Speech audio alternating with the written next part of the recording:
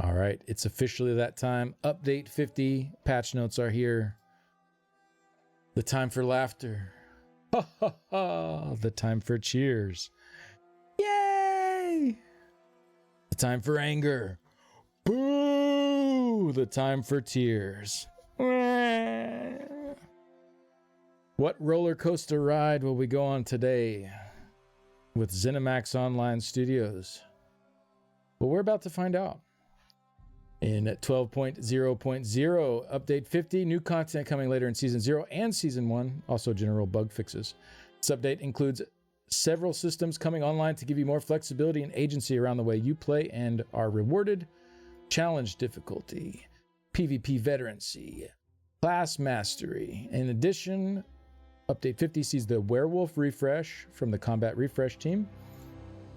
And you can also test out the Thieves Guild and Sheogorath quest lines coming in Season 1.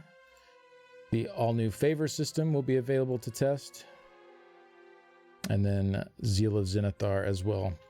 You also see the quality of life improvements from the player improvements team. These are a bit bigger in scope for update 50.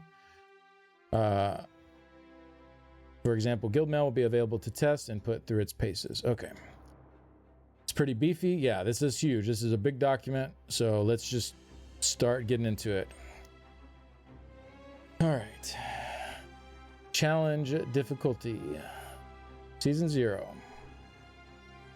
So this is the new Overland increased difficulty stuff. You can use it in story instances, delves, public dungeons, Overland, all that stuff.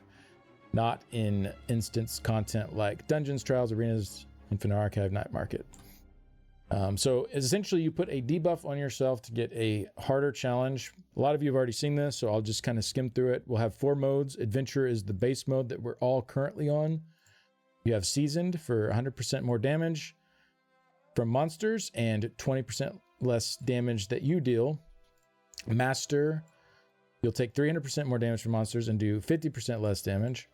And then Vestige, you take 600% more damage from monsters and deal 80% less damage. And they all give more gold and XP as a reward for doing that. PvP Veterancy, this is the new, it's kind of like a battle pass for PvP. It works with Cyrodiil, it works with Battlegrounds, it works with IC. Any kind of PvP where you earn AP, this will work with. You can level up this system. There's no paid mode to it, so even though it's like a battle pass, it's all free for everyone. It's a 6-month campaign, so you have plenty of time to get it done.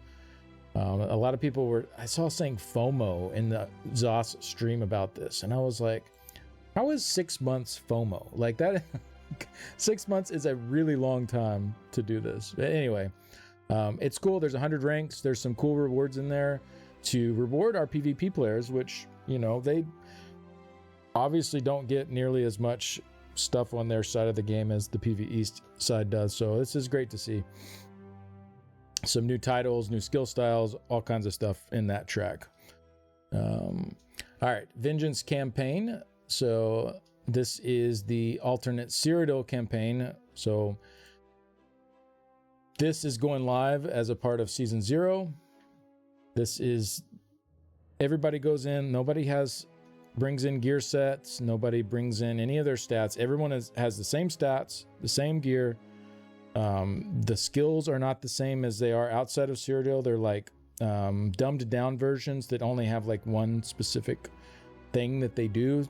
And the idea is that performance will work a lot better in these campaigns than the regular ones.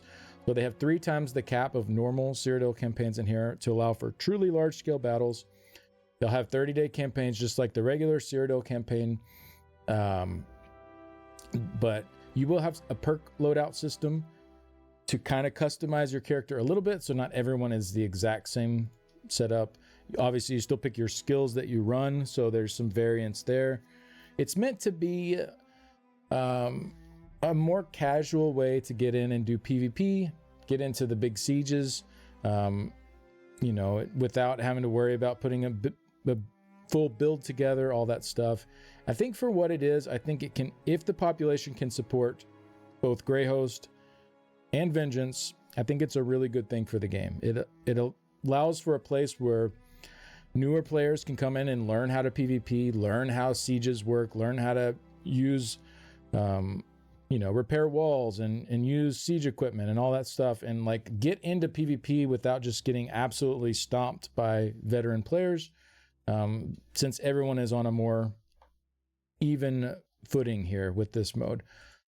So we'll see. If population cannot support both well, I think the people in Greyhost will be upset because their population will be lower, as some people will be pulled to this. At the same time, though, they are closing down Raven Watch, Ice Reach, and Black Reach. And it's just going to be Greyhost and Vengeance, and that's it. Those are your two options for Cyrodiil. So maybe that kind of pushes more people just into those two, and there's enough population for both. We'll see. Obviously, they said they'll be monitoring population, see if campaigns need to be reopened or added. But that is their initial plan going in to update 50, is Vengeance and Greyhost as the two campaigns. We'll see how it goes. I think Vengeance can be an awesome thing for the game. I understand the people that are hardcore PvPers, they want Greyhost and they don't want that to go away. Obviously, I don't want it to go away either. I think we can have both as long as the population can support it.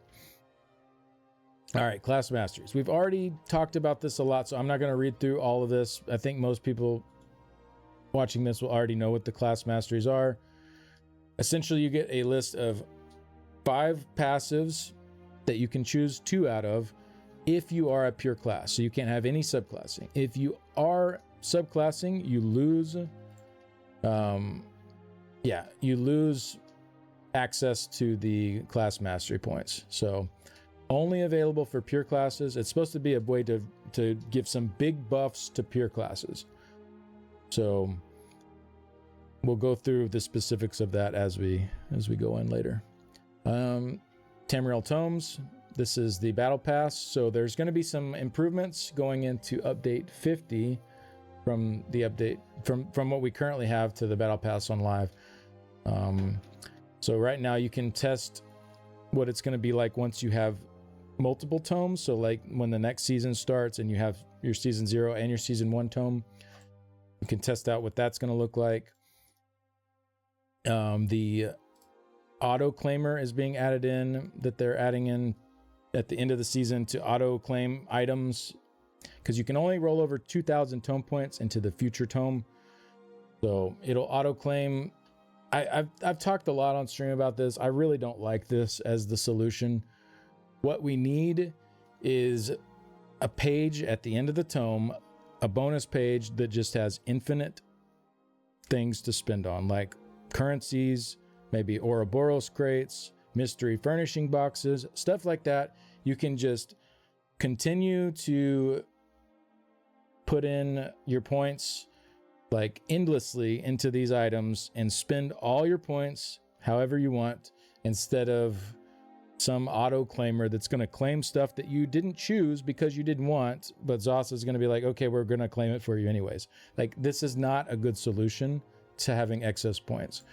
Give us a track at the end that we can just dump all our excess points into.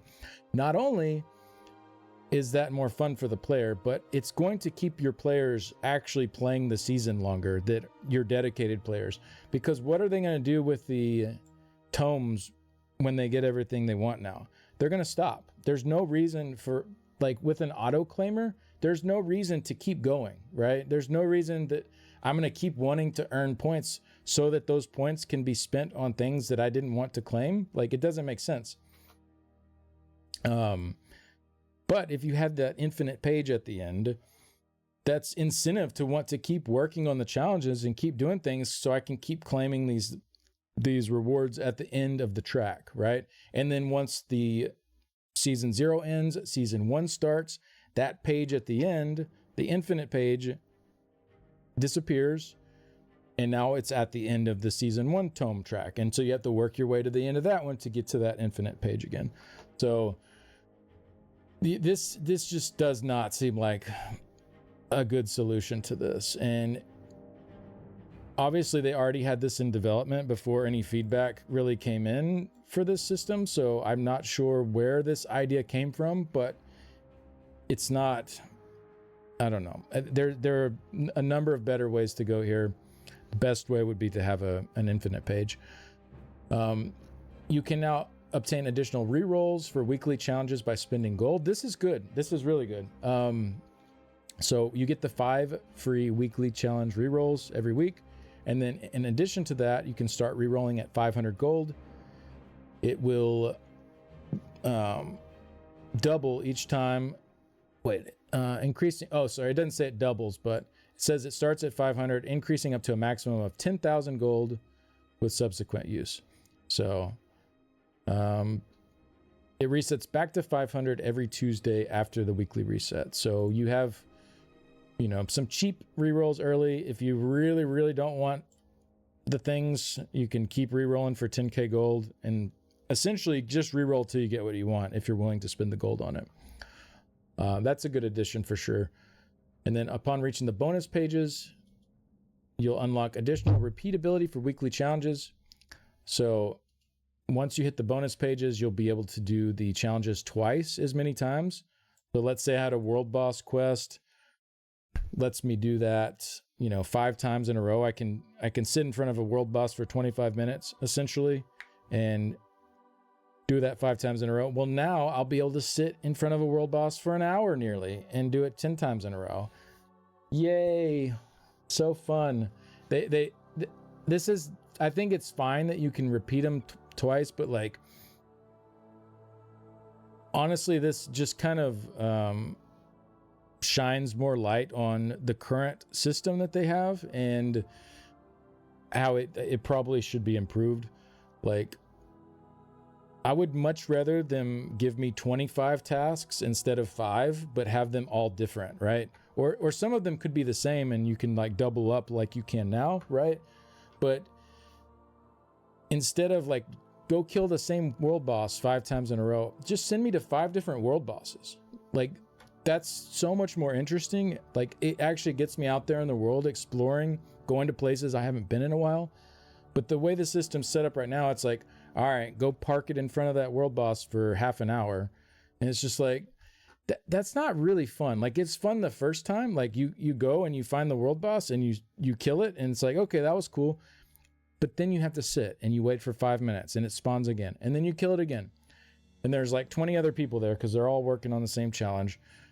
And so then you wait 5 more minutes and then you kill it again. And then you sit and you wait 5 minutes and you kill it. Like, it's just, it's not a fun gameplay loop to just sit and wait like that. So just give me a one and done. Like, I go kill this world boss. Okay, that's it. It's checked off the list. I'm on to the next thing. Okay, now I got to go to this other zone and kill this other world boss. Okay, checked off the list. Okay, now I got to go to this dungeon, kill this dungeon boss. Okay, that's checked off. You know, instead of like, okay, I'm running Blessed Crucible 3 times in a row to kill the Lava Queen because that's the fastest dungeon of the 3 bosses you're giving me, right? It's just like, get me to like go out and do different things instead of just having me claim the same thing over and over. Like, I don't know, like, I feel like that part can be cleaned up a lot, and this just like doubles the problem that I currently have with that system. So I don't know, we'll see where it ends up, but that's kind of where I'm at currently with the tome stuff. I'll probably put out like a full feedback video on the tomes here the next week or so when I get a little bit more free time to sit down and finish writing it up. But overall, I think the system's really good. The tome is good. I know I'm saying a lot of negative stuff right now. I think it's good. I just think there's a lot of stuff that can be cleaned up, and I hope they're willing to continue working on it and clean it up.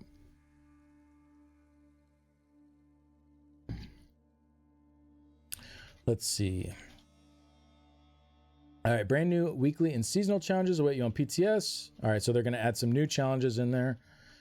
User experience, Tome Point and Premium Tome currencies have new icons.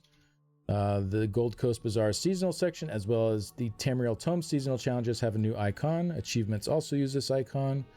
Claim All hotkey has been added to the challenges screen. Keyboard and mouse users can click on challenges to claim tome points. I think we can already do that. I'm pretty sure I've clicked them. Various fixes for previewing items within a list of rewards, such as viewing 3 armor pieces. Yeah, it's kind of janky. Fixed an issue where the number of challenge reroll currencies could appear differently when looking at different UI screens. Performed a consistency pass to make sure Tamriel Tome and Golden Pursuit hotkeys were the same. Okay. That's all fine. All right, then we have the combat refresh for the Werewolf. There's a lot in here about the Werewolf. This is just kind of like an overview. They're 20% larger than the previous models. They have made a female and a male version now. Completely updated the model. They're going to add skill styles for the Ashen, Black, and White versions, so you don't have to necessarily be the look of the werewolf that your morph gives you. You can choose to run a different one if you like the look of that better. They changed the spammable to Gnash, which is a new biting ability.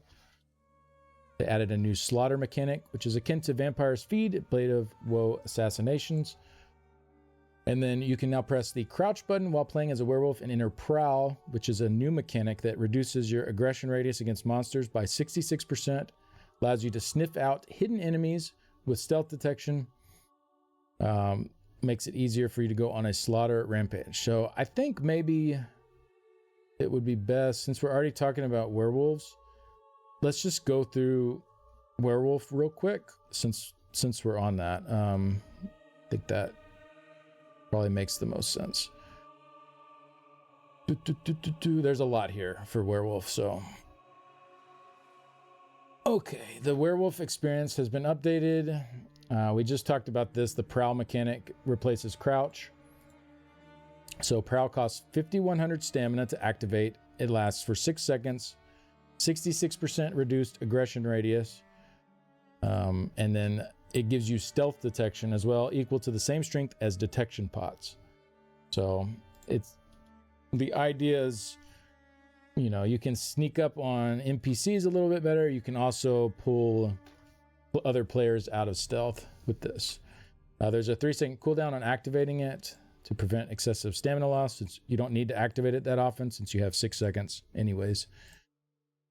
Pretty cool sounding mechanic. It does not have a unique animation, but instead overrides your character posture to begin to sniff around it. All right, added a slaughter mechanic, which is a new synergy. It becomes active against targets that would normally be able to use Blade of Woe or Vampire Feed against.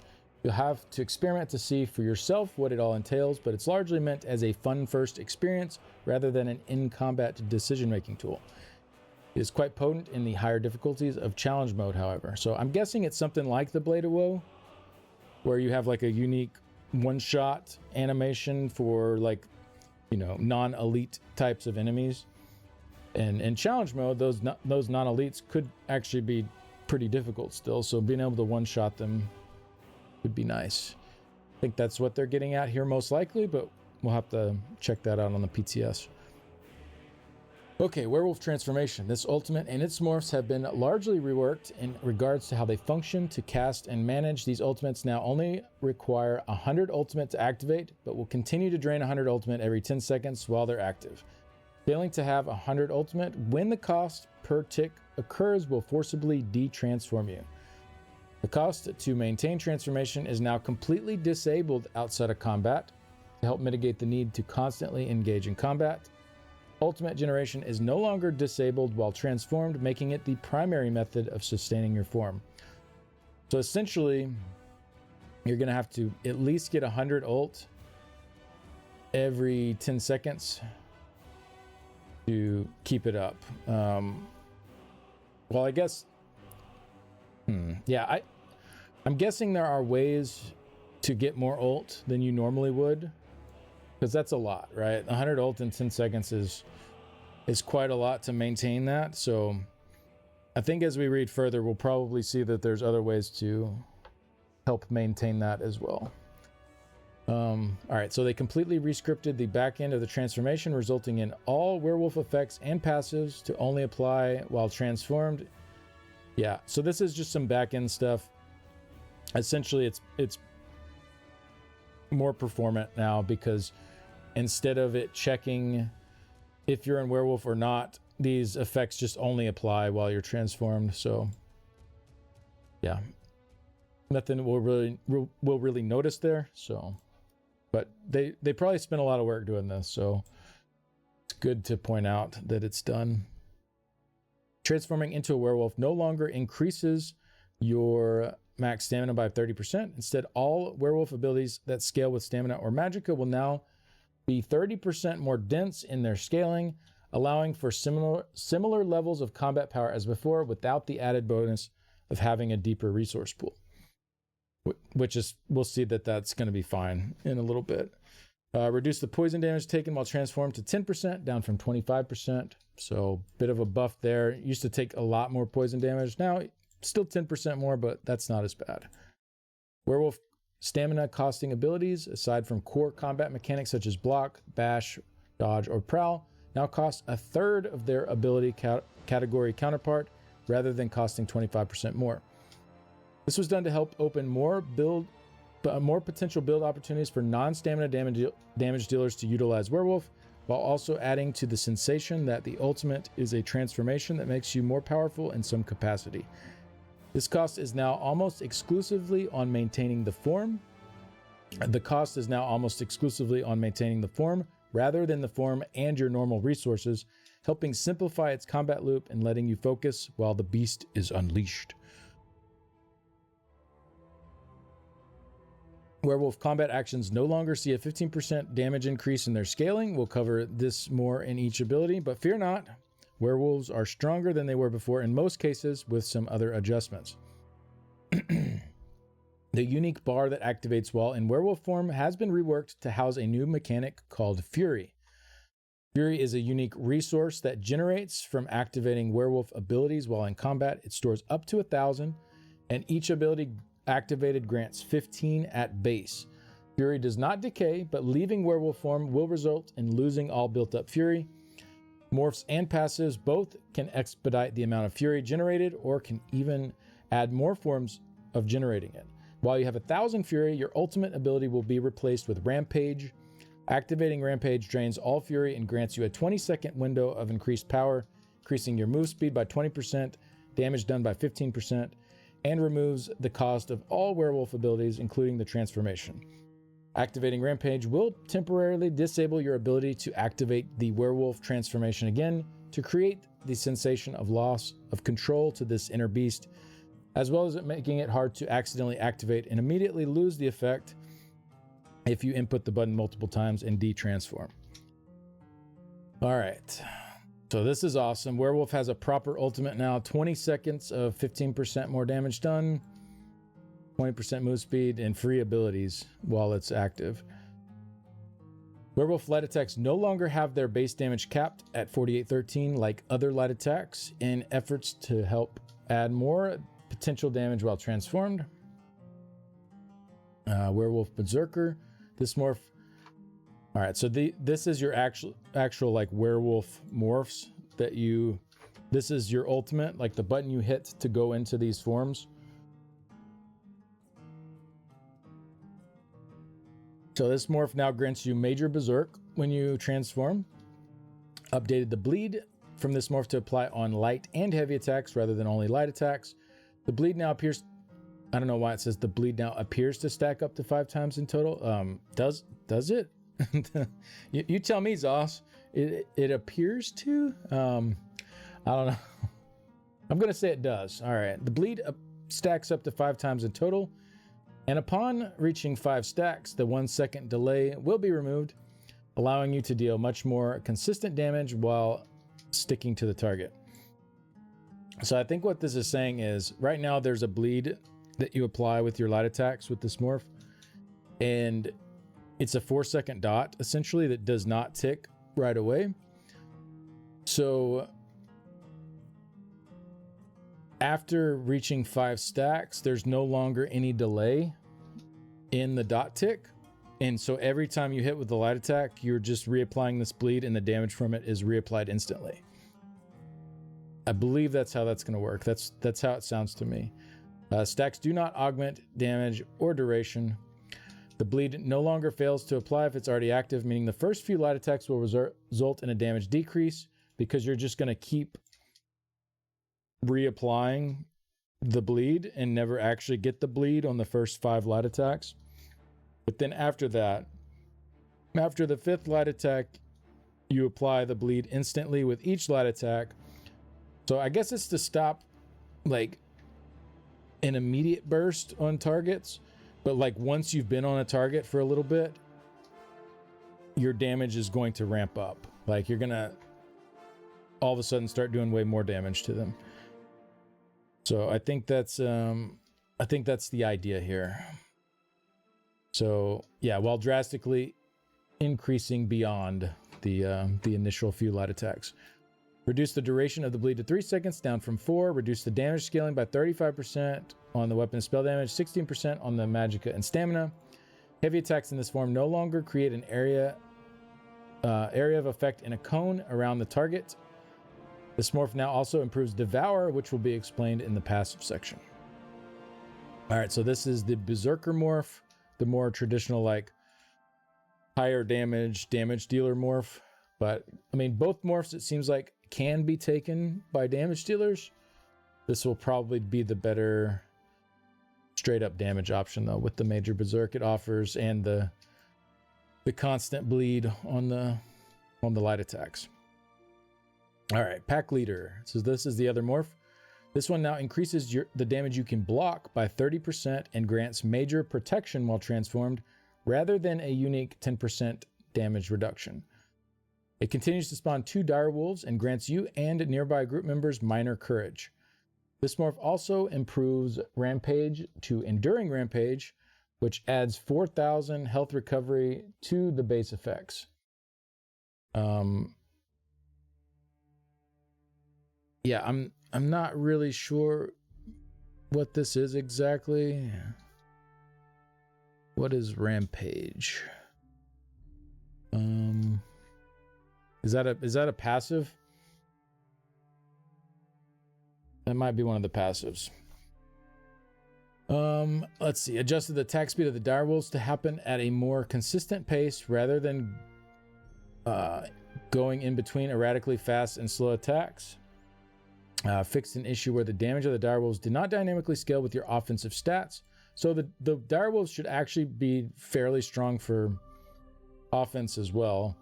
If you're on an offensive build. Like, I still think this is meant to be probably a little more damage, but you can go more tanky with this route and still should still be able to get some decent damage too with the wolves. Fixed an issue where the damage done was missing rank up progression built in, resulting in 3.3% damage increase. Added some minor variance in their attacks so they do not perfectly attack in unison, making them feel less like a hive mind entity and more like wolves fighting in a pack. Well, this is a long dev note.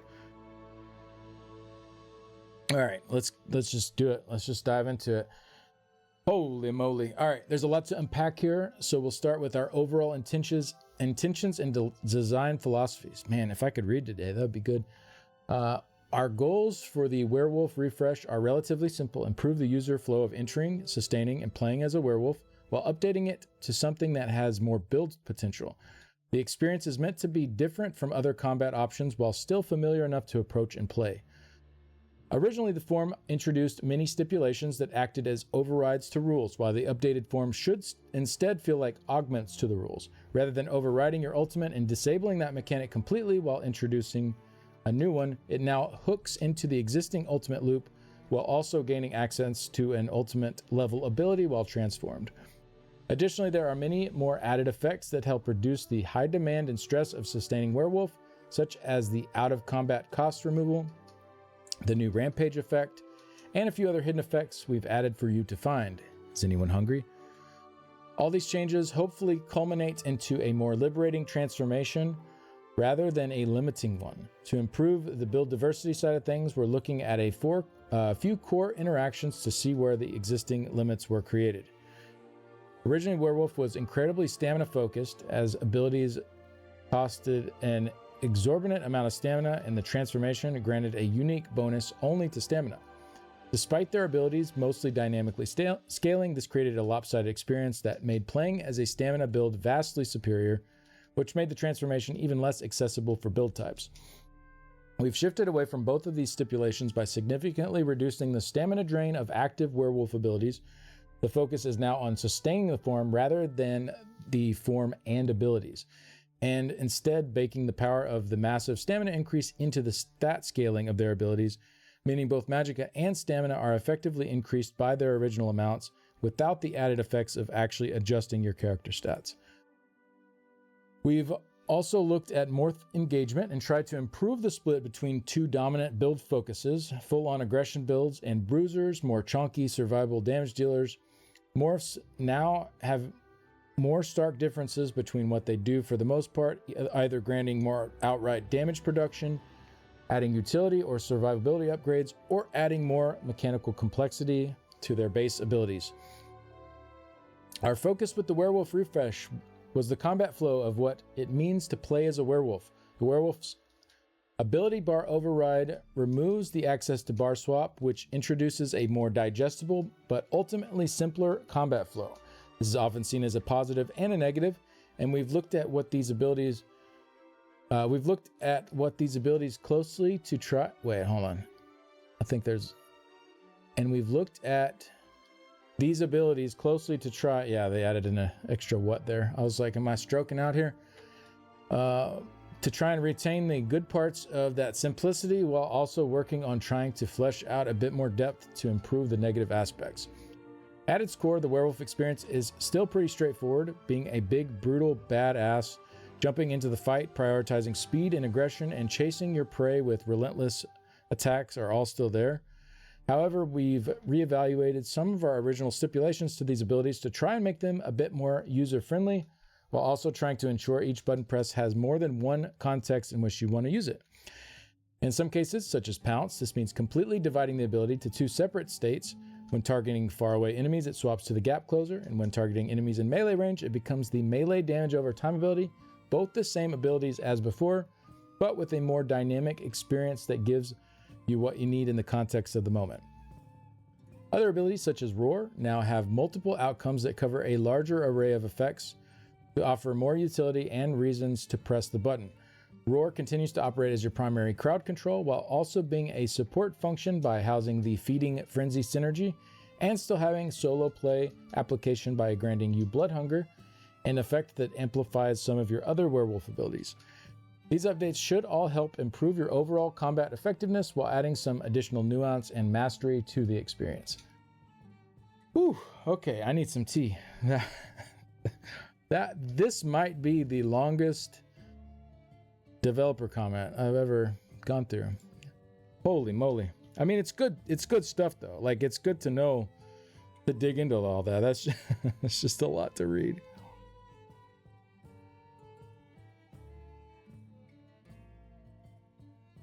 Okay. Pounce and Carnage. These abilities and their morphs now dynamically update themselves based on your distance from your target, rather than requiring you to activate Pounce and then locking you into activating Carnage for 5 seconds after.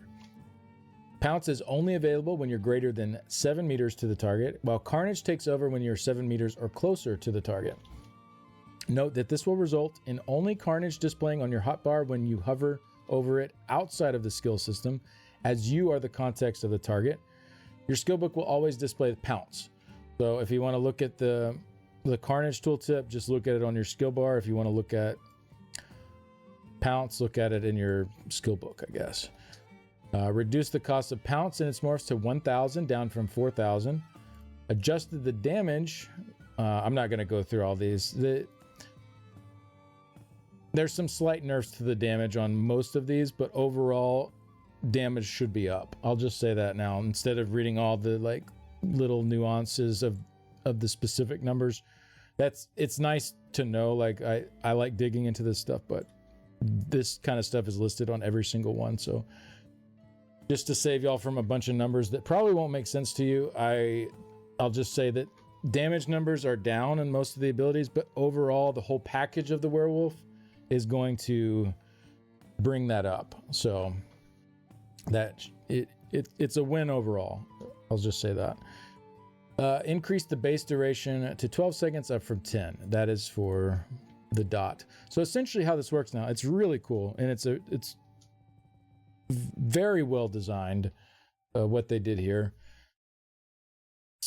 You have a gap closer, a pounce, and a dot in the same ability. It works so well because, like, if you're further than 7 meters away, you would never need the dot because you can't hit with that dot anyway. It's a melee ability. If you're 7 meters or closer, you don't need pounce because you're already at the target, right? So it's like the perfect skill to use that split on. So use it to pounce to the target. When you're at the target, use it to put the dot on the target. But yeah, it's a, I don't know. I thought this was really clever what they did here. And then for the morphs, we have Brutal, Pounce, and Carnage. So it increased the radius to 7 meters up from 5.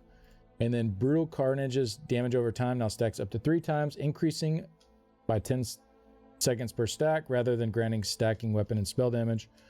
So essentially this works like Carve now, where you want to recast it before it runs out, and then it'll eventually stack up to 32 seconds because it has a 12-second base, increases 10 seconds per stack.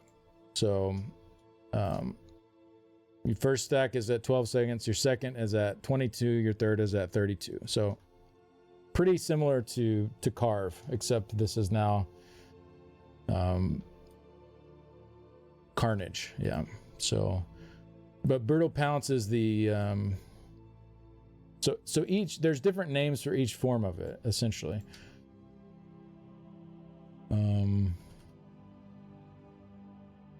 But I guess the leap also has an increased radius of like where it hits. So this is like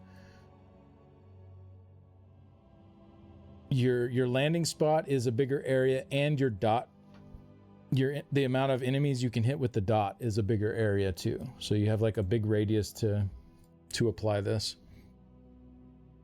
Feral, Pounce, and Carnage is the other morph. So this morph now grants 200 stamina each time either portion of this ability deals damage, rather than granting 100 stamina and 1 second of werewolf timer.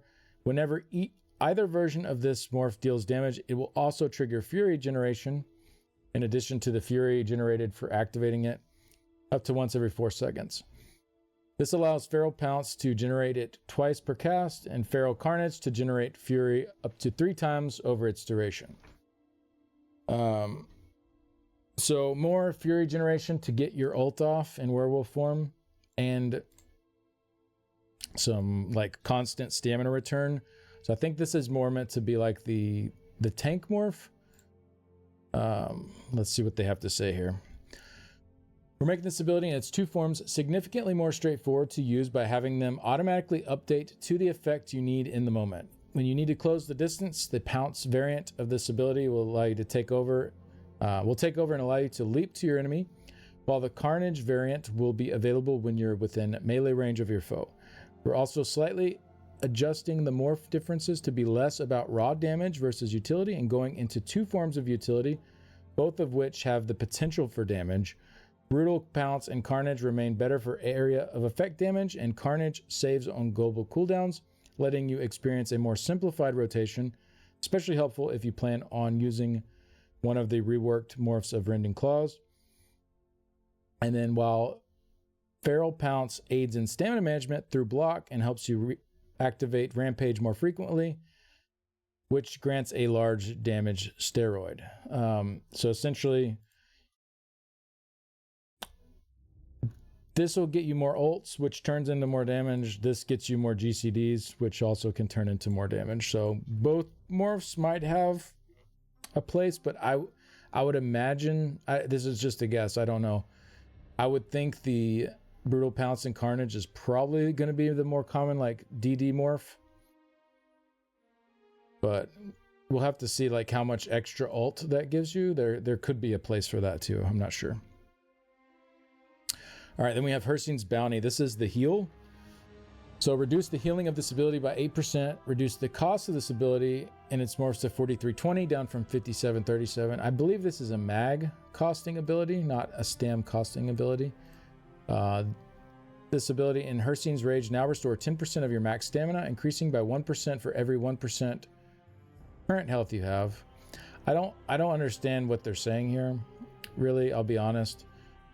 So it increases by 1% for every 1% current health you have, up to a maximum of 20% stamina. So the way this reads is if you have 10% health or higher, you're capping this out, which doesn't really make a lot of sense. So I feel like there's something going on with this that I'm not understanding. It says it restores 10% of your max stamina, increasing by 1% for every 1% current health you have, up to a maximum of 20% stamina. So at only 10% of your health, you would max this out, right? So I don't know. It's kind of weird how it's worded here. Not sure I get what they're going for. Like, if you're below 10% health, you're not looking too good anyways. And like, if it's that small of a window, like a stipulation, why have it there at all? Why not just have it always restore 20% of your stamina? Yeah, I feel like something's probably a typo here with this. You know what I mean? Like, this doesn't really... I don't know why it would be designed that way, is what I'm saying. So we'll see. I'm willing to bet this is not exactly how that works. Hircine's Fortitude reduced the healing of this morph by about 19%. This morph now increases the stamina restored by 12% of your maximum stamina at base, increasing by 1% for every 1% current health you have, up to 24%. So yeah, like the same thing here. It's like 12% health and higher, I get the full amount out of this. Like, it, I don't know. This doesn't make a lot of sense. Hold on one second. I gotta let my cat out.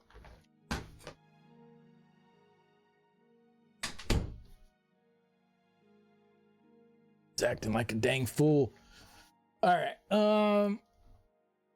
And this morph adds major vitality while slotted, rather than granting minor fortitude and endurance for 20 seconds after activating. So, pretty nice buff just for slotting. You get major vitality, a lot of extra healing.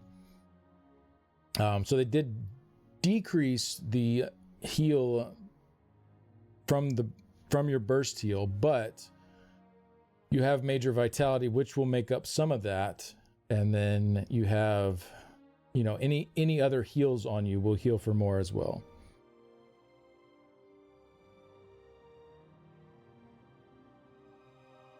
So Hircine's Rage, this morph now heals based on your offensive stats rather than your max health. So seems like the damage dealer morph. Healing is 17% weaker than a traditional burst heal, such as Rushed Ceremony. This morph now increases your damage done and taken for 15 seconds by up to 12% based on how high your current health percent is. So if you're at 100% health when you cast this, you get 15% or 15 seconds of 12% damage done and 12% increased damage taken. So there's a negative that comes with the positive there. It used to give you Major Berserk. That's now in one of the ultimate morphs. So now that part's gone. So now it's just a unique 12% damage done buff and damage taken debuff. This morph also generates double fury on activation and adds minor berserk while slotted. So definitely this is the more offensive morph here for the heal. And then you have the more healing focused defensive morph here. We're toning down how much raw healing this ability and morphs can do while simultaneously adding more purpose to the button press for resource management for tanks or in PvP encounters. Now, rather than being a binary heal versus restore, it'll grant both and will reward you in similar situations, granting more resources while at higher health. Yeah, see, this is what makes me think that this is a typo, because like, yeah, I don't know. This just doesn't make sense.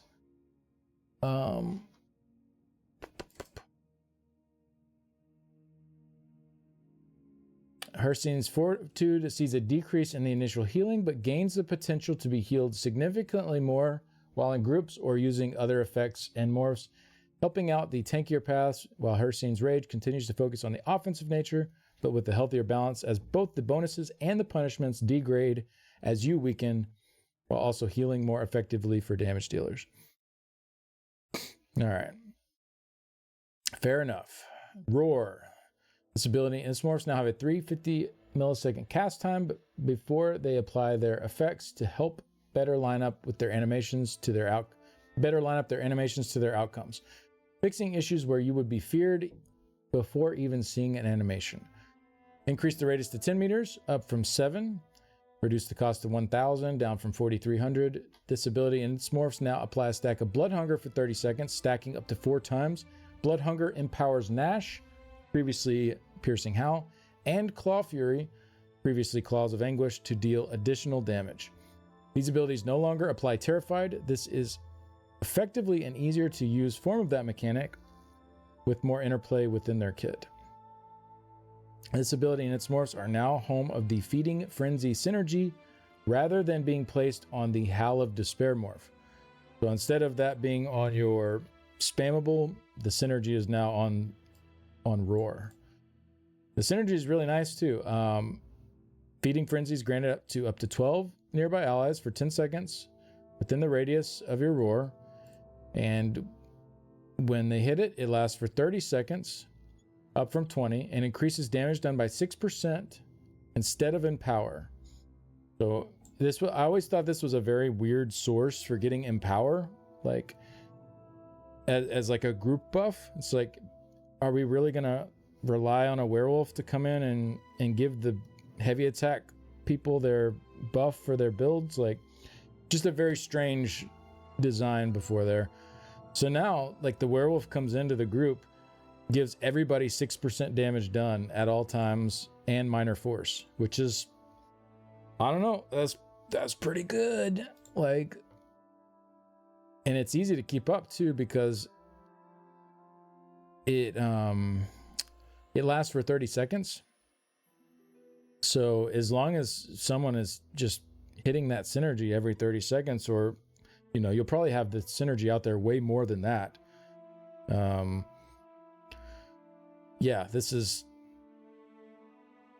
a really nice group buff to have. Like 6% damage done for everybody and minor force.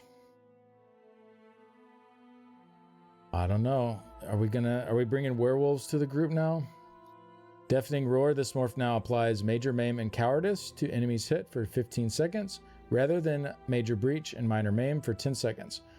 So, a really nice debuff here. You got two of the best debuffs to put on a target for reducing their damage done, all in one skill here. Major Maim and Cowardice.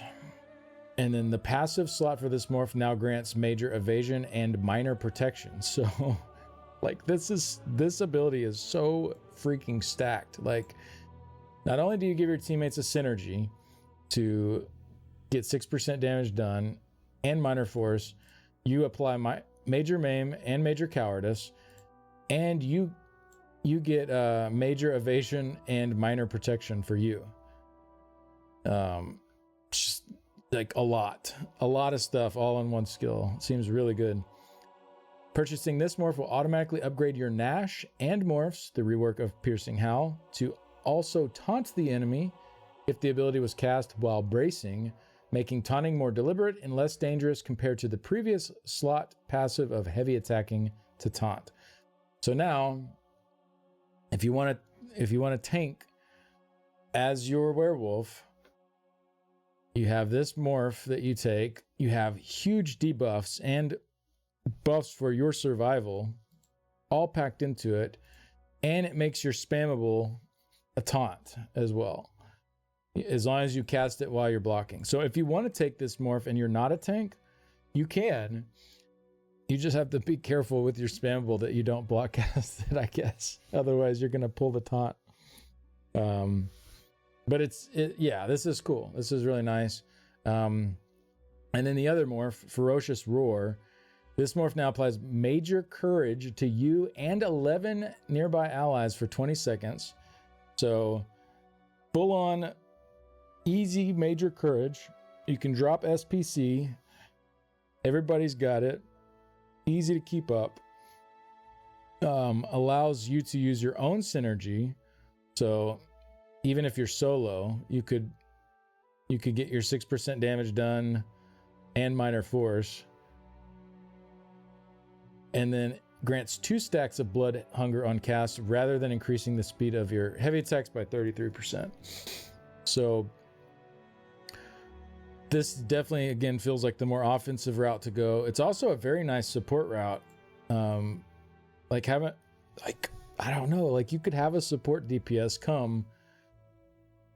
We'll see what their damage is like. Like if it's too low, obviously, you know, it's not going to work, but a support DPS could come on a werewolf, give the whole group Major Courage, frees up another set to run for the healer, and also gives the group 6% more damage done and minor force. It's kind of cool. You could outcosh with the self synergy. Yeah, that's true as well. It's really cool. I like how this is designed a lot, for sure. Thank you, Loki. Let's see what they have to say about it. We're making Roar and its morphs the home of the Feeding Frenzy synergy in efforts to make the effect more accessible, while also adding a little incentive to bringing the pack back to groups with the unique damage bonus. Additionally, we're improving the Terrified mechanic into Blood Hunger, which can now stack for multiple uses, helping reward a more diverse rotation in PvE and PvP, while also being easier to use at a baseline. Blood Hunger isn't completely exclusive to Roar either, as the effect can now be referenced by other morphs for those who are looking to sink their teeth into more complicated rotations. I see what they did there. Oh my goodness. This should help keep the werewolf experience simpler, but with some added forms of mastery for those who find themselves hungering for more. Very cool. Very cool stuff on these morphs. So far, everything like about this is really good. I think there's some typos here, how these work, but other than that, like this is all really good stuff. All right, here's the spammable now. They have changed it. You no longer howl at your enemy to damage them. You actually bite into them. So this ability and its morphs have been completely reworked into a melee-driven double bite attack rather than a 10-meter projectile howl. So it scales with your weapon spell damage, blah, blah, blah. So it's a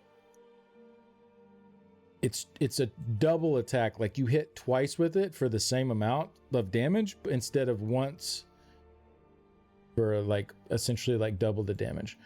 The initial hit that deals physical damage while the initial hit deals physical damage while the second hit deals bleed damage. So you bite, deal physical, and then rip out, deal bleed. Both attacks have a 10% chance of applying their respective status effects. So that's pretty nice. Normally, like you would have just a one hit spammable that has a 10% chance for like a single target hit, right? So now you essentially get 2 hits in one that each have a 10% chance. So like the Sundered and then the Hemorrhaging when on the pull out. The second hit happens after 0.4 seconds, no cast time, so it can be animation canceled with no loss, and deals 200% bonus damage to targets under 25% health. So you got an execute also built in on that second hit. I'm thinking I have to do, well, I can actually just math this right now. Let's get the calculator out. It says it's a 0.525 of your weapon and spell damage. So that's 525. And then 0.065 of your magic or stamina. So that is 780 plus 525. So 1305 times 2. 2610 is the spammable base damage. So looks like slightly below like what biting jabs would be. But in that, roughly in that range. So pretty strong spammable. And then under 25% health, that second part deals triple damage. So the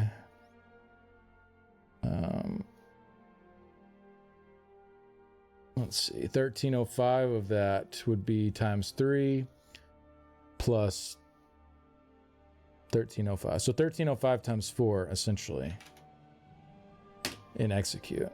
So yeah, it hits super hard in execute. That's like more than a merciless bow proc or a triple stacked whip. So yeah, really cool. Really nice design for just the base of what this ability is. You'll get some good status damage out of it for both Sundered and Hemorrhaging, and good execute out of it as well. It's really cool. Howl of Agony, this morph is going to Bloody Gnash. So this morph now adds a 50% chance when benefiting from blood hunger to not consume a stack. Oh, I didn't get to that last part. Sorry. If one or more stacks of blood hunger are active, the initial hit deals 25% bonus damage and one stack is consumed. So that's even more damage on that spammable if you have any stacks of blood hunger. So really cool stuff here. This spins your blood hunger stacks but deals more damage. Did y'all hear the cat? Yeah, that was Floyd. That's funny. Normally the cats don't come through on the mic, but he did that time. All right. Bloody Gnash, this morph now adds a 50% chance when benefiting from blood hunger to not consume a stack.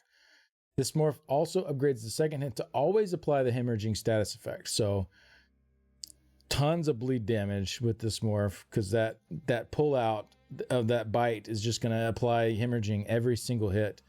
So that'll be easy to stack up to 3. This morph no longer increases damage done against off-balance targets or reduces in cost as it ranks up. This is fine. This was the old way that it worked. It already costs only like 765 stamina to cast. It's super cheap, so you don't need the cost, the reduction in cost anyways. It's fine. Let's see. Howl of Despair, Rip and Tear. So this is the other morph. So this morph, instead of guaranteeing the hemorrhaging part, it upgrades the first part to always apply Sundered. So that's good damage. It's also Minor Breach is what Sundered applies. So you can see now with your spammable, you can apply Major and Minor Breach to the target, guaranteed. So this is probably pretty nice in PvP, I would think. And also if you're the tank, or if you're like going as support as your werewolf, or if you're solo for that matter, having this way to apply guaranteed Major and Minor Breach on the hit is going to be huge. And then that second hit, so you have the chomp and then the tear out, the Rip and Tear. I mean, that's what they're calling it. So the Sundered and the Major Breach is applied, and then you pull out and it gives you a heal. So 0.27 of your max health. What is that? That is like 7 times. Let's say you have 25k health, 6750 on the heal at 25k health. It's just constantly happen with your spammable is pretty awesome. And that obviously is higher if you're a tank. Then Blood Hunger's 25% increase applies to both the base hit and the healing effect for this morph. Oh, I see. So it's this part here. If you have one or more stacks active, you deal 25% bonus damage. So with this morph, not only do you get that 25% to the base hit, you also get it to the heal. If you have the blood hunger going. So even bigger heal than we just showed there. This morph no longer grants access to Feeding Frenzy as it has been moved to Roar, which is good. I didn't really like having that on your spammable. I think that's way better to have it on this support skill. Put the synergy on that. Overall, this is really cool. Like, I love what they're doing here. This seems like way more interesting way to play the werewolf than it was before. So let's read their dev comment. Werewolves have finally learned to put their jaws to use with this new spammable, rending flesh from their foes with a much more brutal two-part attack. Gone are the days of angrily yelling your opponent to death. Nash operates as both your standard fare single target spammable and an execute, both in one, helping make up for Werewolf's bar deficit, while leaning into their fantasy of Masters of the Hunt.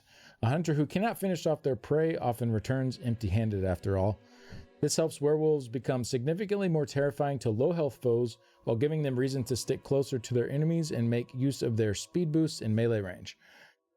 The morphs once again split with more diversity, granting 2 utility-driven effects that can both lead to more damage, but with more of an option between damage or survivability.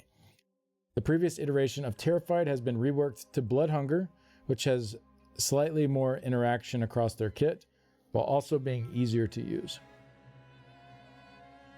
So pretty cool stuff there.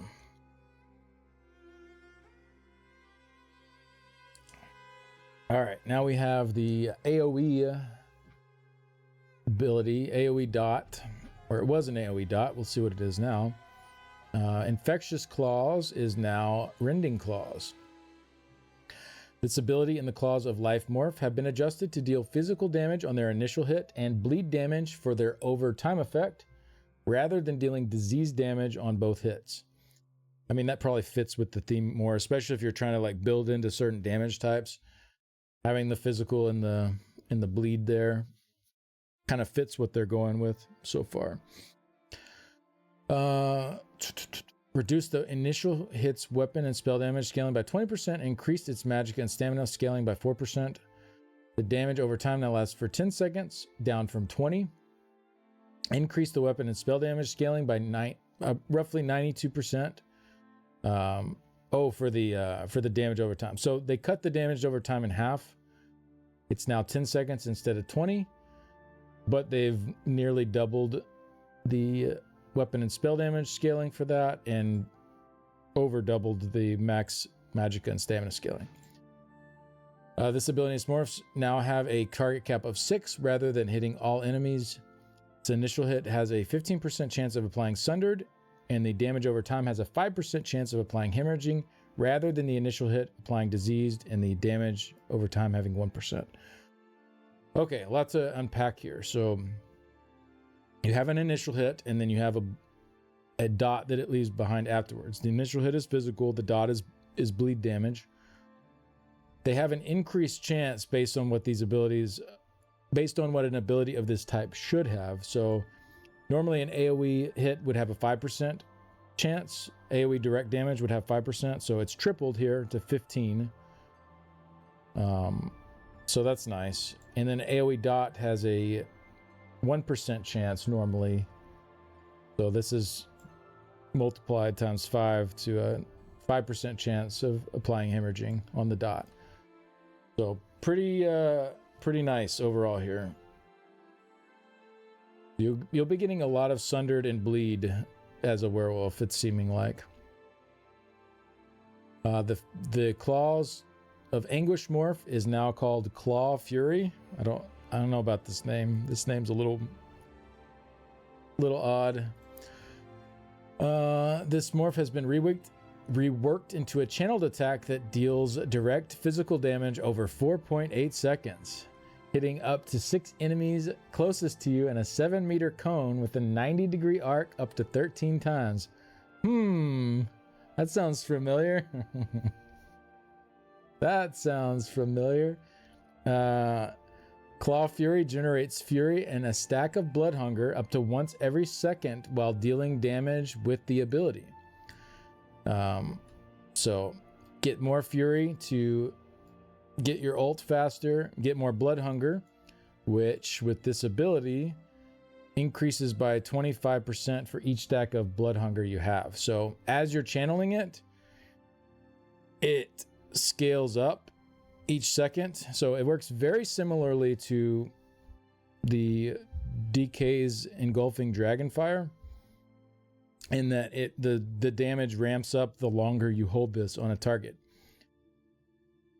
Now, you could go in with your 4 stacks already built up of blood hunger and just immediately have the max damage, right? Think that's how I'm reading this anyways. However, when Claw Fury ends in any capacity, all stacks of blood hunger are removed. So you could build the stacks before you use this and go in with the full damage. Otherwise, it's going to build up as you go and then drop off at the end. And so it'll be like a build, drop off, build, drop off.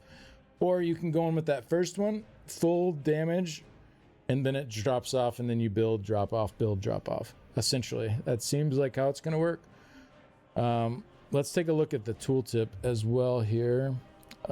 So 0.488 times 1,000.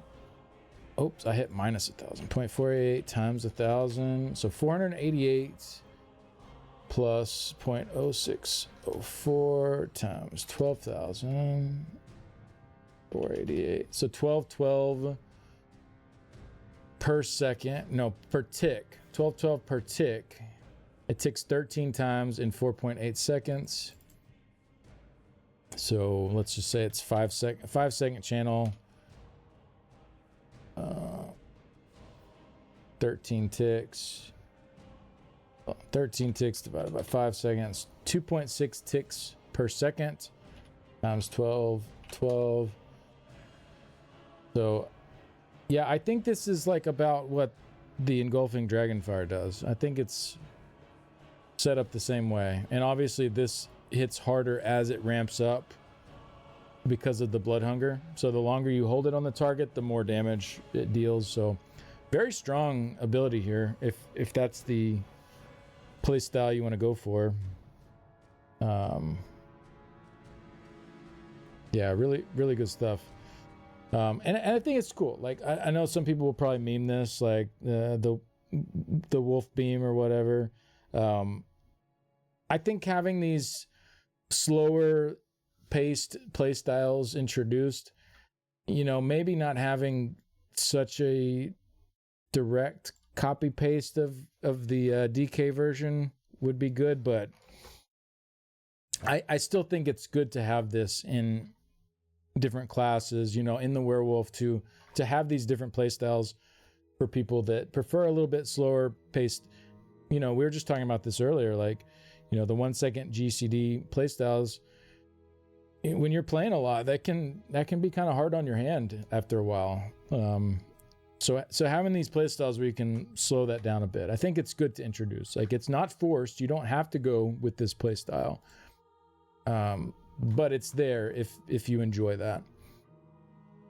And I think they'll talk more about how it's, you know, it's not going to outperform the traditional single target setup with the werewolf, but it's there as a nice AoE option if you want to go with it.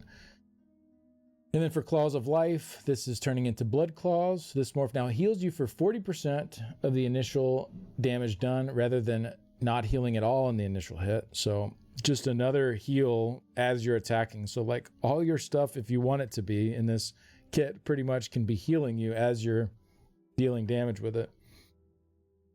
And then the damage over time now heals you for 6.2% of your max health when damaging an enemy, rather than healing you for 66% of the damage done.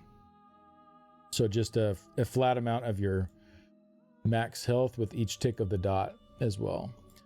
Adjusted the rank up progression to 1.1% for the initial hit and 1.1% for the healing done for the healing from the damage over time. All right, let's see what they have to say. We're generically buffing the skill to now be a full power area effect attack and damage over time effect, rather than reducing the damage of the area effect from the damage over time.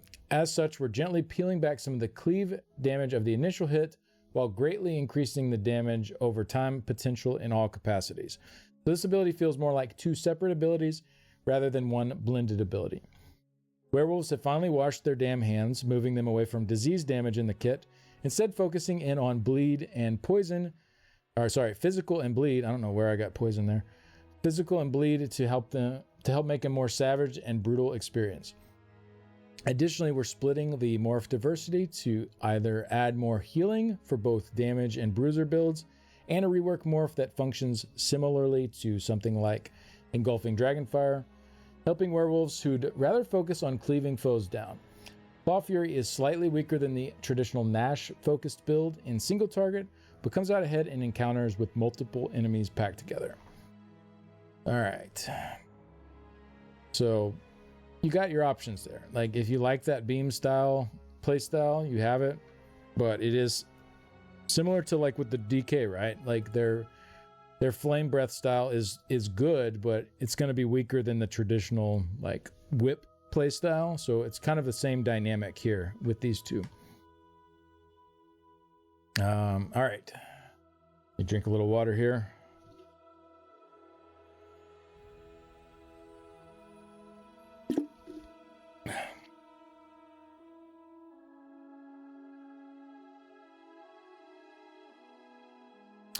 Devour is changing to Insatiable Hunger.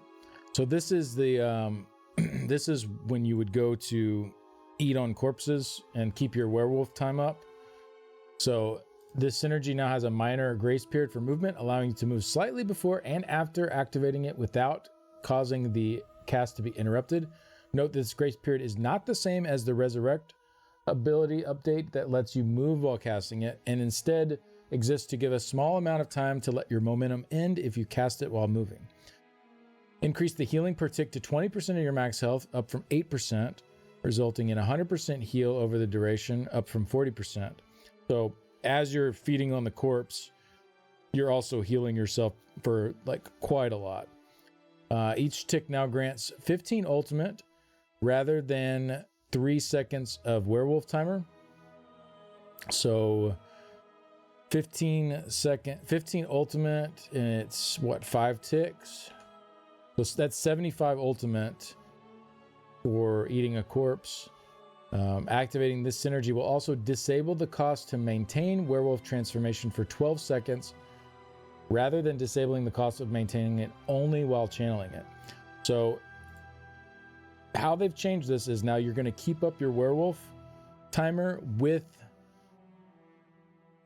ultimate instead of having like a separate timer on it, essentially. So you need at least 100 ults in your bank every 10 seconds, because it's going to drain 100 ult every 10 seconds. As long as you can keep that ult in there, every time it drains, you just keep building it and it keeps draining, and like you're fine. If you run out of ult though, then you turn back into your normal form. So when you feast on a corpse, you now have a 12-second window where there's going to be no drain happening, but you can still be building ult during that period, if that makes sense. And then Pursuit, Master of the Chase. I think this is one of their passives. They're changing the name of it. Master of the Chase. This passive's bonus to heavy attack resource restore now only occurs at rank 2, as it is largely irrelevant for most playstyles after the cost reduction changes and cuts down on performance. Okay. Blood Rage. This passive now increases the amount of fury you generate by 10 per source, rather than adding 5 seconds to your werewolf timer when dealing damage to once every 6 seconds. So now this is more fury to build up to cast your ultimate within your ultimate faster. You need 1,000 fury to hit your special werewolf ultimate within your ultimate, like while you're already turned into a werewolf. I think it said every skill at a base gives you 15 every time you cast it. So this seems to add another 10 on top of that. Plus any other generation of Fury, you'll get another 10 on top of it. So just a nice passive to help you get more ults off. Blood Moon passive is now Shadow of the Blood Moon, just a name change. Savage Strength is going to Feral Cruelty, increases the amount of weapon and spell damage granted from this passive to 33%, up from 18, so quite a buff here. I think this is going to make up for a lot of those nerfs that they had in like individual skills and you know, throughout their overall they're saying the damage is up.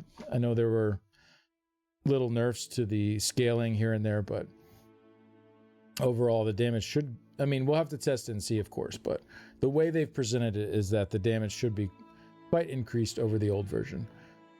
And then Call of the Pack is changing to Call of the Hunt. This passive now works by reducing the ultimate cost of maintaining werewolf form rather than reducing the timer drained every second. The percentages are the same as before and works identically. So, what's this called? Call of the Pack was the old one. Not Call of Duty. We don't want that. Reduces the cost of remaining in your werewolf transformation by 20% for each transformed werewolf or direwolf in your group, including yourself, up to a maximum of 80%. So it's saying that it's going to reduce your ultimate needed, or I guess drained, by the same amount. Reduce the ult cost of maintaining werewolf form rather than reducing the timer. So if you're the only werewolf, you can have a 20% reduction. So that's only 80 ult every 10 seconds instead of 100. And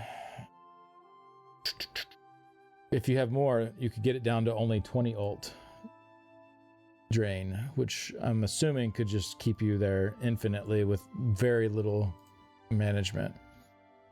So we'll see. Based on what I'm seeing here, I'm not seeing a whole lot of ways to generate extra ult.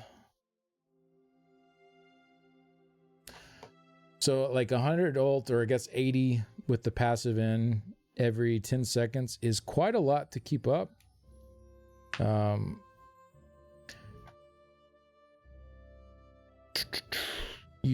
You do get it when you use your Devour, but like in combat, I guess maybe I'm not quite understanding.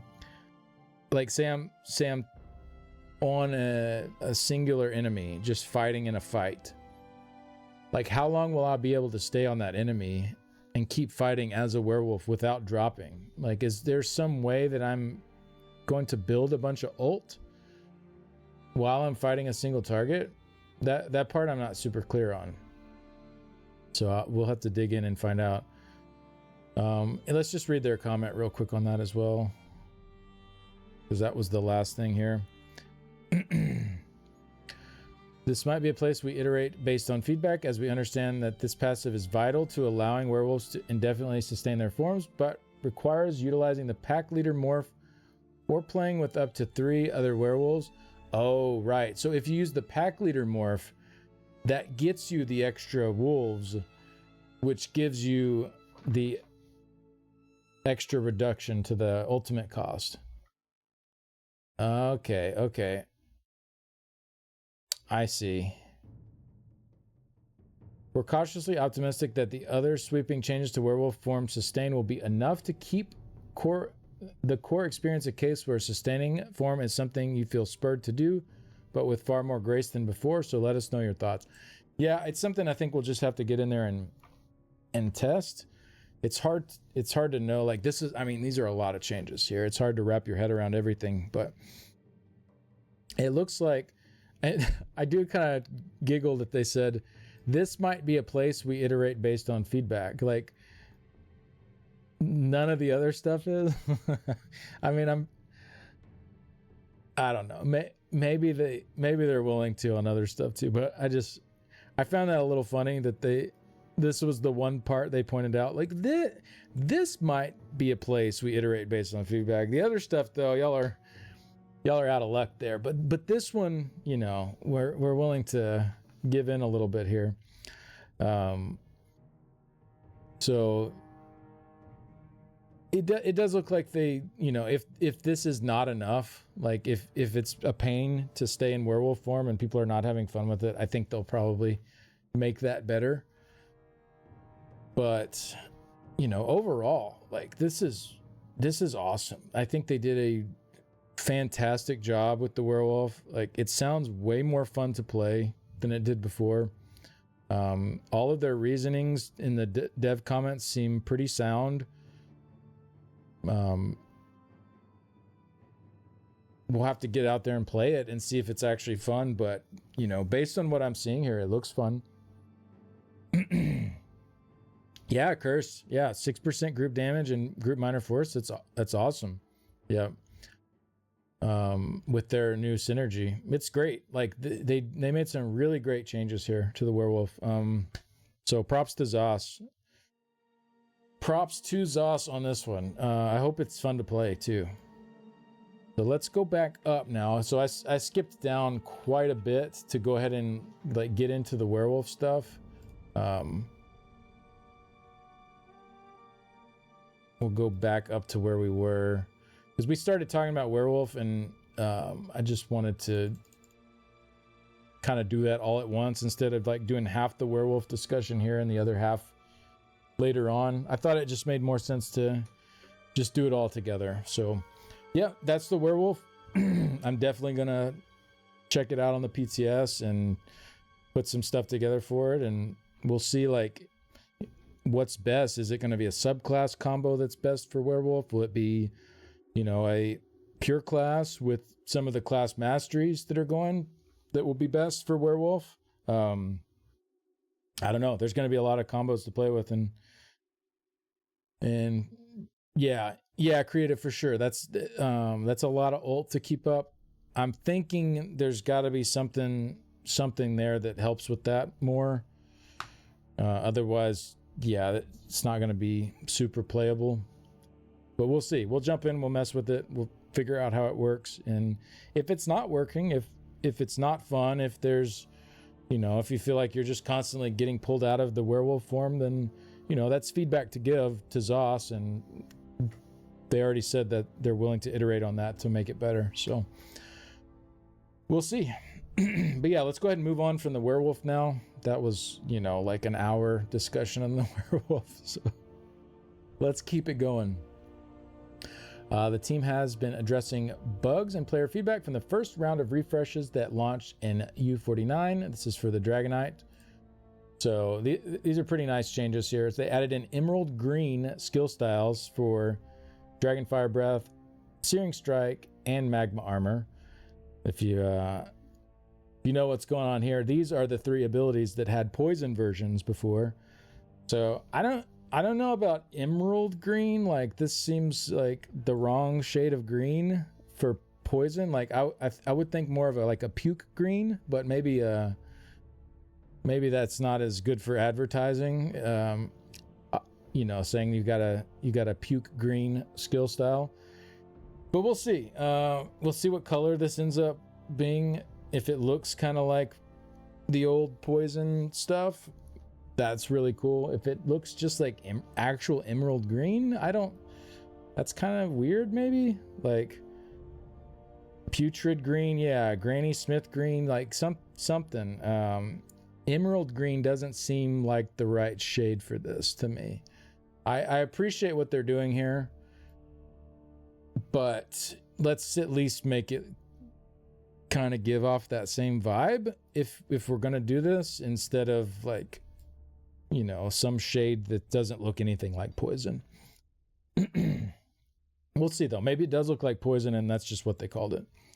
Periite green, yeah, something that'd be great. Added in skill style for Dragon Knight's molten weapons that does not include or a weapon override. Yeah, this will be available for free via the Gold Coast Bazaar. So I know a lot of people were complaining they didn't like that the molten weapons covered up your weapon styles, covered it up completely and changed it to their own thing. So if you don't like that, you now have a version that will probably just add in some like glowy effects or something and keep your original weapon style. So very, very good to see like ZOS is clearly responding to feedback points that have been given about this. And then the other one, this is probably my least favorite visual for the Dragonite right now, the Earthspike Mantle. So they updated the animation to read as more outwardly aggressive through a more dramatic silhouette change. You know, that's just the animation. I still think the actual look of the spikes on your back, and it looks like a turtle shell.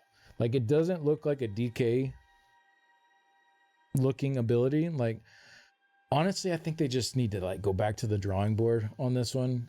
I know that's, you know, dev time wasted trying to get it right, but I feel like this one just needs to go back to the drawing board. It needs to, it just doesn't fit the look. Like, everything else about the DK looks really good except for this. And it just, I don't know. It makes it look kind of goofy instead of intimidating and aggressive. Like, yeah, and it visually fits with almost no gear. Yeah, it's just, I don't know. Maybe we just need to rethink this one altogether. That would be my suggestion. All right, so that is it for the Dragonite. For this section, there's some other stuff, I think, in the skills section and gear and stuff later. But for the initial round of feedback from just some big points that people were bringing up, you know, the poison stuff leaving, the molten weapons covering your weapons, and then this looking kind of funky. Oh, maybe this helps. Maybe this looks a little better. We'll see. I think it looks a little goofy though, and probably just needs a full rework. All right, so we have the Thieves Guild quest line. So this will be on the PTS, but is not coming at the start of update 50. This will be when season 1 launches, which should be in like July, I believe, instead of June. We also have the Shea Gorath quest line. This will be available to test on the PTS, but will also be in season 1, not when update 50 first launches. Same thing with favors. These will be season 1, not with the launch of update 50, but they will be on the PTS to test. So just getting a nice early look at this stuff to make sure it gets shored up before it hits live. The player experience improvements for update 50. So they're adding 10 new quality of life changes. We've already talked about most of these, so I'll just kind of skim through this. We had the ESO live, or whatever they're calling that now, where they went over a lot of this stuff. So I won't dig in too deep, but guild mail now, you can send mail officially, like official guild mail in the game without using add-ons. The Mages Guild transmute stations. So all of these towns here will now have transmute stations, so you don't have to go to Clockwork City or somebody's house or have your own in your house. So they're more spread out and easier to get to. Hopefully this like helps players also realize like, oh, transmuting is a thing. They're going to run across these and see them a little easier. And then Path to Adventure. This is a new Golden Pursuit campaign for new players, as well as returning players who have not acquired the level 20 account-wide achievement. So essentially what they're doing here is, after you get out of Cold Harbor, out of the tutorial, you're going to have a Golden Pursuit that pops up. And I think this is so good because so many people get out of the tutorial and they're so lost. Oh, my calculator. I'll close that. That's getting in y'all's way. You tried to close it. Like, so many people get out of Cold Harbor and they're like, what do I do? Like, I have no idea what to do. And that's, to me, is part of the beauty of the game, is that there is no thing you have to do. Like, you just go out there and make your own story, right? Do what you want in your own order. And I love that, but it also does not help the player understand what they can do and like how the game works. So right after Cold Harbor tutorial, you're going to get a Golden Pursuit now as a new player. This is really great. So it'll guide you along the way to get a mount, gather sky shards, upgrade your bag, explore zones, take on quests. So lots of little things. I think there will be stuff in there like, you know, enchant a piece of armor, like upgrade a piece of armor, like all the little things like you can do in the game that you might not realize for a while that are things that you should be working on. This will just kind of get you on the right path. So I think this is a really big one. It might seem a bit underrated how good this will be, but I think for new players, this one is going to be huge to actually getting that little push in the right direction with how the game works. We have exemplary item deconstruction. So your swift jewelry and harmony and all those little pieces you find that you can either put on the guild trader or research or just delete. You can now decon or sell them for gold, either one. Daily quest cap is increased. So used to be 50 quests you could do on a character, going up to 100. 50 daily quests per day you could do on a character. It's going up to 100 now. Previously on the character select screen, if you press back, you'd log out. Now it says log out. Companion experience rate. So essentially they've doubled the XP that you'll get on your companions. The various levels of rapport already like increased your XP, but now that whole process is essentially like doubled now. So you should be able to level the companions way faster than before. They fixed some werewolf and vampire quest stuff. So anybody can take the quest starters from the Crown Store, and they got rid of the gold cost requirement from the priest. So it was kind of weird. You could get it for free for the cure and in the Crown Store, but you had to pay gold in game for it. So now they fixed that. They'll cure you out of the goodness of their hearts. And then they've added some lines to flirt. Okay, whatever. It's kind of cool, I guess. AFK timer gone from 5 to 15 minutes in the character creation, so you have more time to not get booted when you're not done making your character. They've added some info on the sourcing for motifs. So when you're looking through in the Crown Store, you're like, oh, I like that stuff, I'm gonna buy that. You can also see like, oh, I could run this dungeon instead and pick up this motif. So they've just given you more information there to make better decisions. I think that's what they talked about. Yeah, eliminate potential regret. Enable the player to have all the information they need to make an informed decision in game. So if you want to spend the money, you can, but they want to at least give you that info to say like, hey, you can get this in the game. Like, make it very clear this is something you can get in the game. And then if people don't want to, like, that's on them at that point. If they would rather spend the money, then, you know, by all means. All right, then Zila Zenithar will be testable on the PTS. That'll be right around the corner. New achievements, 58 new achievements for update 50. I'm not going to go through each of these, but it looks like there's some for Cyrodiil, probably the Veterancy stuff. There's a thief one here, probably tied to the new Thieves Guild stuff. Some new dies for various achievements.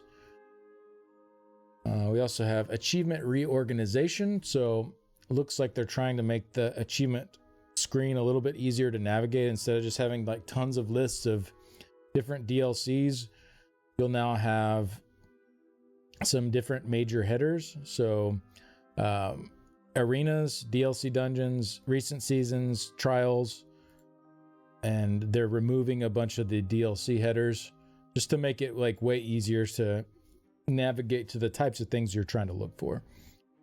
Collectibles, they're adding in a bunch of new collectibles with update 50, and I think some of these probably come with season 1, so not right when update 50 hits, but once the season 1 hits during update 50. So yeah, lots of stuff here: costume, emote, furnishings, motifs, outfits, pets, player home, skill styles. So lots of goodies there. Okay, and this is just some info about the templates on the PTS. If you are on the PTS for the first time, you're trying to test stuff around, just make sure to, when you're making a character, you go to the top left corner. There's a little pull down menu. If you want a max character with all of every gear set, everything you can test, make sure to choose that. Otherwise, it puts you just on a base level character. All right.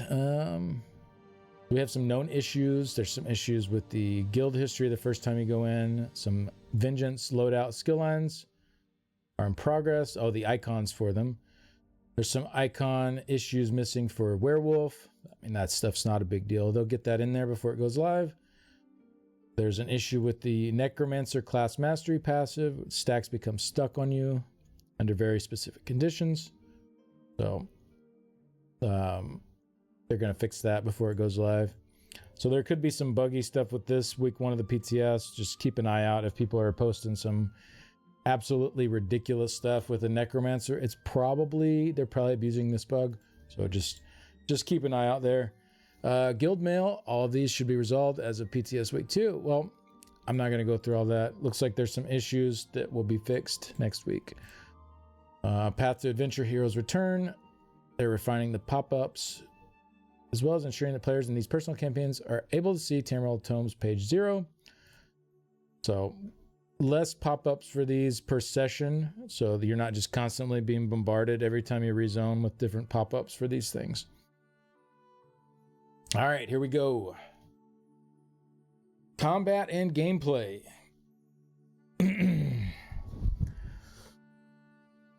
Combat and gameplay. That's what we all been waiting for, right? I guess we got a sneak peek of that with the Werewolf. We skipped ahead a little bit earlier, but fixed an issue where light attacks could become stuck in the ability queue. Yeah, this is super annoying. You can get stuck in the heavy attack animation. I had this on stream the other day, actually. I was like, look, my hands aren't on the mouse, but I'm heavy attacking. So looks like they fixed that. The buff from continuous attack no longer drops in the vicinity of the lowland bandit camp. So that's a Cyrodiil thing. Player pets have had their defensive capabilities updated to account for the ever-growing power scaling updates for player abilities. So pets 85% damage reduction against AoEs has been updated to also include any proc-based damage. So I guess procs were just deleting pets, maybe. This is a purely PvP-centric adjustment. And then updated the damage limit pets have to never take more than 33% of their max health in a single attack rather than 45%. So this will be for PvE and PvP. They can't take more than a third of their health in a single attack. It was almost half their health they could take in a single attack before. So a little bit more tankiness for pets overall. Not a huge change here, but that should help a bit. This one should help in PvP.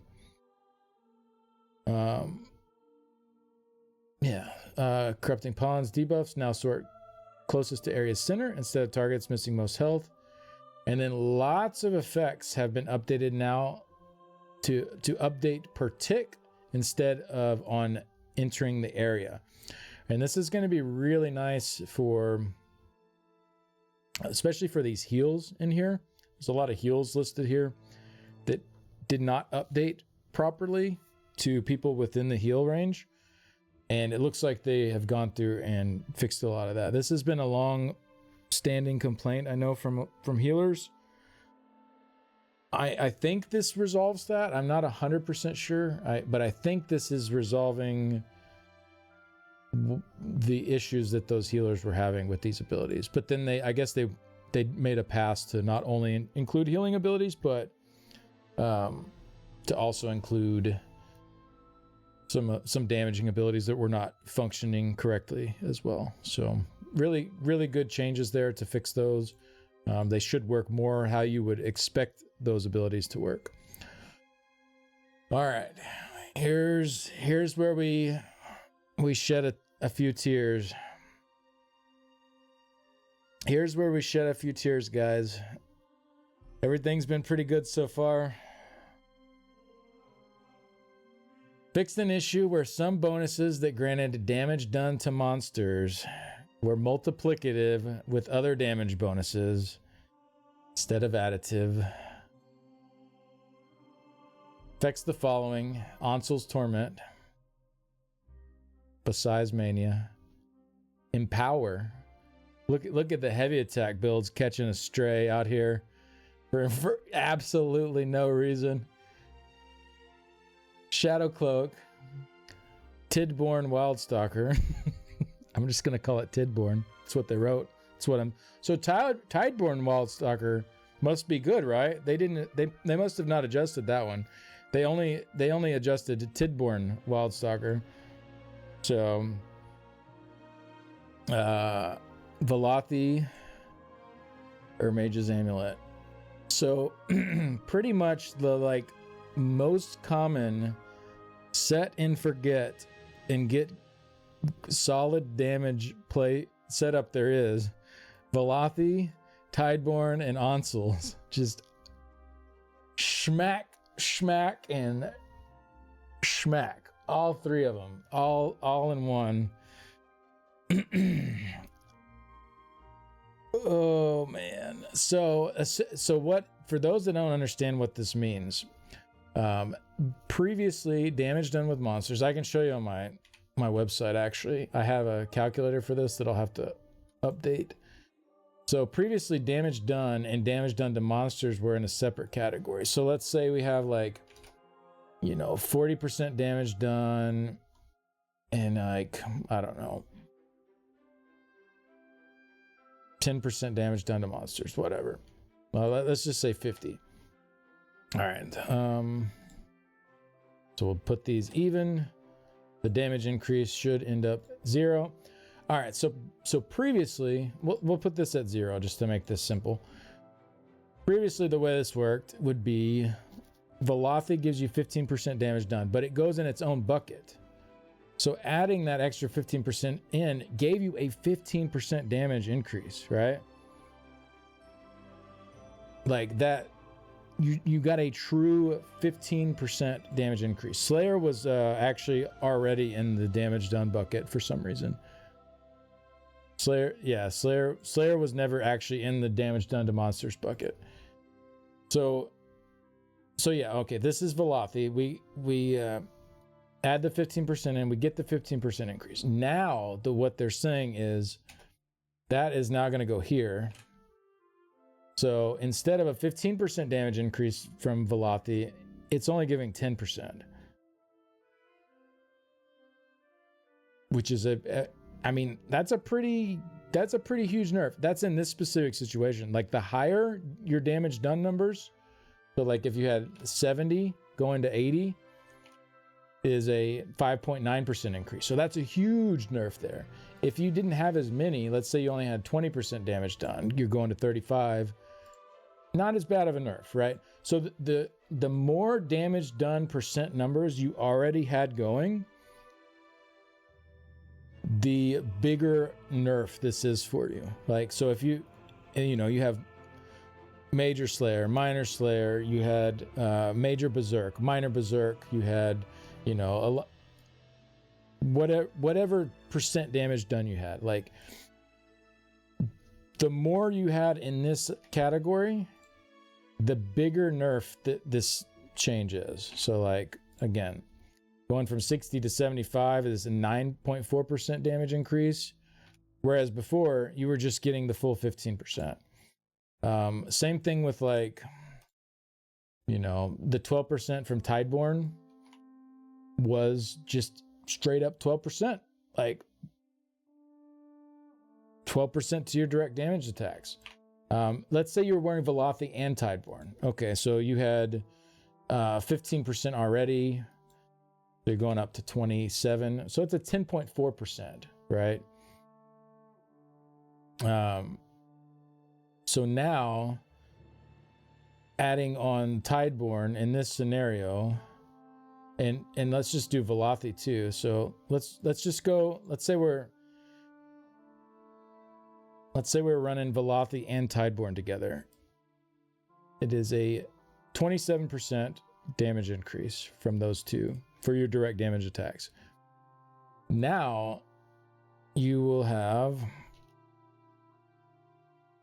in this scenario, 18% instead of 27%. So I mean,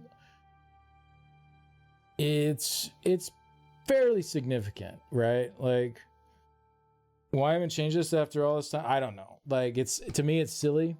The sets were already like in a good spot with this being multiplicative. To change it now feels a bit weird. But don't worry, we're gonna get into some really good stuff a bit later. This is not it. There's more stuff coming that will offset some of this, I think.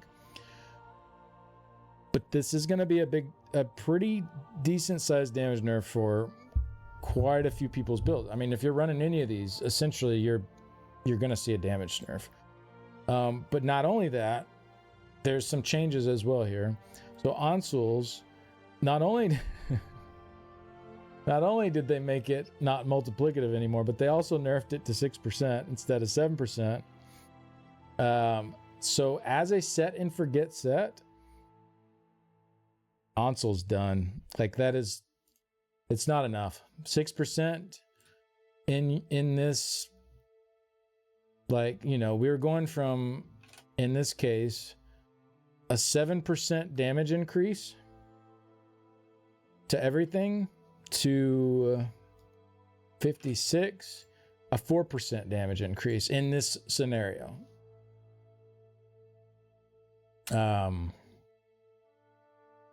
Yeah, it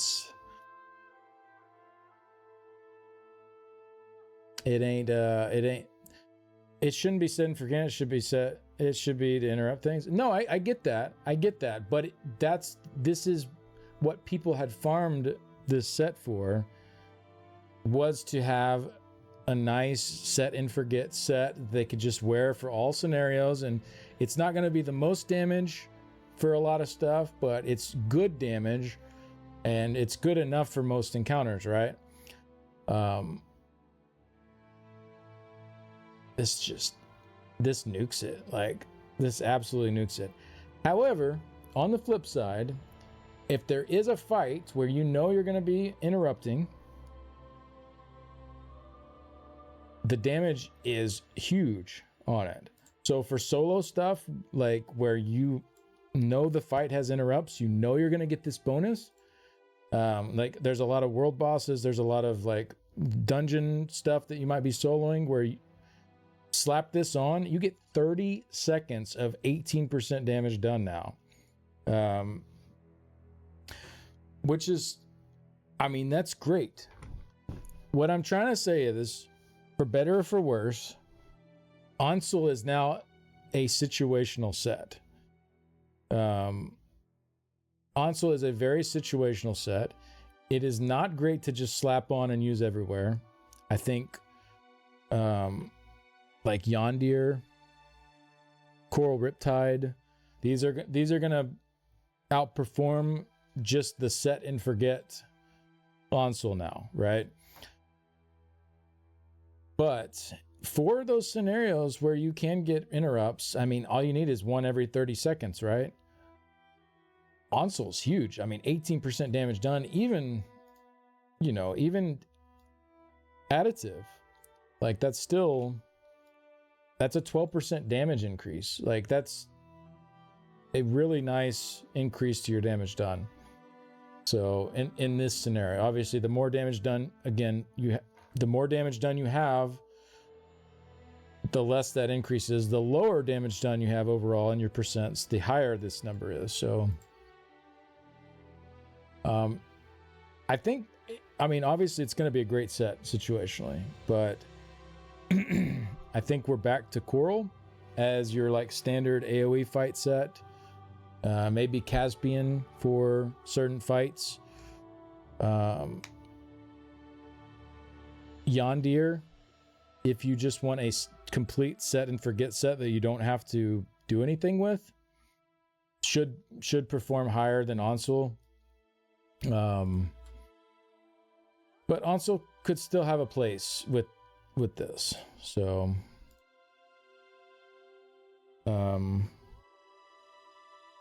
yeah, I don't know. I think some people are going to be upset with this. You know, I just made a bunch of Ansuul and like put it on my different characters. Didn't I just say that to you guys too? I was like, I never make gear for all of my characters because I know the moment I do that they're gonna change things around. And sure enough, Ansuul's been fine and untouched for years. And as soon as I go and make a bunch of sets of it to put on my alts, what happens? It gets changed. I definitely jinxed it. Oh man. And obviously I didn't know this was coming, or I would have not been making those extra Ansuul sets. But you know, it is what it is. It's at the end of the world, no. But you know, if you're using Ansuul, your damage is going down. Unless you're getting these interrupts, then it'll go up. It'll be better. If you're using Bosse, your damage is going to go down. Even 12% now instead of 10. Like, going to 62 here. It's still nerfed. Maybe if you had like really low damage done modifiers, it could be. Yeah, so going from 20% damage done to 32, you're keeping even with what you had before. But anything above 20% damage done, you're nerfed. So I don't know. I'm not quite sure why they felt like they needed to nerf this also. That part I'm like, okay, whatever, y'all already nerfed it here, but then they nerfed it again here. That part's a little weird to me. Yeah, we can read the dev comment. This fix will result in the effective bonuses to be reduced in power when used in tandem with other percent-based damage bonuses. So let me reword this for you. This fix will result in the affected effects to be reduced in power. Period. Because like, when do you not have any percent-based damage bonuses? Okay. Just gonna go ahead and fix that sentence there. While we've gently increased some of the affected effects, one of them? Okay. Some of these remain untouched until we get more data on average value impacts, since the change in power was dependent on what other bonuses were being ran in tandem, which we can rectify during PTS or in a future update if necessary. So it does look like they're open to feedback here. If this really like messes up something here, even solo questing, like you could still easily have like, minor berserk, like you're still going to have percent-based damage bonuses. You have champion points, like you have stuff already. Like, even in a situation with no other group mates, you're going to have percent-based damage bonuses, unless you're just running something really weird and purposefully not using your champion points. And like, I don't know. I think it messes up a lot of mid-range raid groups. That is my problem with it, is that the people that are going to be affected the most by these changes are people in that mid-range. Because like, what are people running on their Arcanist beam builds to try to prog content? For half the stuff, it's Velothi, Ansuul, Tideborn, or Velothi, Ansuul, Deadly Strike, right? At least Deadly Strike is the same, but I mean, that was already in the other bucket. So, you're going to have these groups that are trying to prog through something that all of a sudden are just getting hit with these nerfs, and it's kind of like, well, that doesn't feel too good, right? So like, if you want to fix how it's calculated, I think that's fine, but I think some of this other stuff should be adjusted. to properly compensate for it. Well, no Larka, yeah. I mean, you want to use that on single target fights, but for AoE stuff and for general use, Ansuul is just it's going to be better than no Larka. Because no Larka is single target only. Yeah, no Larka will still be fine for single target fights. You know, one of the strangest things here, though, why did Empower catch this stray? Like, why heavy attack builds are already like massively outperformed now by non-heavy attack builds. Like, ever since subclassing hit, heavy attack builds got left in the dust.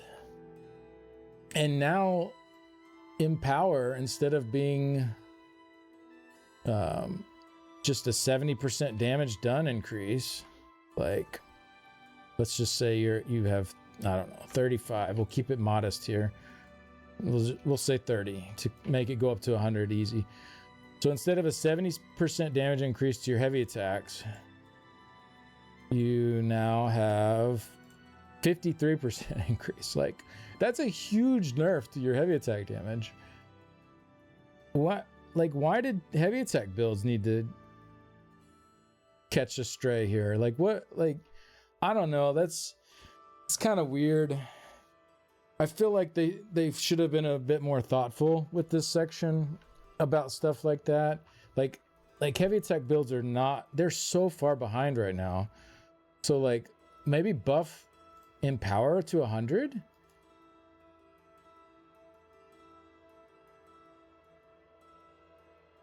Wait, what? Can I not go above 100? I did something goofy with this, I guess. I didn't allow it to go above 100. Whatever. Never mind. Well, that's the first time I've seen that. I'll need to rework the calculator. Anyways. So we can just use a regular calculator for that. So 130 divided by 30. Wait. That's not right. How do you do this? No, that's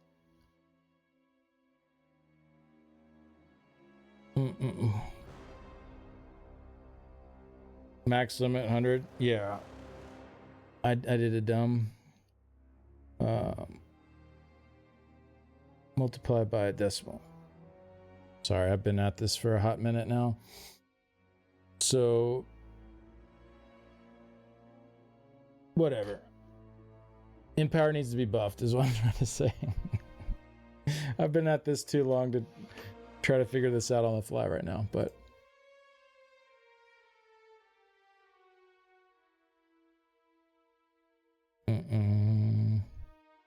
I don't know. I think this needs to be a bit more thoughtful is what I'm going to say. I think we need to spend a little more time actually tweaking these properly. And to be fair, they said they will look into that. They want to get more data on it, but yeah, it doesn't feel good. It doesn't feel good to have like some of the most commonly run things getting these big nerfs like this. Especially like Empower. Like down one, it doesn't directly affect me much because I don't really do heavy attack builds, but like, why did this need a huge nerf? That part's crazy to me. I don't know. Anyways, we'll move on though. I think we've said what we need to say on this section. Some audio bug fixes. It's always good to have Dragon Fire Breath. So this can get cold when you're using it, it says. So I don't know if y'all have done in the Dragon Fire Breath morph and all of a sudden it just disappears. You're breathing nothing. Guess there's some issues with that. So they've adjusted that a little bit. Visuals for Incinerate now appear if the ability killed the target and ended combat immediately. Molten Weapon animation now cancels properly while using dual wield or one-handed and shield. Third-person staff animations no longer stutter. Molten weapons visuals no longer appear during dialogue cameras with NPCs. Molten weapons effects were unintentionally remaining visible while casting other abilities.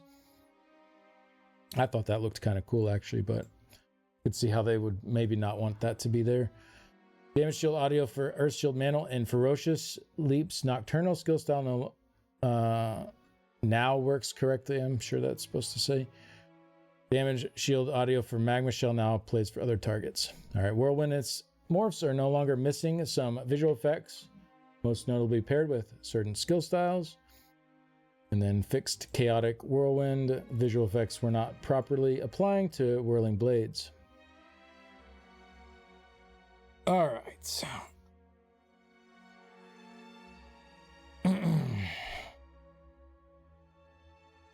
So yeah, I'm not going to harp on this too much right now, but we will give more feedback on the big nerfs there. It's frustrating. I get it. I understand people that are frustrated. I understand why completely.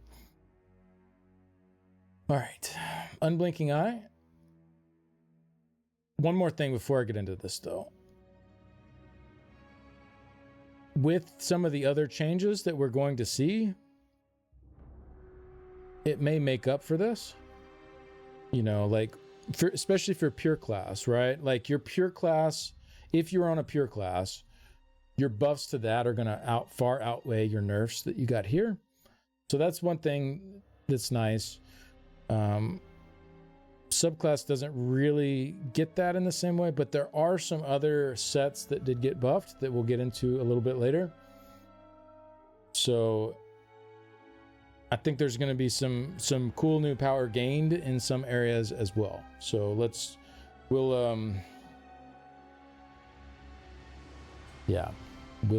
get into that a little later on. It's extra nerf with some class masteries because of percent damage done increases. Oh yeah, true.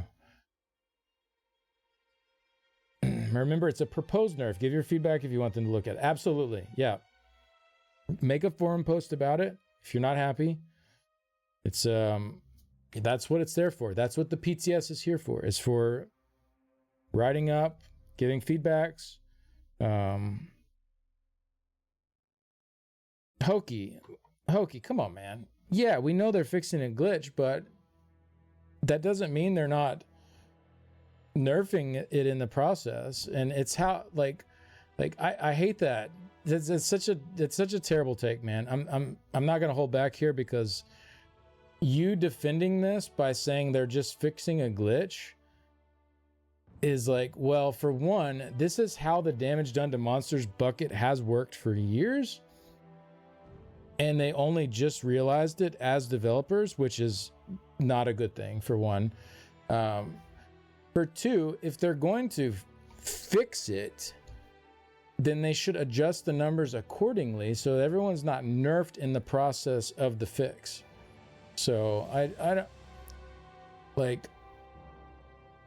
don't know. I'm not going to try to defend this by saying they're just fixing a glitch, but should talk to Luke. He had a discussion behind closed doors about it. I think you'd be interested. Yeah, well, maybe I will. I mean, I'd like to dig into that more for sure. All right, give me just a couple minutes here. Need to use the bathroom. It's been 2 hours. I will be back very shortly.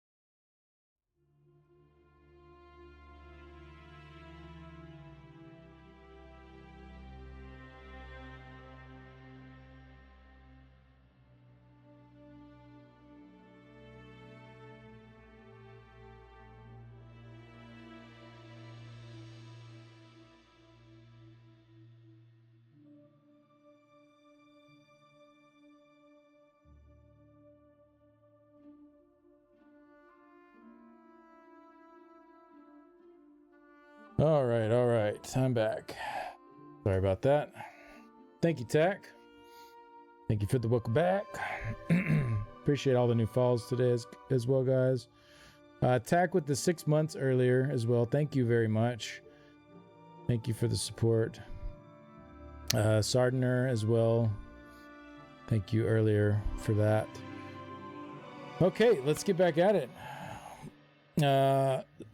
Everything's muted right now. Sorry, Tack. Father, it's me, Abby. You were recording for so long. Did you remember my treat for my patients? I'm still recording, by the way. Thank you, Tack. All right, we'll keep going. Moving on to the Arcanist. Unblinking Eye. Decrease the stacks this ultimate can achieve to 12, the natural cap of one cast, down from 20. So for just casting one Languid Eye ult, this has no effect. Introduced a cooldown to stack generation, preventing cases where multi-casting this ultimate would allow them to generate stacks faster than the intended rate. Note that multi-casting this ultimate is expected to have each cast inherit the highest stacks. They do not each have separate stack counters for the same caster, as none of the game's stacking effects do. So, essentially, this is just a nerf for people that are double casting Languid Eye with Crypt Cannon and various setups like that. It's a nerf to the ceiling. In reality, the vast majority of use cases will never feel these changes. These are specific adjustments to quell some insanely high damage productions in special cases where you're able to have more than one Languid Eye active at a time. So yeah, this definitely hurts those crazy like burst scenarios that people were using this for, but yeah, if you're just dropping this ult, there's no difference. If you're just dropping it regularly, or if you drop one and then drop another one 5 seconds or 10 seconds later or whatever, like it's, you know, it's fine for that. If you were in a case where you're dropping these back to back, then yes, it's going to be a nerf, but it's still going to be strong. Like it's not going to ramp up as high as it did, but it's you know, obviously two ults going at the same time is going to be strong regardless. So all right, we'll move on to DK. Lava Whip, Flame Lash. This morph no longer grants damage done after consuming all charges, as we have contextualized damage into the class mastery system. Molten Whip. This morph no longer grants increased damage done per stack, as we have recontextualized damage into the class mastery system. So for pure DKs, this is probably no big deal because you're going to get the class mastery stuff. For subclassing though, if you're subclassing and you're using Ardent Flame as a DK, this is a very, very large nerf to your build. So if you're like on a DK, let's say you're using Ardent Flame, Herald of the Tome, and I don't know, whatever. You know, previously you would have very strong bonuses coming from these abilities. Those are gone. I think mostly it's okay. After all the class reworks have been done, it's going to be okay. Right now, this line is pretty much dead for subclassing. I mean, you can look at it like this. It's now the same as if you were not a DK and you were wanting to subclass into Ardent Flame. It was not good to do that. Like, so now as a DK, if you are using Ardent Flame and you wanted to subclass into like 2 other lines, yeah, this Ardent Flame's just not very good now. So, I mean, nerfs never feel great, but Seething Fury doesn't exist at all anymore. It is done. Like, Seething Fury is an increased damage on your whip hit now. That is it. There's no longer any kind of bonus percent damage done with that.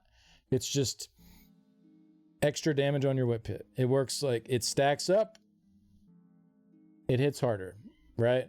It's like the Merciless Resolve, right? Except Merciless Resolve actually has a secondary bonus on it too, whereas Molten Whip is now just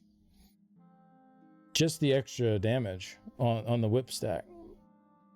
So for now, I think it kind of sucks in the current balance and state of things. But I think over time, once more classes get through their reworks, it will probably settle in. Right now we still have those skill lines that are just really, really good, like Assassination, Herald of the Tome, Adric Spear, Dawn's Wrath, and this one used to be in that category with those because of this buff, right? And now it's no longer in that category with those. This is more like, it's not as bad as like a line like Shadow or, some of the really, really low end ones. Hey, Span, thank you very much for the raid. If someone could give a shout out, please, that would be very great. Thank you. Welcome in, everybody. We're going through the patch notes right now. Y'all make sure to follow Span. Awesome content creator here on Twitch and YouTube. So definitely check her out. Thank you very much. All right. So yeah, this kind of just knocks Ardent Flame down somewhere between like the meta skill lines for DPS and like stuff like Shadow and, siphoning, those like really low end DPS skill lines. It's not that bad. It's not down there with those, but it's kind of like somewhere in between. I would say Gravelord is better than Ardent Flame now. I would probably put Ardent Flame like a notch under that, a tier under that, or whatever. Probably like one tier below it. It's not awful. And again, once they've cleaned up all the classes, this will probably all make more sense. But for now, it's yeah. So many of these builds put together for update 49 are just not gonna be like, they're just not gonna be great anymore. Like this was a huge one. I was using this for like the Herald of the Flame setup. That build's gonna kind of suck now, to be honest. But the other Arcanist subclass setups are still gonna be good. Yeah, the only reason we subclassed Ardent was for the percent damage done increase in whip. Exactly. That was the reason you subclassed into this line. Or I guess not subclass into it, but kept it on your DK while you're doing subclassing is how I should word that, because it didn't work to subclass into it. But either way, it's gone now. I think overall it's healthier that's gone. It was, an artificial power increase.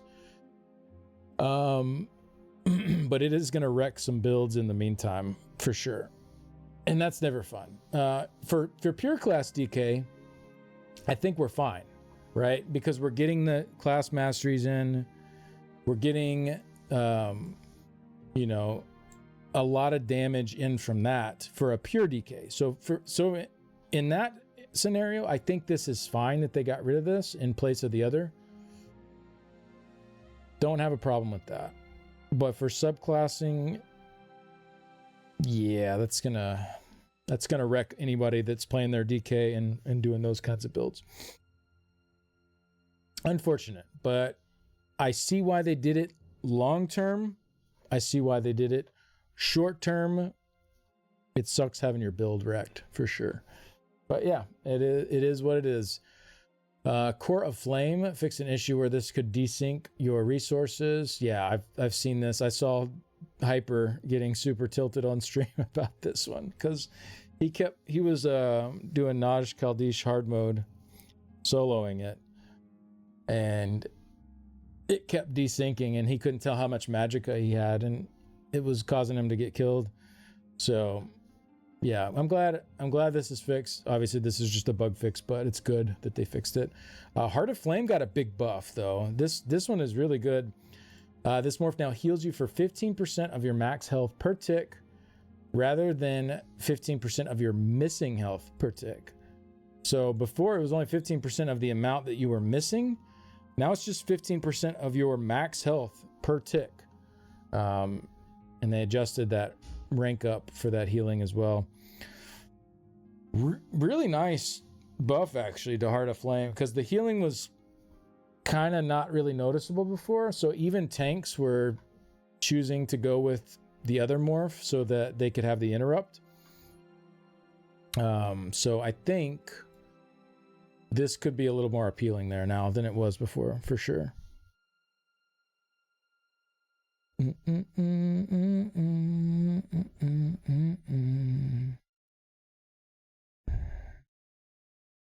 All right. Searing Strike. Fix an issue where the rank up progression always return as max rank rather than properly building up the max. Yeah, this one, rank 1 and rank 4 of the skill just look the same. So they fixed that. Inferno fixed issue where, oh yeah, this was, oh wait, no, this is something different. It was not considered direct damage in some cases. Okay, that's good that that's fixed. And then fixed an issue where the visuals would fail to appear if the ability killed the target and ended combat.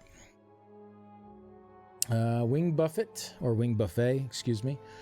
Fixed an issue where this ability and the Fleet Step Wings morphs knockback and stun effects were unintentionally treated as proc effects. Earthspike Mantle, this ability now tracks the duration of the bonus damage rather than the damage over time with the combat timer setting. So this is nice. This was really annoying. Like the timer would just immediately disappear if the enemy died that this was on. Fixed an issue where it didn't inherit Elfbane's duration extension. Fixed the animation for Superheated Ward. This was really weird because it still gave the like Magma Fist animation where you're like throwing a rock, except you just do this and then you like put a shield on yourself. So it kind of didn't really make a lot of sense with how you were applying that shield to yourself. So I'm glad they went in and adjusted that.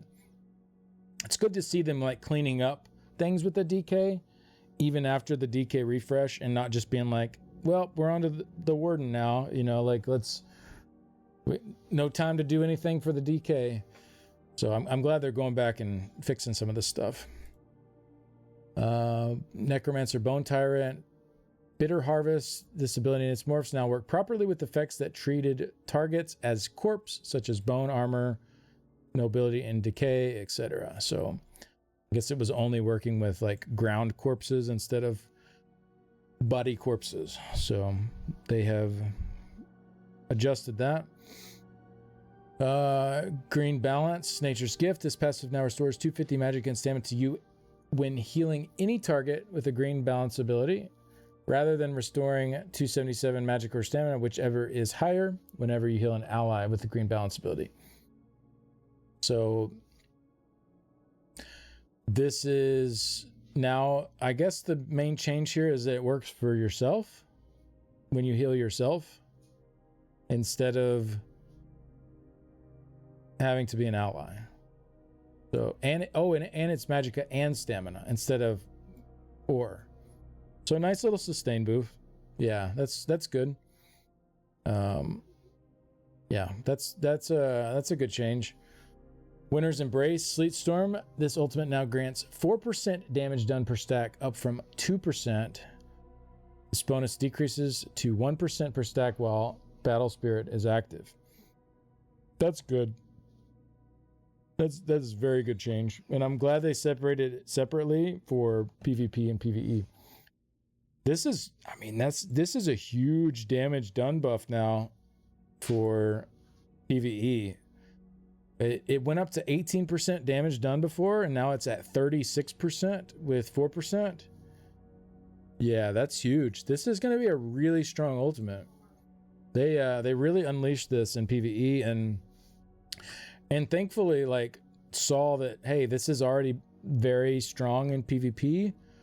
Let's not try to balance these together. Let's just go ahead and separate them. I think that was a good decision on their part. Reject flame, embrace winter. Yep. What's up, Law? Indeed. Frozen Gate fixed an issue where this ability and its morphs teleport could prompt a break free activation despite not being able to be canceled. All right. Yeah, that's fine. So people that are super quick on the draw to hit that break free for nothing. It's you're not wasting resources there. Glacial Presence. Here's another cry moment. Here we go. This passive now disables its damage done bonus to Chilled if you're wearing Shattered Path's Signet.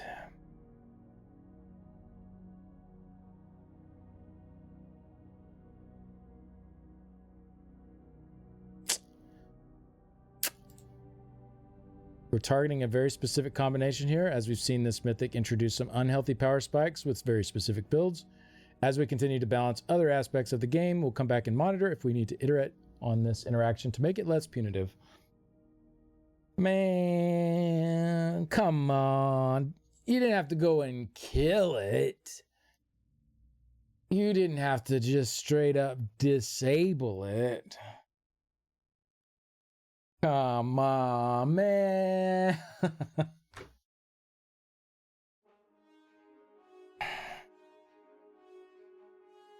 You know, was 27k chill damage, 27k chill DPS too much for a dual wield build?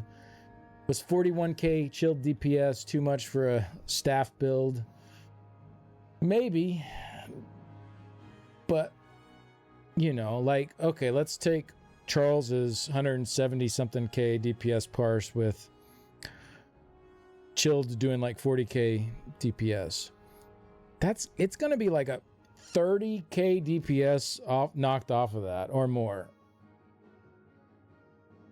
Like, that build, that is gutted. Like, absolutely gutted.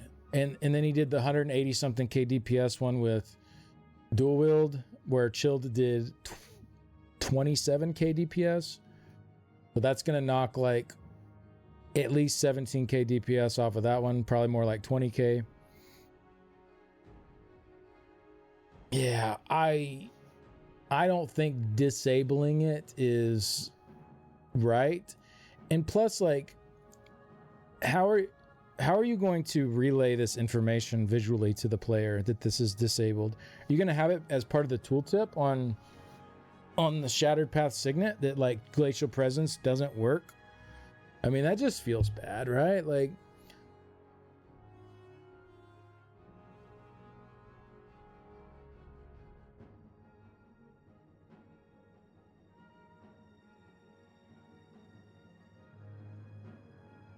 this one's getting reverted in week 2. Wasn't quick enough to undo it in time. Let's go. Okay, we just got news in chat. This is getting reverted in week 2.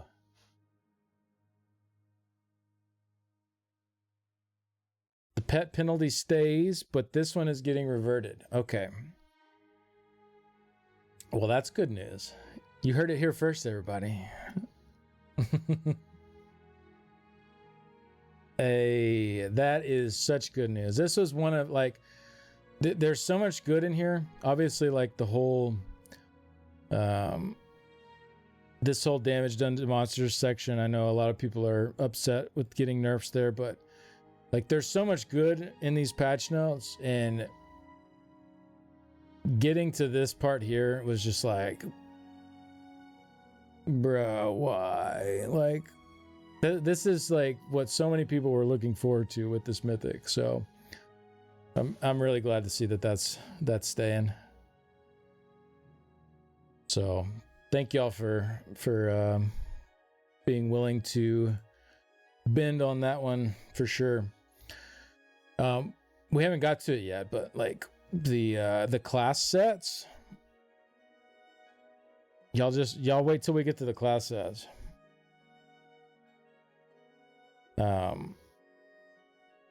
It may have been reverted on PTS1 in time. If the tooltip doesn't state the penalty, then my changes got merged in time. Gotcha. I'll keep an eye out for it. Can't wait for 15k concussion proc in PvP. I'm pretty sure Shattered Past Signet is the percent is much lower while Battle Spirit's active. So I don't think that's how that's gonna work, right? Yeah, it's halved against players.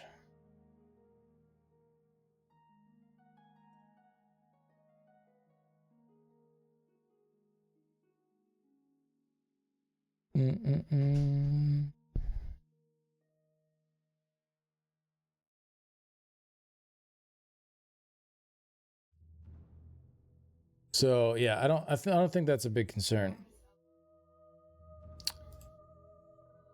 Anyways, let's move on here. So that's awesome to hear. So yeah, this part is not going to be included. So Glacial Passive will work with the new Mythic. All right, we'll keep going though. These are the class masteries now. So let's get through those. Most of these are probably the same, or at least close to the same as what we already saw, but I think there have been some tweaks to the numbers. So I'll just quickly run through all of them. Not going to spend a ton of time on it since we already had a long discussion about each of these in a different video. So Tundra's Maw, this passive upgrades the chilled status effect to also apply Major Brittle for 2 seconds. This is awesome. This will be huge for Pure Wardens. Again, these class masteries are only if you are a pure class. That's how these work. You can take 2 out of the 5. You can't take all 5. But right now you can take 2. And yeah, you have to be a pure class for it to work. Tundra's Maw, again, this is the Major Brittle. That's awesome. That's 20% increased crit damage for everyone in your group, for anyone attacking the target.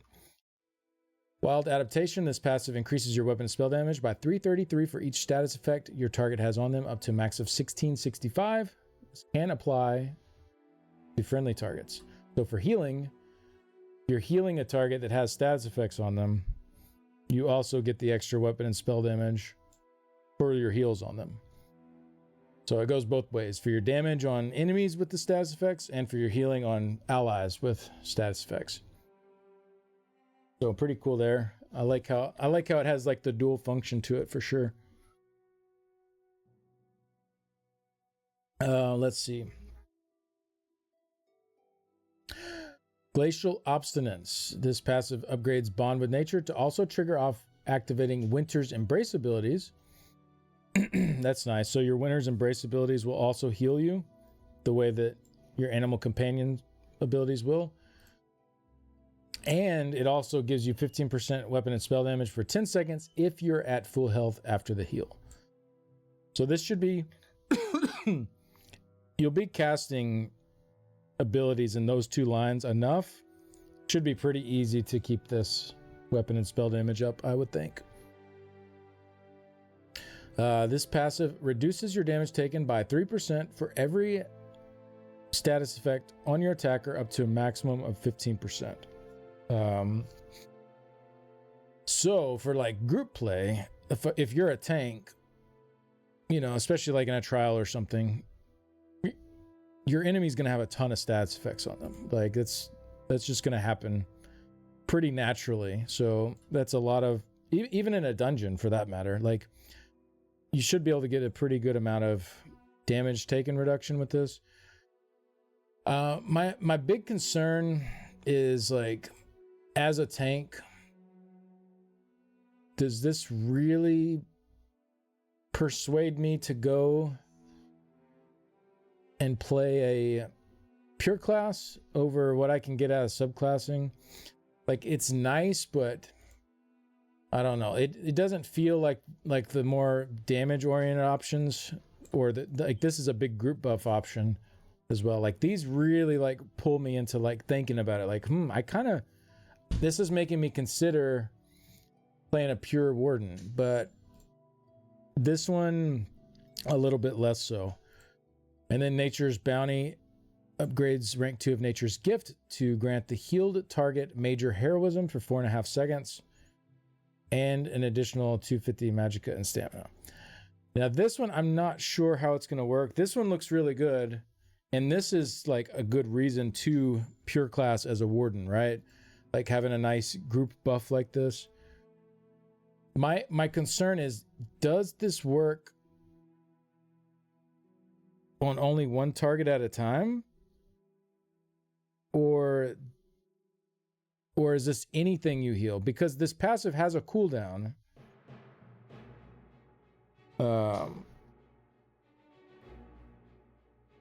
It has a cooldown, and so if it's only single target, then this is not really making me that interested in staying as a pure warden either. Like these are kind of, they're nice, but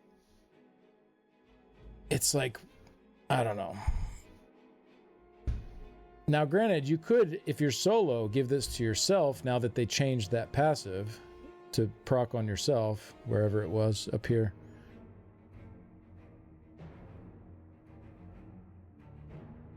But I don't know, like I have to dig into this one more and see how it works exactly, because I'm not really sure. On the surface though, if it is only to a single target at a time with that cooldown, I don't really see this being super appealing.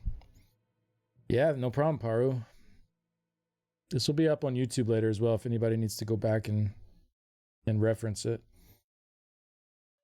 What's up, Sifnir? Okay, let's move on to Templar. Bastion of Light. This passive causes you to heal for 8% of your max health every second that Sacred Ground is active. If you are at full health after the heal, you generate 2 ultimate while in combat.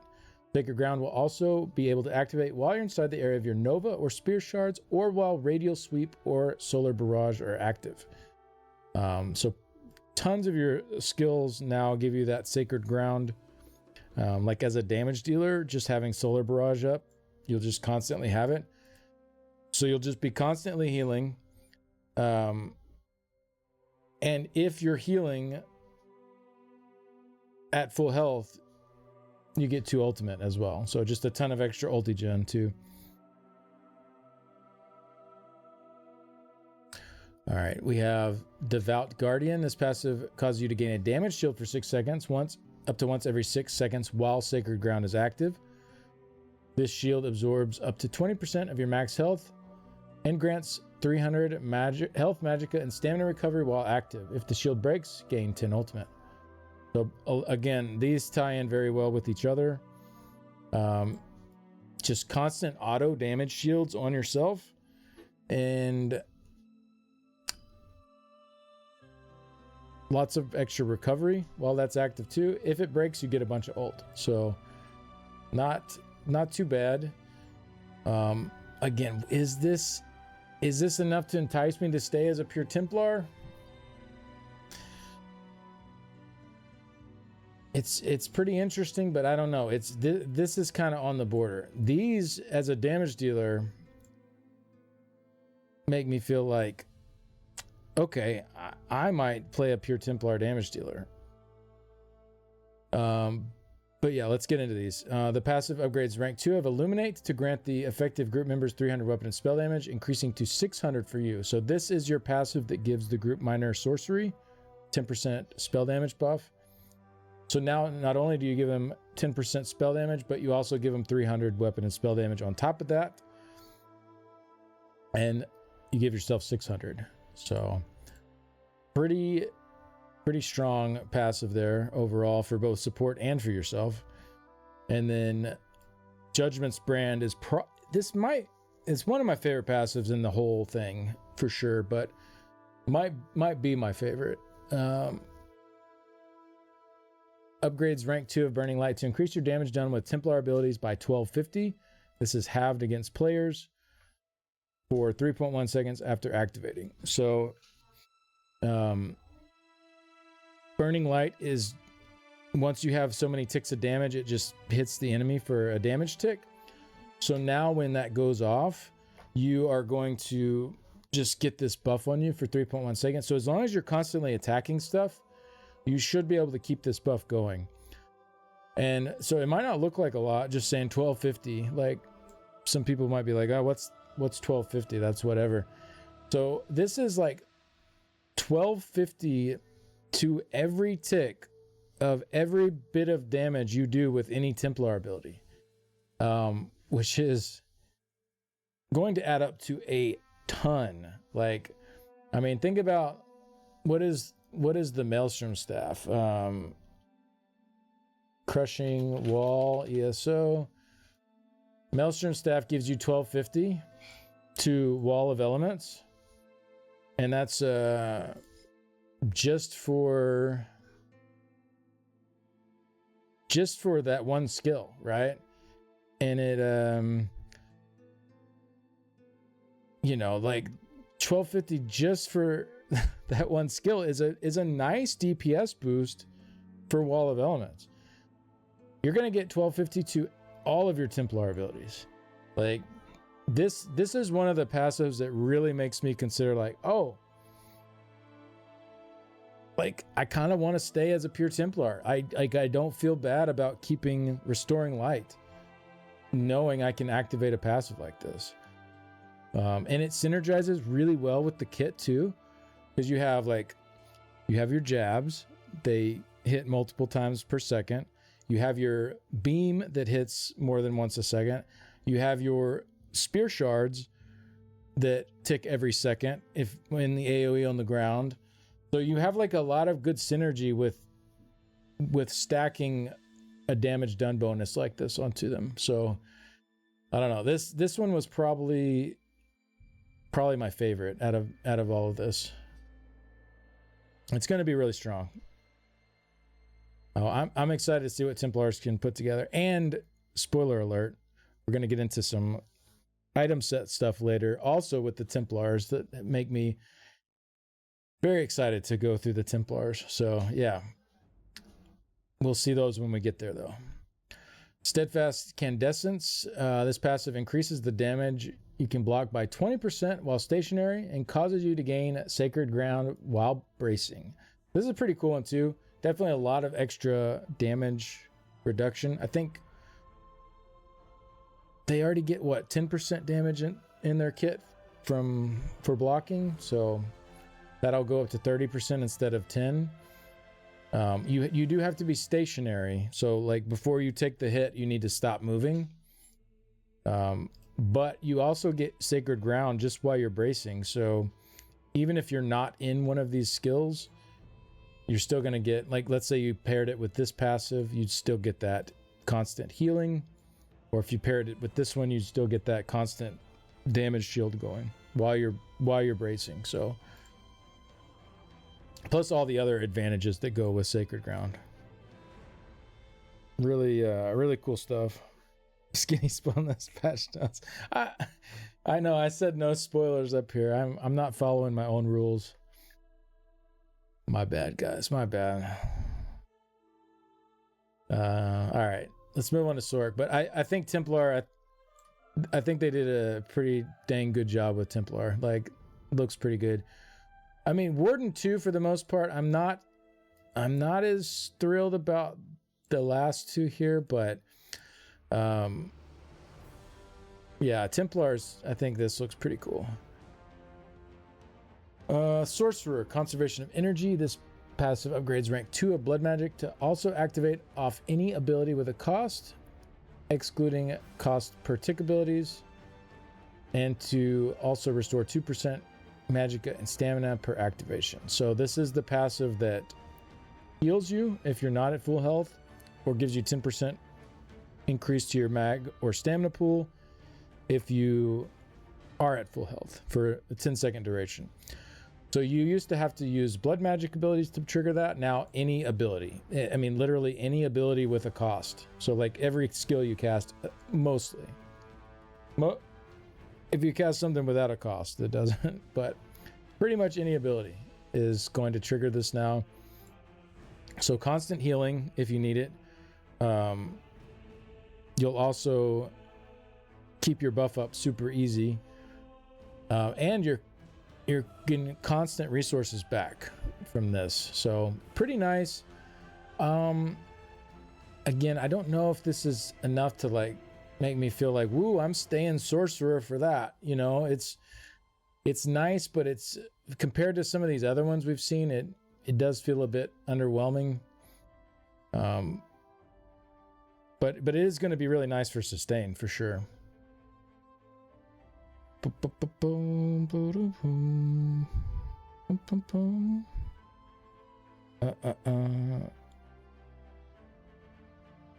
seen the spoiler with regard to that spoiler? I don't know what you're talking about. Font of Power. This passive upgrades rank 2 of Exploitation to also activate off any sorcerer ability and to grant you 1% weapon and spell damage for every 1750 max magic or stamina you have, whichever is higher, for 10 seconds. So this is the passive that you give your group minor prophecy. And so now you don't have to cast a dark magic ability to give your group minor prophecy. You give them that with any sorcerer ability. So that'll make keeping that up super easy and constant. And then 1% weapon and spell damage for every 1750. So let's just do some quick maths here. Let's say we have 38k max magicka divided by 1750. That is 21% more weapon and spell damage. Okay, that's good. that's pretty strong. That is pretty strong. All right, cool. Static Reverberation. Oh, we got a name change here. This harkens to the ancient passive Implosion. Passive causes your damaging attacks to have a 1% chance for every 1% missing health the target has to trigger an additional hit of shock damage. 31.5 of the higher of your weapon or spell damage, up to once every 200 milliseconds. So 5 times a second if you are slanging some damage out there. That's your max. So 315 is the base hit with 1,000 weapon and spell damage. So yeah, I mean that's pretty good. That's pretty good if you have it triggering even once a second. It's a pretty good extra bit of damage. If you have it triggering more than once a second, that's a lot of extra damage. So the further down your enemy's health pool goes, the higher chance you have to trigger this. Up to like towards the end of the fight where it's nearly guaranteed, right? So like the later end of the fight, this is just going to be like well, not that fast because it's 200 millisecond cooldown, but I think I was slightly faster than that, but maybe not. Maybe I was around 200 milliseconds. What would that be? 60. Hold on. 60 BPM would be 1 times 5. 300 BPM. All right, let's just see BPM demonstration.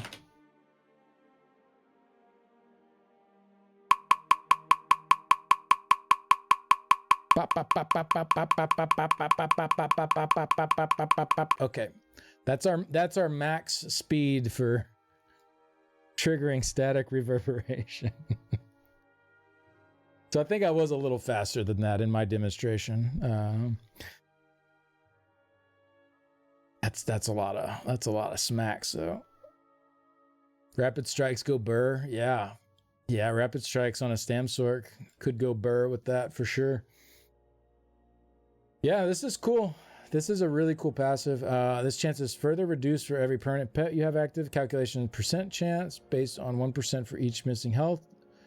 So yeah, one pet, you get a 1% chance for each 2% missing health. 2 pets, 1% chance for every 3% missing health. So essentially, with 2 pets out, you could only max out at like, what, 33% chance, which would still be triggering pretty often, right? It'll be interesting to see how this plays out with pets versus non-pets.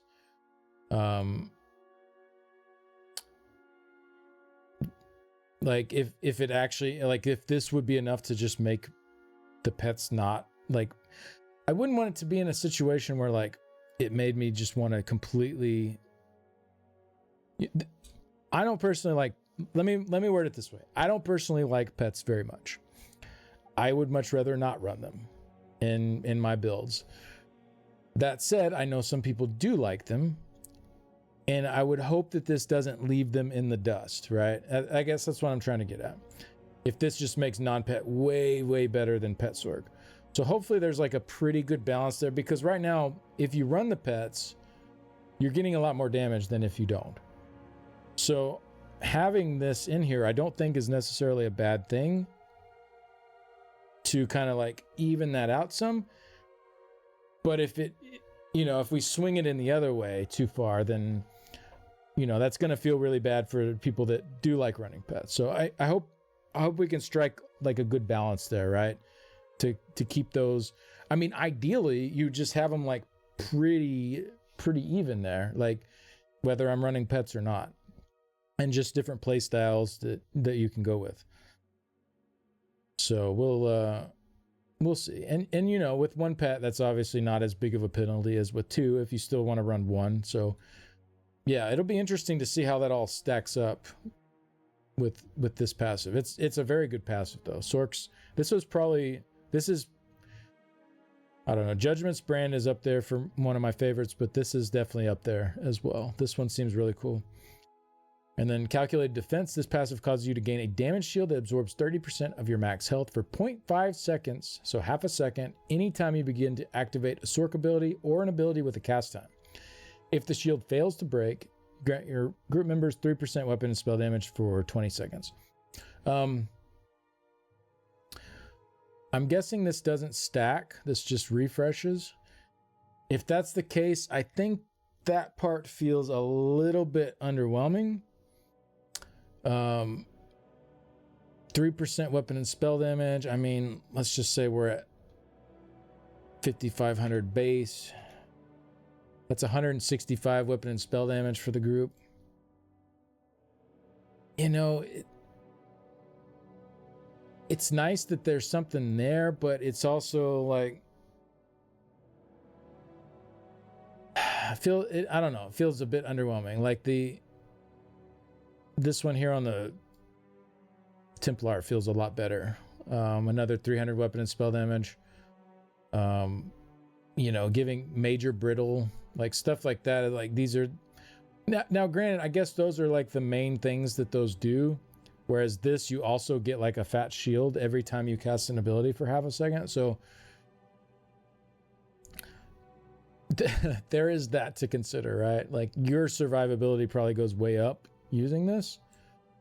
Because that even just on accident, like you can't really look at it like that though, Borum. Like 1,400 weapon and spell damage trial wide, because like anything that gives weapon and spell damage is going to multiply trial wide. So you can still compare it directly against other boosts. Like for instance, minor sorcery, which the Templars give, is a minor buff that gives 10% weapon and spell damage. So this is like, you know, 3/10 of what you get with minor sorcery. It feels a little bit low to like want to stay as a pure Sork to offer this to the team.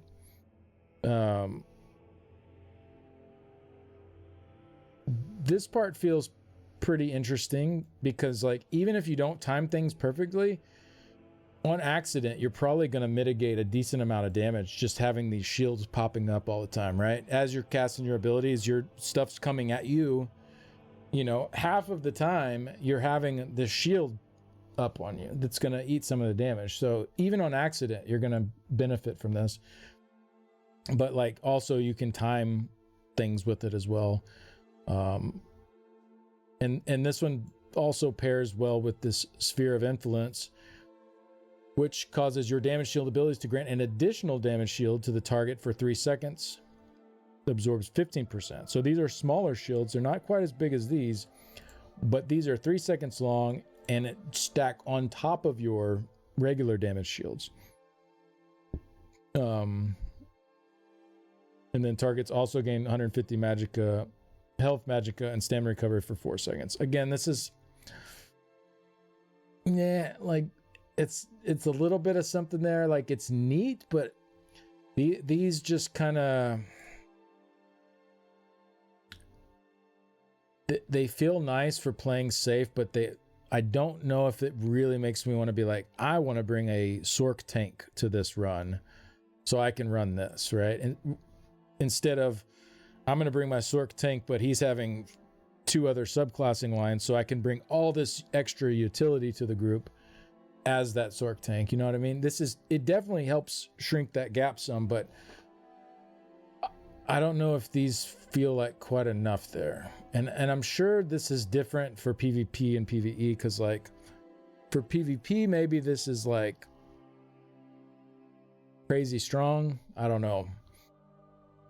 But for PvE, it feels a little bit underwhelming.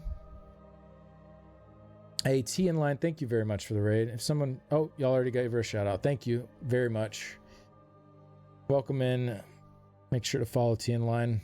We are going through the patch notes right now. We are almost 3 hours in already, and we still got a good bit to go. I told y'all these would be long today.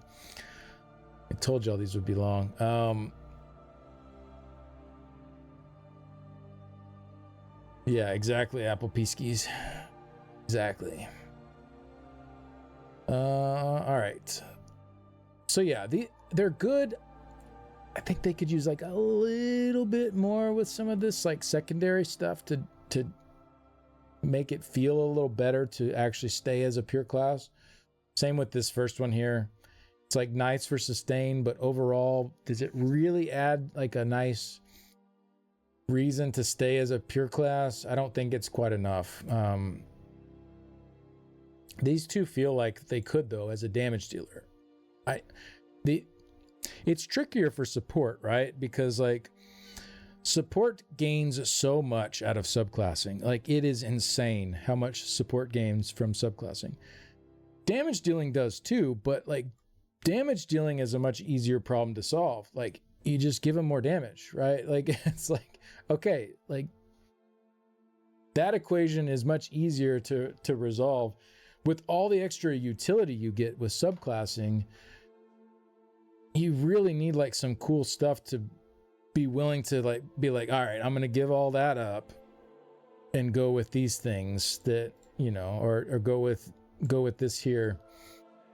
It's a simpler problem for damage than for healing and tanking, I feel like.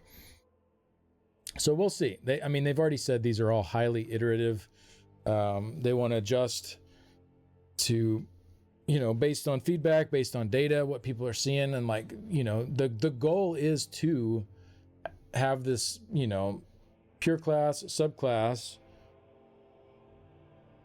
the gap shrink, right? Like that's the goal with this. So, you know, I think a lot of this is definitely going to do that. I think some of it leaves a little bit to be desired though, like these here.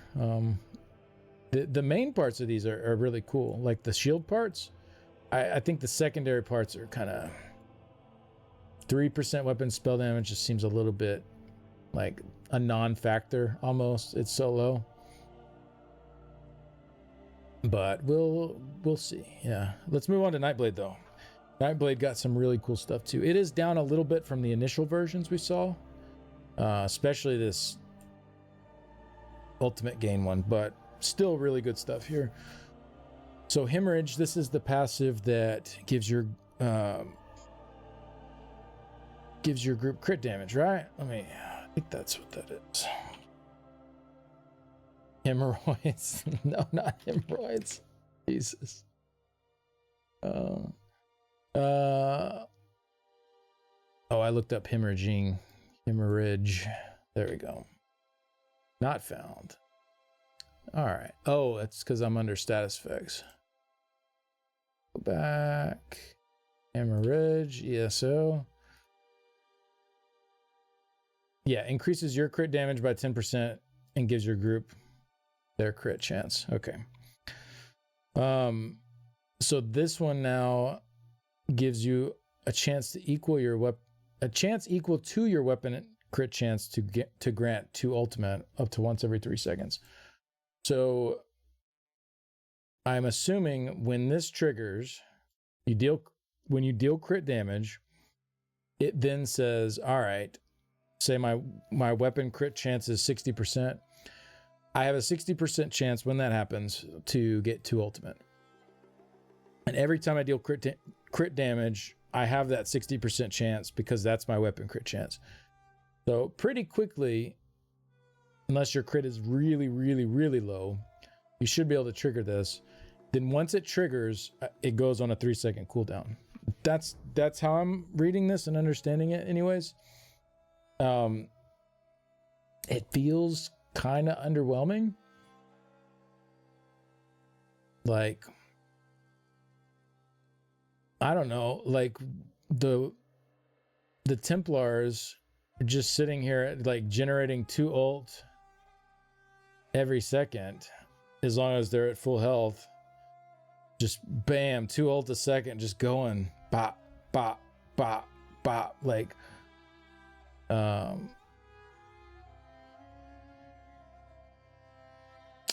don't know, two ults as a chance every 3 seconds, so it won't actually quite hit every 3 seconds. It'll be close to it on a damage build. On a support build, though, you know, you might have a second or 2 before it triggers. Oh, it's 0.3. It's a typo. Thank you guys. 0.3 seconds. Well, that changes absolutely everything. Never mind. I take everything I just said back. Rewind. This is nice. This is a nice bit of ultigen. Okay. Yeah, this is very good. 0.3 seconds. Yeah, that little decimal there makes quite a bit of difference. Okay, cool. Yeah, this is a nice bit of ult gain. So it does have that small cooldown of 0.3 seconds, but yeah, this will be good. Very nice. Yes. Now it is granted. It's now. Think about this though. On a support, crit chance is not super high usually. So you're not going to proc it every 0.3 seconds on a support. Like, it's just not going to happen. But it's still, like, even not getting it every 0.3 seconds, it can still be a decent amount of ult gen that you're getting. On a damage dealer, you can probably get it pretty close to that cooldown. You have enough abilities ticking all at once, like stuff constantly critting. You know, that could be interesting as like maybe a support damage dealer, just cranking out some ults for your team.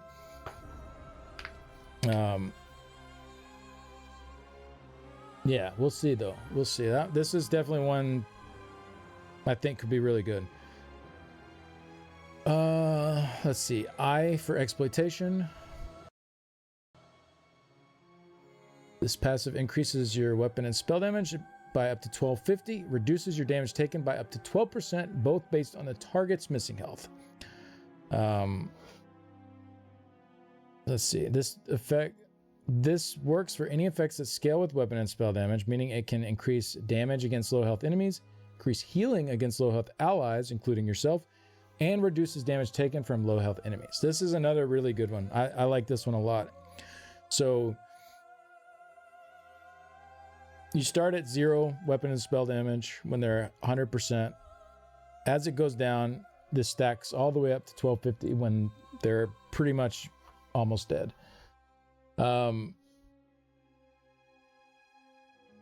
So what is that? 625 in just a standard fight. Let's say 100% to 0% is just even all the way through. It's an average of 625 extra weapon and spell damage. On a Nightblade, though, they have really good execute stuff. So getting that higher amount when you're down there in execute is going to be really huge. Not only that, when you're down in that execute range, you are getting tankier too. So, and also for anyone healing, works on the low health allies. So if your allies are low health, you get extra weapon and spell damage to heal them. So I love how this passive hits like so many areas at once.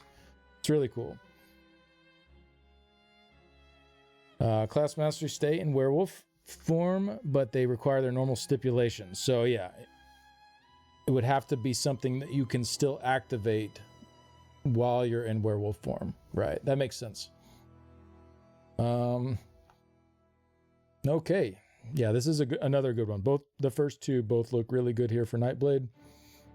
Above and Beyond, this is another good one. This got nerfed a little bit from the version we first saw. Probably understandably so. It was really strong before. I think it was like 25 and 35 before. But this passive increases your crit damage and healing by 15%, 7% against players. It also increases your maximum potential crit damage and healing by 25%, meaning it adds to the normal cap of 125%, bringing it up to 150%. So you can now bypass the cap all the way up to 150% crit damage, and you just get an extra 15% to help you do that. Very strong passive. I mean, potentially adding in 25% more crit damage than what you had before. You just need another 10% on top of what you're getting here if you were already sitting at the cap. Yeah, this is it's good stuff.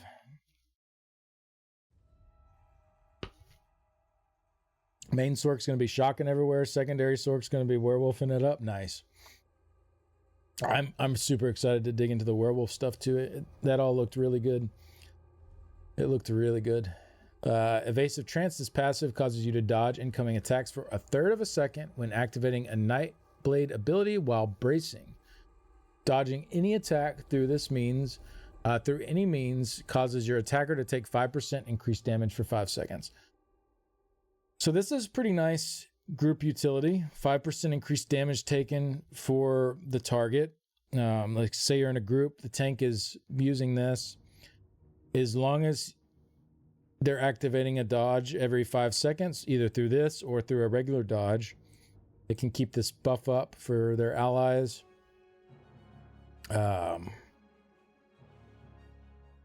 The third of a second is a pretty small window. So it's not as big as the half-second window for the Sorks with their shields, but you also just, when you dodge something, you take no damage, rather than, a shield, you might still take damage that knocks that whole shield out. Also, it'll require a little bit better timing if you're specifically trying to dodge something this way, but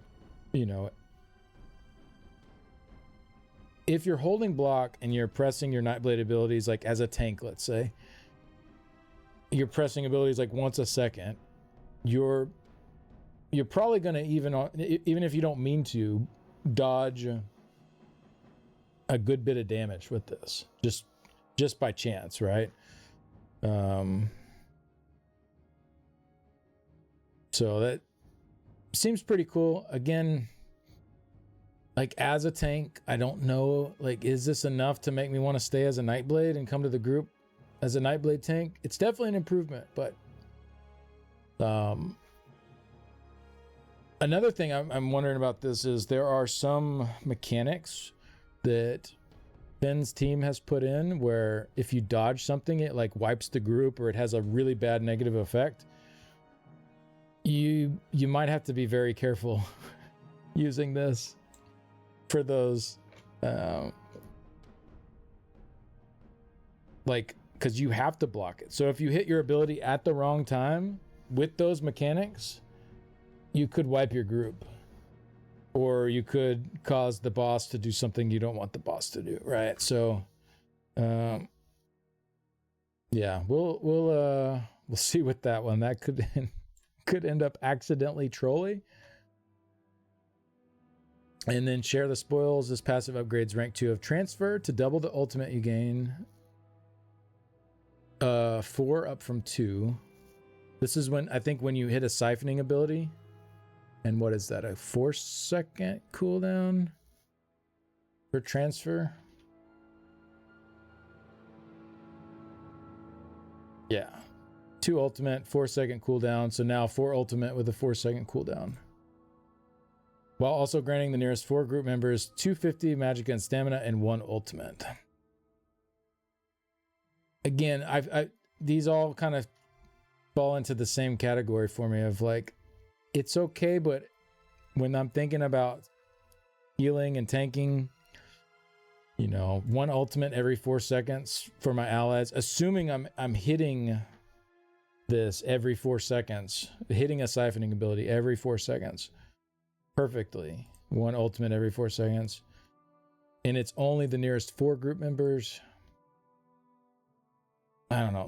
This one kind of feels a little lacking. But overall, I think Nightblade's got some really cool stuff they're working with here. But it's more just like the support stuff. I feel like needs probably a little more oomph.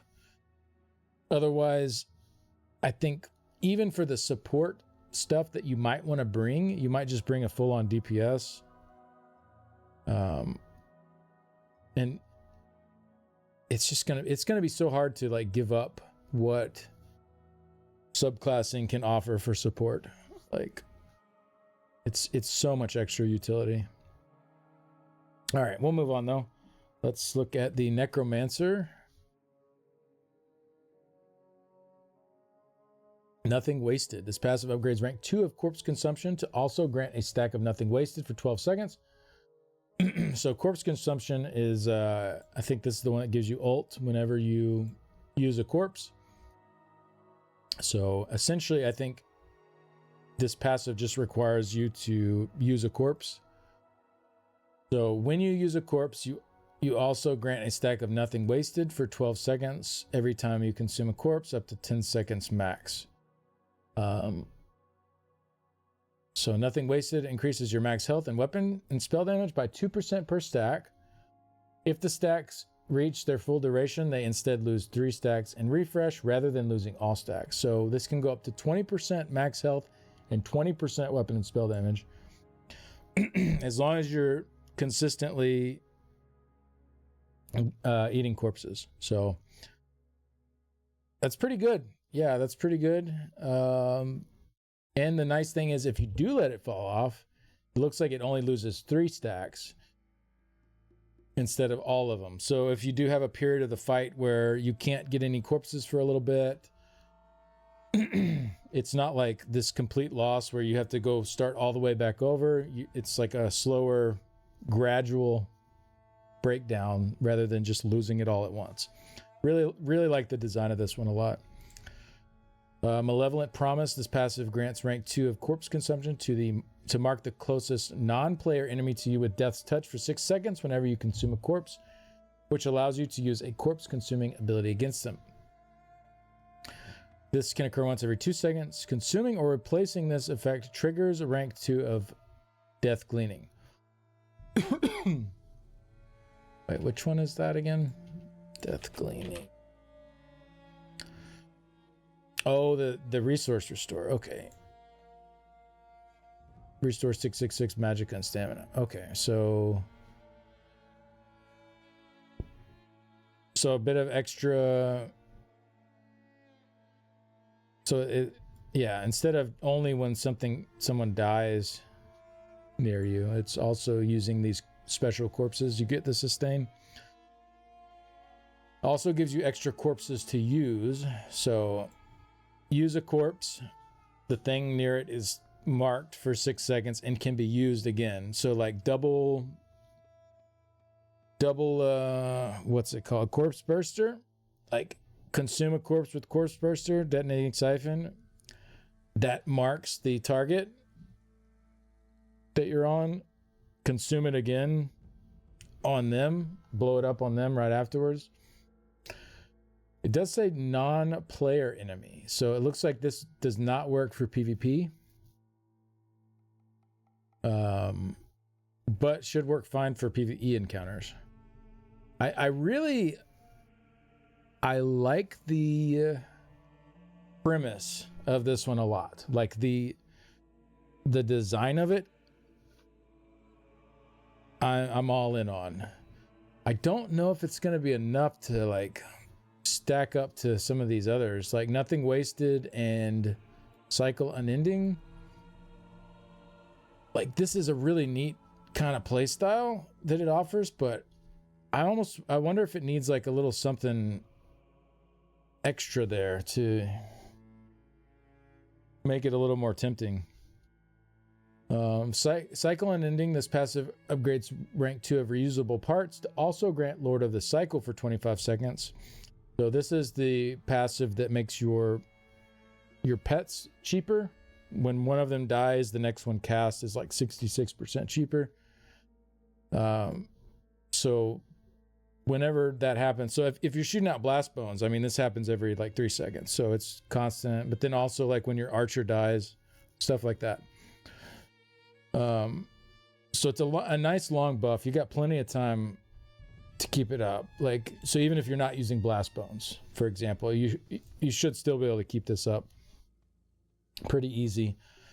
But it increases your damage done by 1% for every 1% more current health percent you have compared to your enemy. The bonus caps at 25%, 12% against players. So they give an example here. If you have 75% current health, your enemy has 50%, you gain 25% damage against them, 12 if they're a player. Or if you had 100% current health, they had 75%, you would get 25%. Or if you had 100% current health, they had 90%, you would get 10%. That makes sense. Past that 25% damage increase, that's it though. Like that's the cap, which is, I mean, that's that's fine. That's a huge damage increase. 25% is really good. But you do have to be careful. Like, if your health is yo-yoing a lot, there could be a lot of ticks of your damage where your health is dipped and you're not getting that increase. So just something to consider. It's not just a flat, like, 25% damage boost from 75% on with no stipulations. There is a little bit there.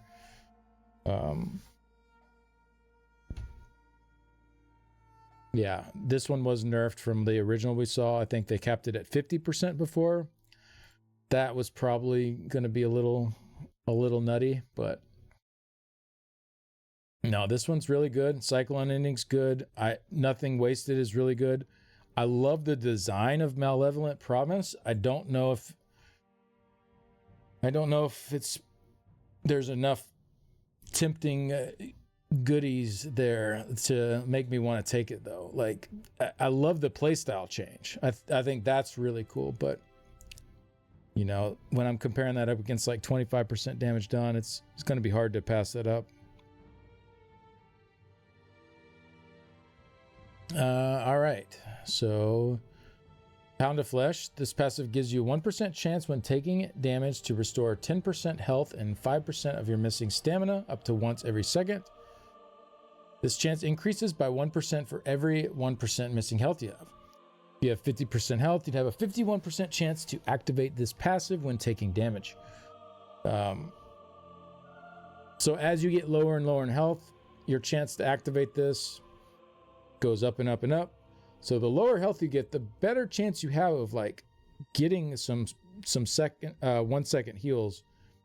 You do have to take damage to trigger that heal, but if you have like a bunch of dots on you or something, then as you get low, those dots will start actually healing you up as well.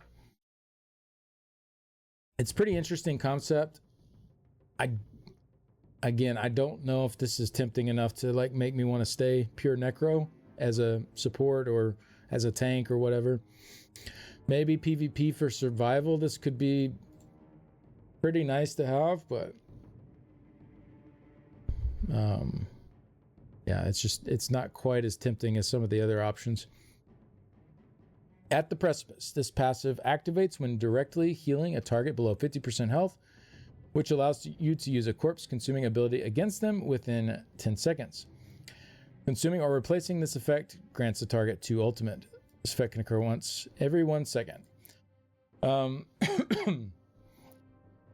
Again, I like the concept, but the trigger condition is not going to be super reliable. Only happens when a target's below 50% health. And then when that happens, you have to use a corpse consuming ability on them. And then consuming it or replacing it gives the target 2 ultimate. So while it can happen every 1 second, it doesn't seem like something that's going to actually trigger super often. So I don't know. This one doesn't seem very tempting out of these for me. I really love the first 3 though. Really the first 4. I mean, I like the. Okay, I'm gonna say I like all 5 of the designs very well. I don't know if these last 2 are gonna, or Malevolent Promise will have enough like oomph to them to really want to give up subclassing, if that makes sense. But the design of all 5 I think are really good. I think they fit in with the Necro really well. All right, let's look at the Dragonite now. Inexorable Descent. This passive upgrades Landslide to also grant 1% potency to damage and healing done and damage shield strength per stack. So Landslide right now stacks up to 10% damage done. So over a long duration, I think it takes 50 seconds of dealing damage, or if you have your Shatter Spike Mantle going, I think that's lowered to like 30 seconds. At the quickest, you can build up that 10%. So now you can build up 10% to another 10% to your damage, healing done, and damage shield strength. I don't know. This one feels a little underwhelming compared to these other ones, considering the very slow stack up. Like, then again, DK as a class is already like ahead of these other pure classes. But I don't know. This just seems kind of meh overall. Booming Voice. This passive upgrades rank 2 of the Storm Voice. I would let me go back here real quick. If it wasn't for the 30-second build-up, I would say this is probably all right. But like, it's a long build-up. But I don't like the long build-up of the passive in general with the DK. I think the Landslide passive is a bit finicky to work with. Like, there's so many fights when it just falls off, and you know, a lot of fights you have a hard time actually like getting much use out of it because of the fight lengths, and it's just kind of, I don't know, it's kind of meh overall as a passive. It's very good for long fights. I mean, just 10% damage done is nice. So in those cases, having another 10% damage done is nice, along with the healing done, damage shield strength, like. But to have to build it up like 30 seconds to get there each time, just kind of, I don't know. Not super excited by this one. Kind of the same here too. This passive upgrades rank 2 of the Storm Voice to also grant 1 health, magicka, and stamina per ultimate spent for 10 seconds. I think my issue with this is more the design than the actual numerical value. Because if you trigger the Storm Voice, like you're already getting back a big burst of resources, right? Like, because this is the passive that gives you ult back gives you resources back per ult spent. And so then to get 10 seconds of just higher recovery, like I guess this maxes out at 500 if you do a 500 ult, or 250 if you do a 250 ult, etc. for 10 seconds. It's nice, but I'm already getting my big burst of ult back during that period. So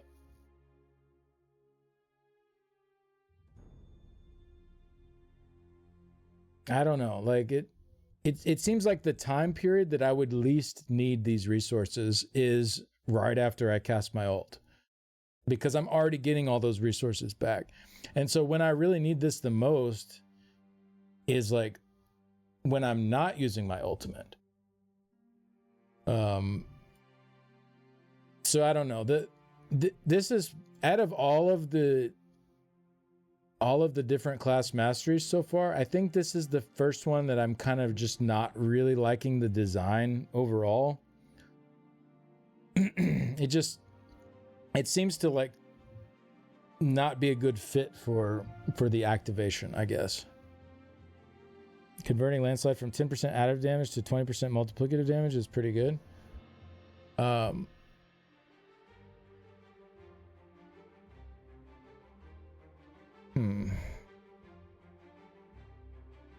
Is that how that works? So I mean, I see it's the 10%'s multiplicative here, but I don't. Yeah, that's. Is that how that works? That turns it to 20% multiplicative damage done instead of 10% additive? If so, that's actually, like, that's not bad. But I would take it as that's just an extra 10% multiplicative on top of what we're already getting. Sounds player testable. Yeah, that's what I was thinking as well. Okay.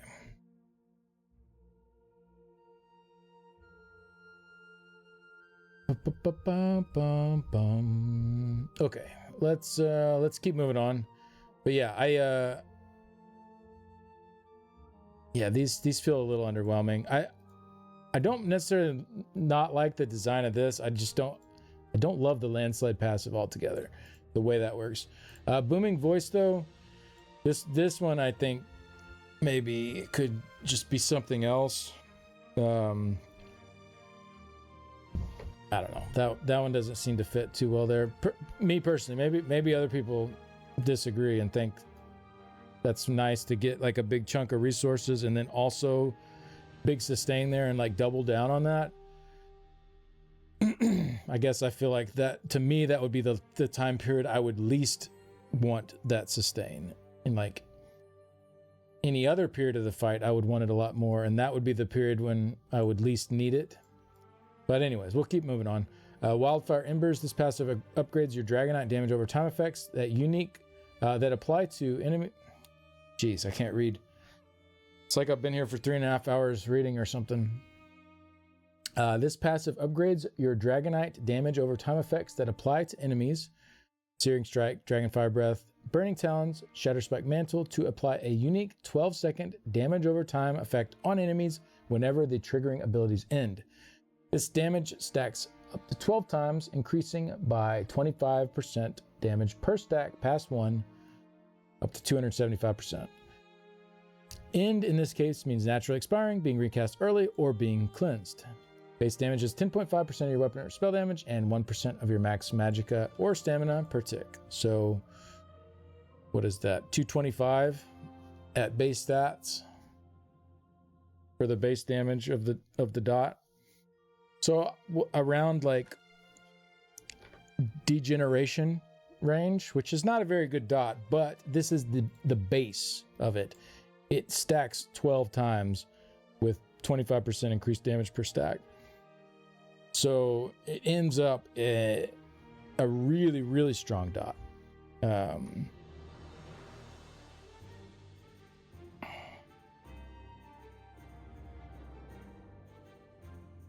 So yeah, this is a good one. It might make me actually want to run some Burning Talons too. This is one of those abilities that it didn't get touched with the rework and kind of feels meh right now. It's pretty decent in AoE, but even then it's just like, I don't know, it doesn't seem to have like kept up with the rest of the DK's kit overall. But this might make it more worth it, considering it's going to stack up this ability a lot faster. This is 10 seconds, this is 10 seconds, this is 20 seconds, but this one's only 5 seconds. So, I mean, even for AoE, maybe spamming this to start out, because it's not a terrible spammable. It's not a great spammable, but it's not terrible. You could spam this to start out to just get your stacks up as quick as possible and then proceed with a regular rotation after that.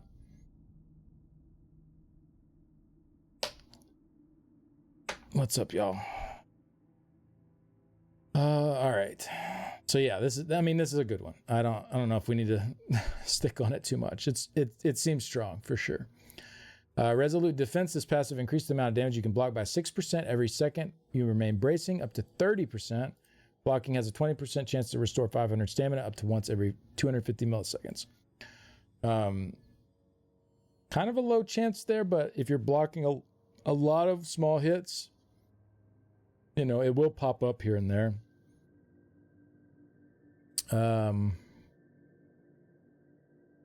The chance for it to happen is also pretty high, 4 times a second in theory. That would take some crazy luck at a 20% chance to actually hit it 4 times in a second. But, you know, just a little bit of extra stand back while you're blocking here and there. It's not something you can like super rely on like in a moment that you might need it, but like it's just a little drip feed here and there to like help keep you up. And then 30% extra block mit, though, that is pretty large. That's pretty massive. It does require you to hold block for 5 seconds to get to that point. But between this and something like Soul of Flame or Heart of Flame, restoring your resources while you're blocking, you could potentially hold block for a long time and get that really strong defense from blocking. All right. Lead from the front. This passive upgrades rank 2 of the Storm Voice to also apply Major Berserk and Protection for 1 second per 15 ultimate spent to you and group members within 28 meters of you. This is very nice. So when you cast an ultimate, you apply these 2 buffs. So if it's 1 second per 15 ult spent, so 150 ult would be at 10 seconds. If you cast it at 500 ult, that'd be 33 seconds. If you cast it with Yorvul's, 46 seconds at 500 ult. So maybe some Yorvul's interplay there. This is now like kind of starting to get in the territory of like, okay, maybe I could pure class as a support, because I'm offering some really nice buffs. On the other hand, if you subclass into Daedric Summoning, there's your Major Berserk. And then you have another free line to also get more support for your team. So it's tough. Like subclassing really went crazy for supports. I mean, it did for damage too, for sure, but it's have you been seeing some of the parses? I haven't yet. No, I haven't gotten out of the patch notes yet.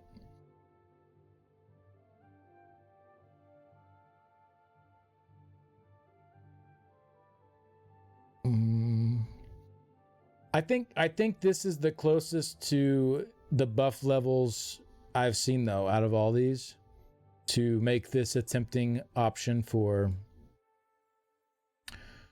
support. I think this one is on the right track. Yeah. I think this one's on the right track. But yeah, overall I think DK is pretty good. I don't love the first two. I think the next three are really quite cool though. It's way better than Atro. I mean, it's better than Atro, but is it better than Atro plus another skill line that you get to take? Like,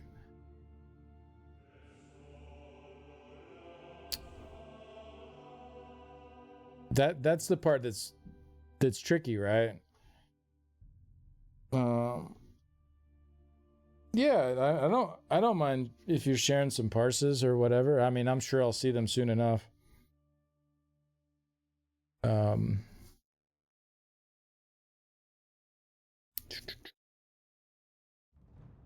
Warden 188k.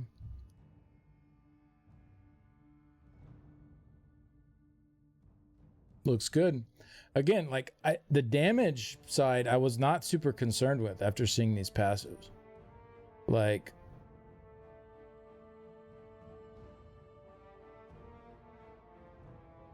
I was not super concerned. It's more the support that I'm still like, like.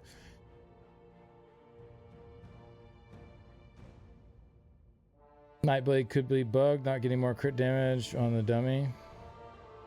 CMX is not going to report an increase in the cap. I see, but it should work. It's just not going to show it. Fair enough. All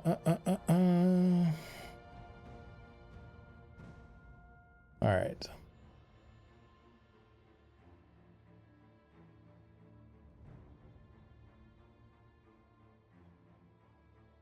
Yeah, we'll look at all that later though. Thank y'all for sharing. I'll dig into it more later. All right, let's look at Arcanist here. Abyssal Emergence. This passive upgrades your Arcanist ultimates to immediately generate 3 Crux upon activation, while also granting 666 weapon spell damage for 15 seconds after activating. This is pretty cool, but also kind of awkward, I feel like, in the way that this is used. So like, for example, if I'm starting a fight with an ult, like a lot of times I'm already full on Crux going into the fight. If I'm not, I need to flail anyway because I need to put that debuff on the enemy. So that's already 2 Crux I'm getting with my Tome Bearer. So really this part is kind of, in a lot of scenarios, only giving me 1 Crux extra. Just because of like the way the opening seems to go. Now, like, I guess you could alter your rotation a bit to play around this, but it yeah, this seems a little awkward, I guess, in the way that it triggers. I guess for maybe like for PvP, that could feel differently because you might be using the other Morpha Flail. You drop your ult and then you immediately like have the full stacked up flail against them, whether you had built any Crux beforehand or not. But if you had already built up the Crux, I don't know. I guess you could like do the full stacked up. Sorry, not flail, but tentacular dread. Full stacked dread, hit your ult, and then do another full stack dread. But I don't know. This one just feels a little awkward, like the way it works. The 666 weapon of spell damage after activating an ult, that part is super straightforward. Very like, you know, I'll cast my ult, I get a bunch of weapon of spell damage. Like that's, you know, like that's straightforward, works well. The first part of it is a little awkward though, I feel like. Fate Realigned. This passive upgrades rank 2 of Implacable Outcome to also generate 3 Crux upon activation and to grant 300 weapon spell damage for 25 seconds up to once every 15 seconds. So this one seems to make a little more sense, like with the way that it operates. Yeah, I like this one a lot. So Implacable Outcome, when you consume Crux, you gain ultimate. And so now when you consume your Crux, you get 3 Crux back. So it's like the perfect timing on it. Like when you need that Crux is right when you consumed it, you get it all back immediately. And that can happen once every 15 seconds. Also gets you 300 weapon spell damage, which will be permanently up instead of like this amount, which is only up for a short duration. Well, I mean, I guess 15 seconds isn't necessarily short, but I don't know. Maybe there are some like certain niche ways you can activate this for certain fights if it's content that you can properly respec in to slot this on. But I don't know if I want to be stuck in the whole encounter with this, right?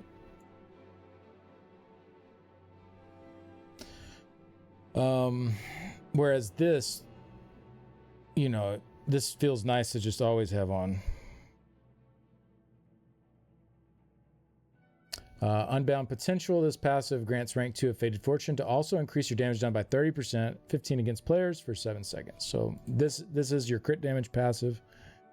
As long as you're spending or building Crux every 7 seconds, you will keep this big damage done buff up. So I feel like these two go together very well for a PvE damage dealer setup, which kind of leaves this one in a bit of a weird spot, I guess. For pure burst, you know, I guess you'd want this one and this one. But if you can't respec things around in mid-content, then I don't know, like, I think I'd want to just stick with these two for a trial or something.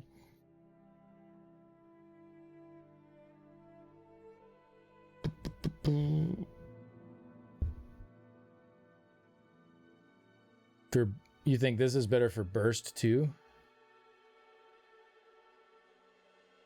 I mean, I guess the back-to-back beams versus the extra weapon and spell damage. Yeah. Yeah, this is ult, 2 flail, 2 beams. This is ult, 1 flail, because you have to get the debuff put on them still, and then 1 beam. So, but more weapon and spell damage. Yeah. Yeah, it really comes down, I think, this beginning part not really. Oops, I hate that feature in Edge. This part really not. Sorry, the first part really not adding a lot of value, I think, is what it kind of comes down to. All right, we'll move on though. Erudite's Rigor. This passive upgrades Fate Woven Armor to also grant 1 ultimate and 300 magicka and stamina when you take damage, increasing by 100 magicka and stamina per crux you have up to once every 2 seconds. Again, just 1 ult and some resource return every 2 seconds.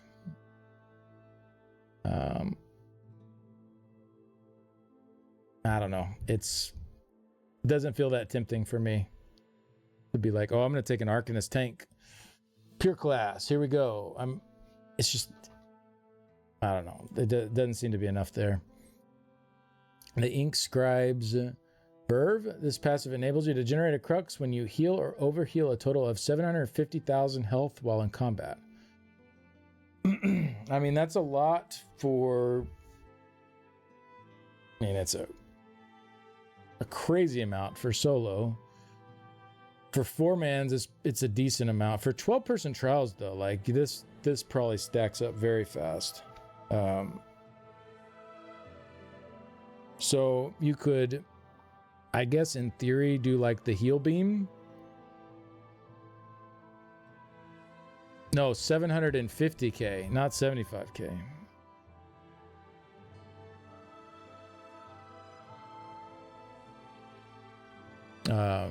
So you could do like your heal beam. While the heal beam is going, it's generating crux.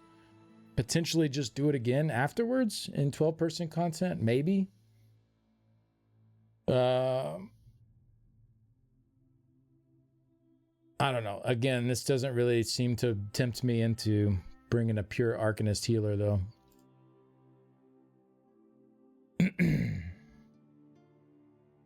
Yeah.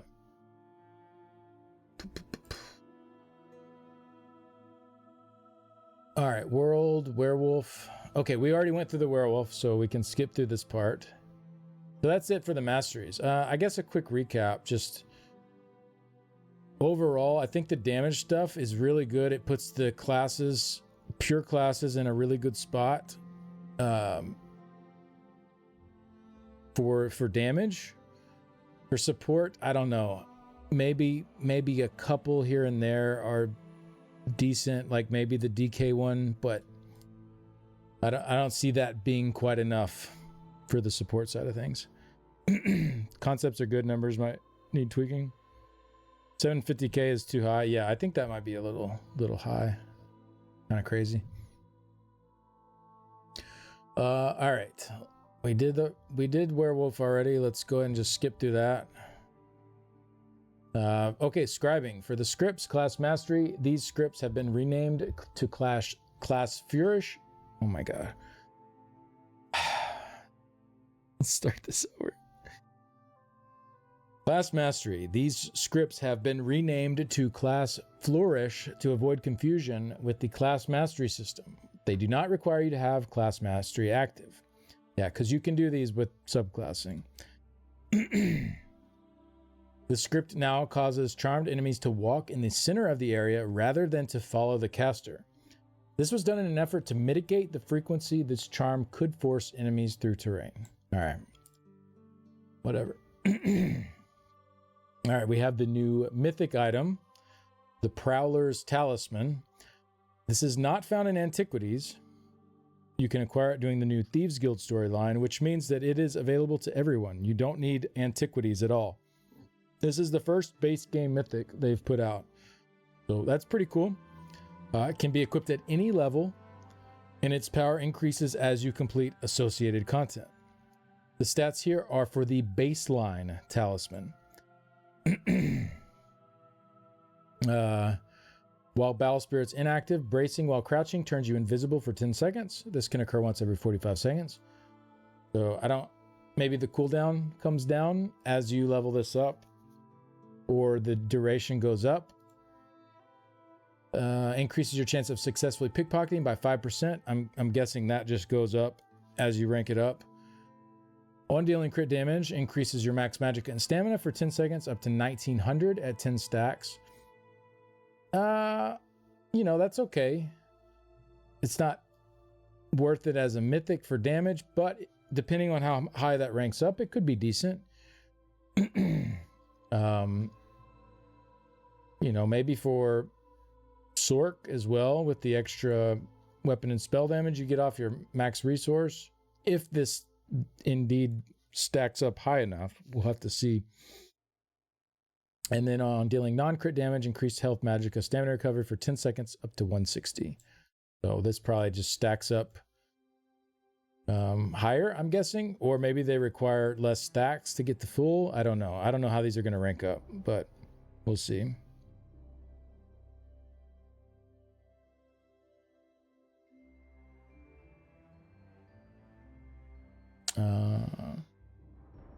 And then it can occur once every, either effect can occur up to once every 1 second. Okay.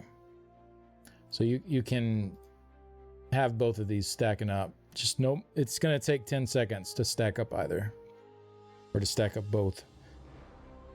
All right. Here's a juicy part. This is one of my favorite parts. This is one of my favorite parts, the item sets. And I'm just seeing how much we have left here. I think we're getting pretty close. Cool.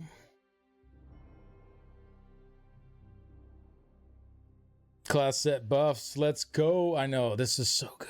This is so good. I was so happy to see this. Like, not gonna lie. Like, this was probably the highlight of the whole thing for me. It was probably the highlight of the whole thing. Give me just a second though. I do need to use the bathroom. I've been sitting here for about 4 hours now, so let me get up and use the bathroom real quick, and then we'll finish up the rest of these, hopefully in the next like 30-45 minutes.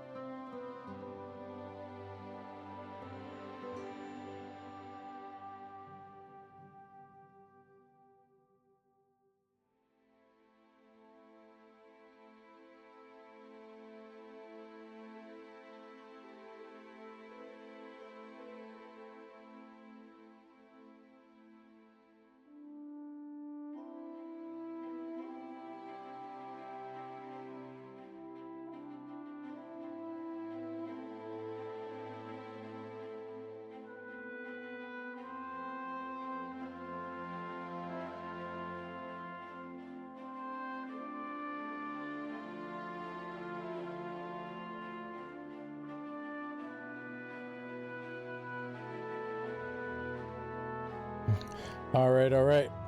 Sorry about the wait. I have returned. Let's see. 54 2 minutes or 2 hours.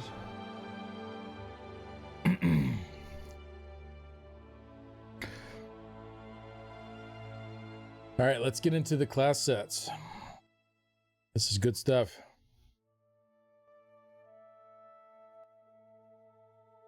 Really good stuff here. Ares Cry. This set now increases your damage done by 10%, rather than only damage done with animal companion skills by 10%. I mean, I'm pretty sure this is just going to be Biss on Wardens now. Like, for single target anyway. Obviously, this is a single target only set, but awesome. It's so good. Yeah. This makes this set usable. I mean, it was okay before, but it was like, you know, you're going to get better damage just slotting like Pillar and Urn or some standard proc set than with this one specifically designed for the Wardens. This was used in that 188k parse. Okay, good to know. Yeah, this is a good one. So for those that don't know the set, I can pull it up here. It has a proc damage, but it also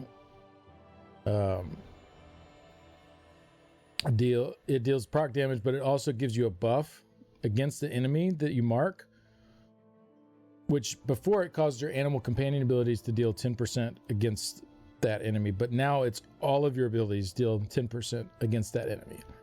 Now again, this is only single target damage, so it's not going to be something you just want to slap on for everything. But for single target fights, this is very good now. Then we have Etheric Lancer. This is the Templar set. Update the damage proc from this set to be considered a class ability. This should help the set scale with a few more interactions, namely a few Templar specific ones. That's cool. I really like seeing that. I would love if if this one worked the same way. I don't know if maybe it already does with the whatever the meteor things you drop. What are they called? Wraths.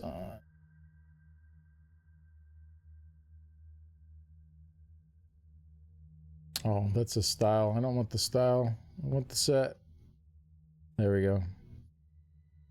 Novas. There we go. Like, does the Wrathful Nova already count as a Templar ability? It already did. Okay, cool. We just got confirmation that Wrathful Nova already counted as a class ability under the hood. So that's good. That that's what I was hoping for with this set too. Okay, so now this one does as well.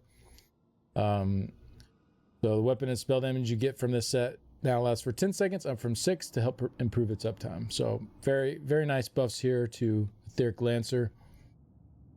Beacon of Oblivion adjusted the damage and healing bonuses while no permanent pets are active, and Battle Spirit is active to 7%, up from 5. So just a little bit of a buff for PvP here.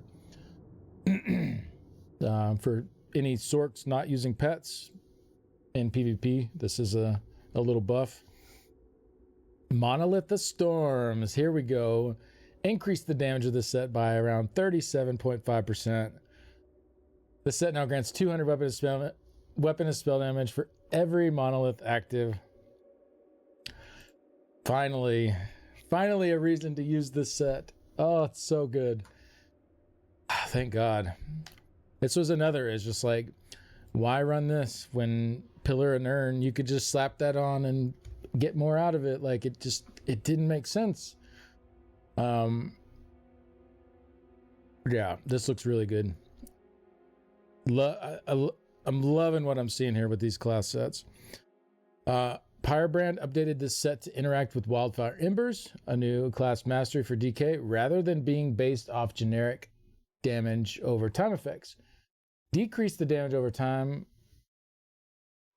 Decrease the damage of the damage over time proc by 31.4%. So decrease the dot, decrease the AoE proc by 26.1%. Heavy attacking now removes up to 3 stacks of Wildfire Embers or your Pyrebrand, rather than up to 3 damage over time effects. Adjusted the bonus damage to 25% per Wildfire Ember stack up to 300% max, rather than 20% damage over time up to 60%.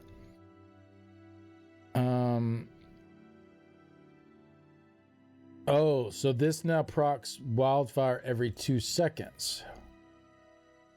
So this gets your stacks up very fast. Is that what you're saying for Wildfire?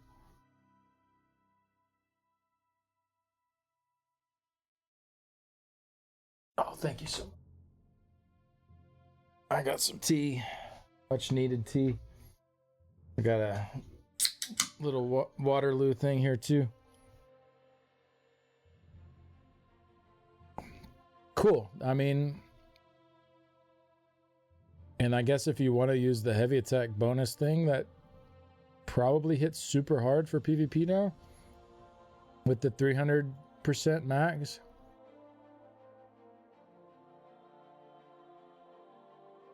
I don't know.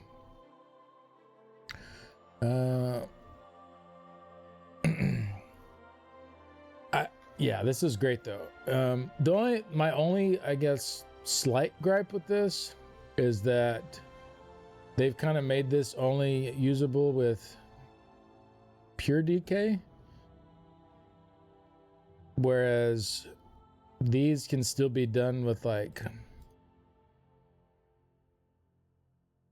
with subclassing. Like I could be a warden in subclass and keep this set, you know?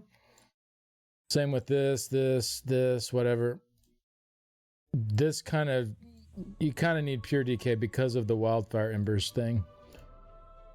You don't get this with subclass, which I guess is fine. Like it's, you know, I shouldn't gripe about that actually. That's probably fine.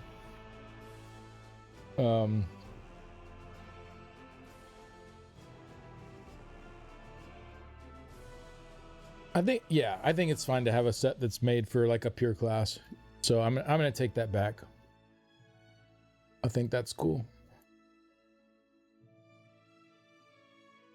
All right, Soul Cleaver. This is the Nightblade set.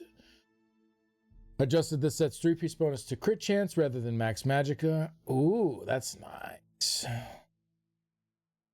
That's nice. Soul Cleaver. So that was weapon and spell damage, now crit chance and weapon and spell damage. Okay, good.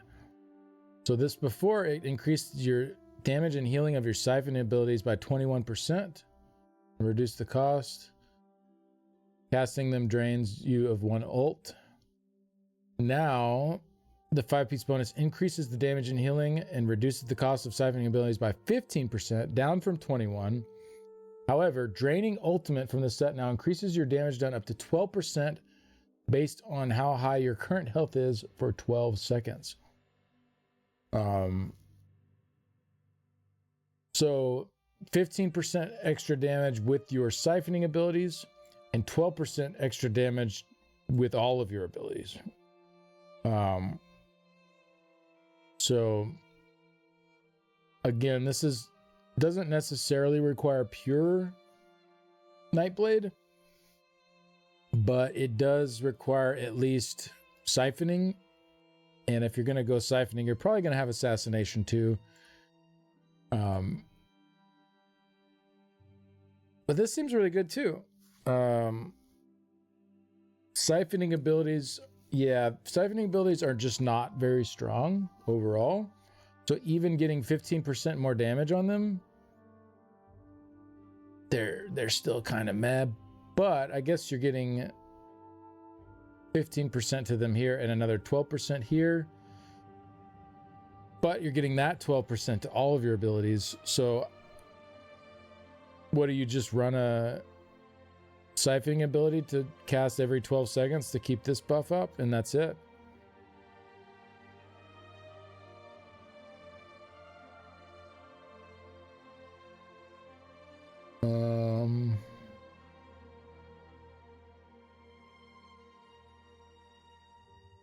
Let's just let me just look at siphoning real quick under Nightblade.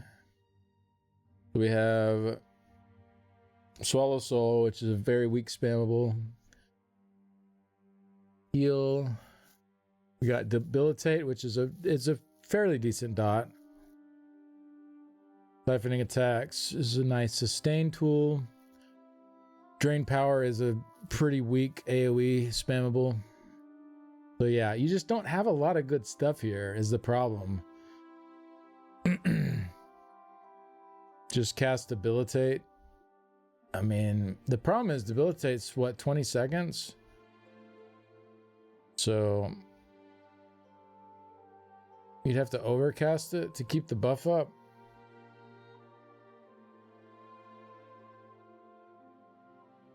Yeah, I think the bigger problem is like a lot of the skills in this line are just not very strong.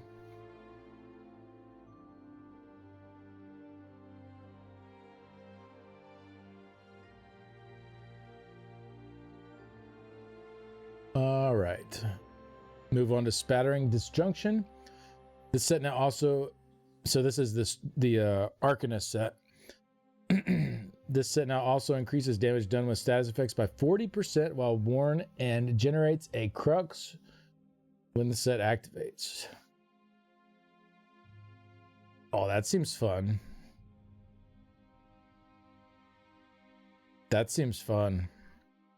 Dang, that's gonna absolutely go crazy in IA, but I think even out of IA, that should be pretty decent, right? 40% boost to status effect damage.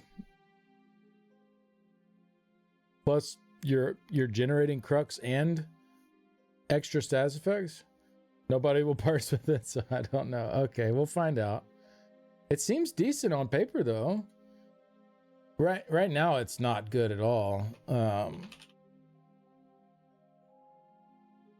So right now, it has good 2 to 4 piece bonuses.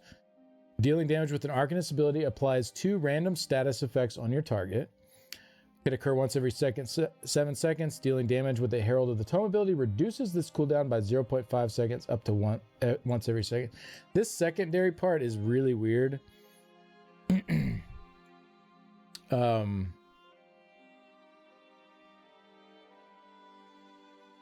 don't know. Like this, I feel like the cooldown should just be like 5 seconds or something, and just get rid of this whole part.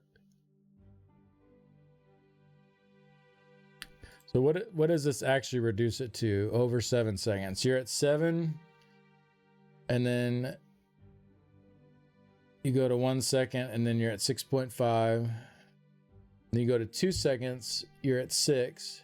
Then you go to 3 seconds, you're at 5.5. Then you go to 4 seconds, and you're at 5.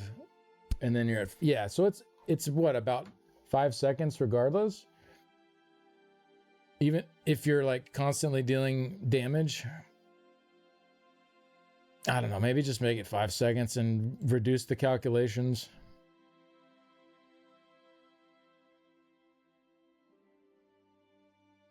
This seems kind of like a silly little thing that is not super necessary.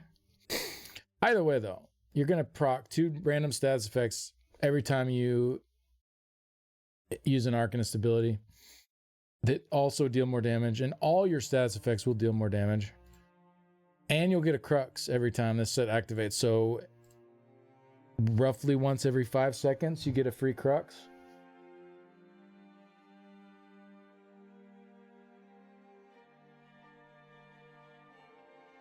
Yeah. Simplifying a lot of stuff would be nice. Yeah, I feel like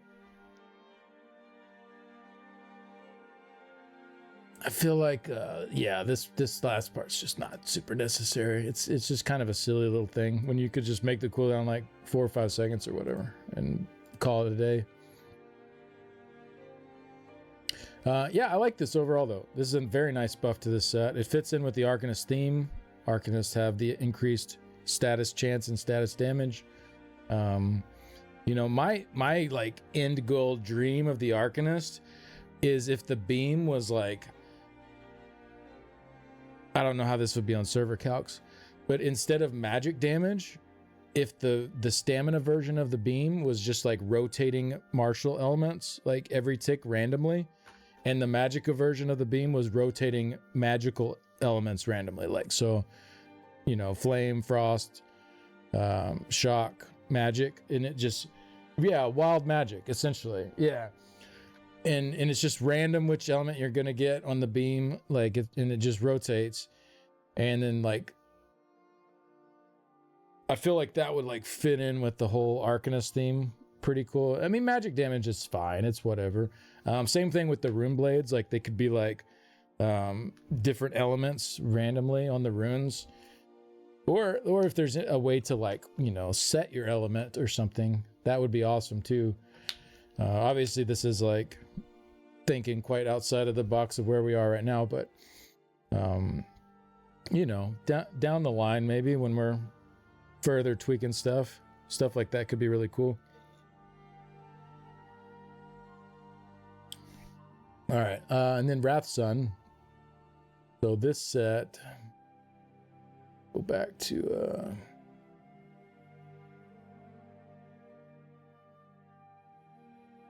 this here. So Wrathsun right now is when you deal damage with a Dawn's Wrath ability, you gain a stack of sunlight for 15 seconds once per attack. You have 40 stacks max and gain 12 magicka recovery per stack. When at max stacks, your Dawn's Wrath abilities deal 25% bonus damage, and Wrathful Nova is cast on the enemy, but you cannot refresh it. So then it's 15 seconds of that big buff. When sunlight expires at max stacks, you lose 50% of your current magicka. Okay, so now the stack stops at 30 seconds, so you only need to stack it up to 30 instead of 40. You get more magicka recovery, and then Wrathsun at max stacks now increases the damage done of Templar skill line abilities by 25% or 10% against players, rather than the damage scaling of Dawn's Wrath abilities. So all of your Templar abilities hit for 25% harder when you're at 30 stacks, and you drop a Nova on them as well. Seems pretty fun. That seems pretty fun. You map this out to proccing once every 20 to 25 seconds. So if it was at 20 to 25 seconds and the buff lasts for 15,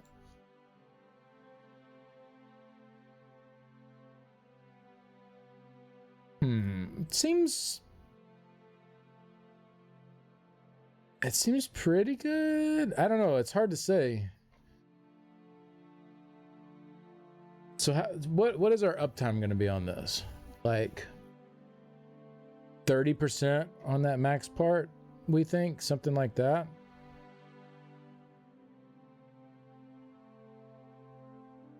Times 0.25. So like an 8% damage done for our Templar abilities over the course of it, but also the meteors that drop, those deal damage as well. And if you are a pure Templar, your meteors you drop will deal even more damage because of the judgment passive.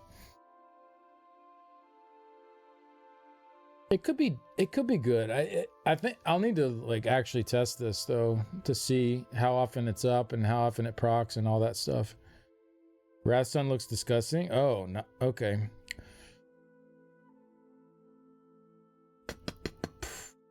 Yeah, well, we'll see. Yeah, I'll definitely take a look at this. There's a lot of moving parts here, so it's kind of hard to math it in your head, but cool. Again, this is probably my favorite section of this whole thing.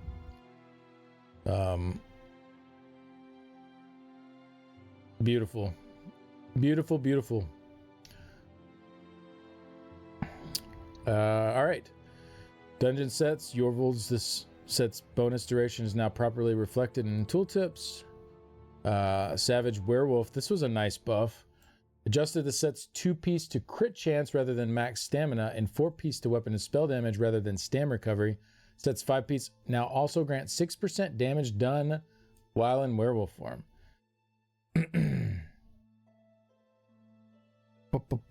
So that seems pretty good. This one applies like a secondary bleed effect on your light attacks, causing them to bleed for 232 bleed damage.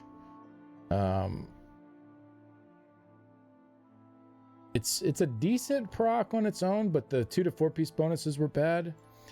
But now, decent proc, good 2 to 4 piece bonuses, and you get 6% more damage done while you're in werewolf form. Like, this seems like a really good set for werewolf.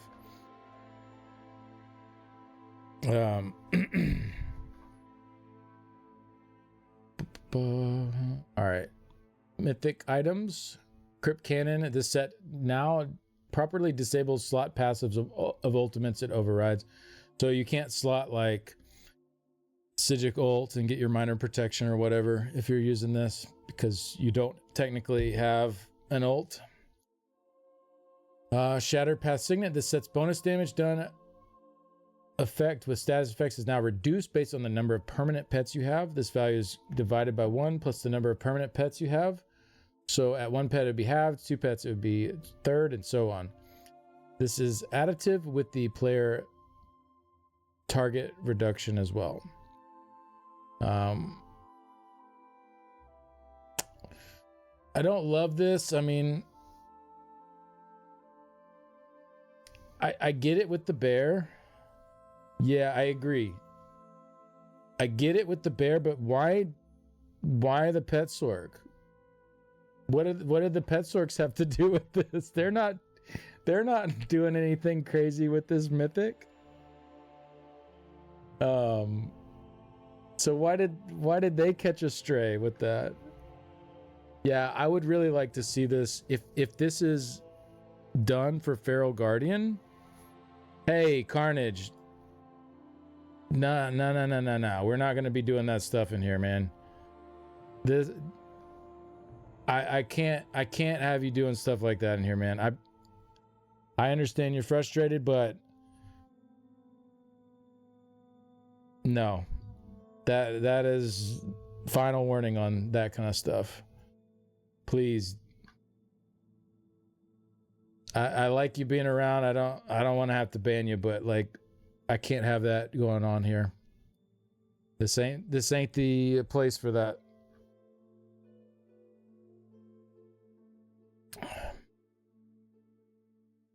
I do agree this is not the solution they need to be doing, though. Like, sure, if you want to tone it down for the bear ult, totally get that, because it's especially good with the bear ult.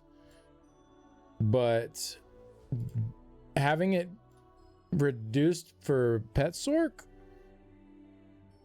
that part I don't understand at all. Like, that it wasn't overpowered with pet sork. So that, I think that part needs to change, you know. That part needs to change for sure. Just do it with the bear, and I think it's fine.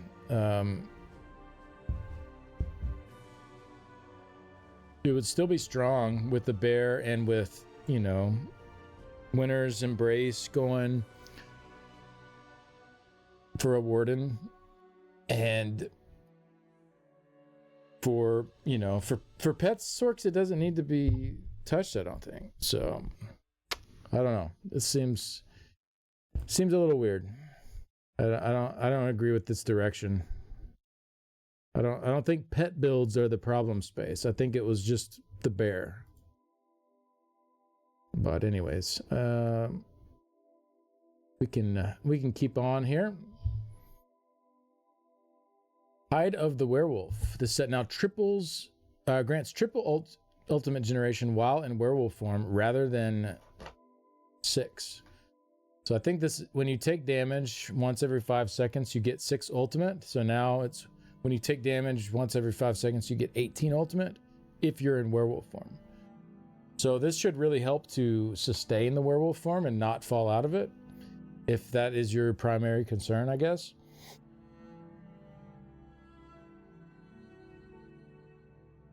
So that's a pretty cool option there. Call of Dice, thank you very much. Thank you for the 5 months.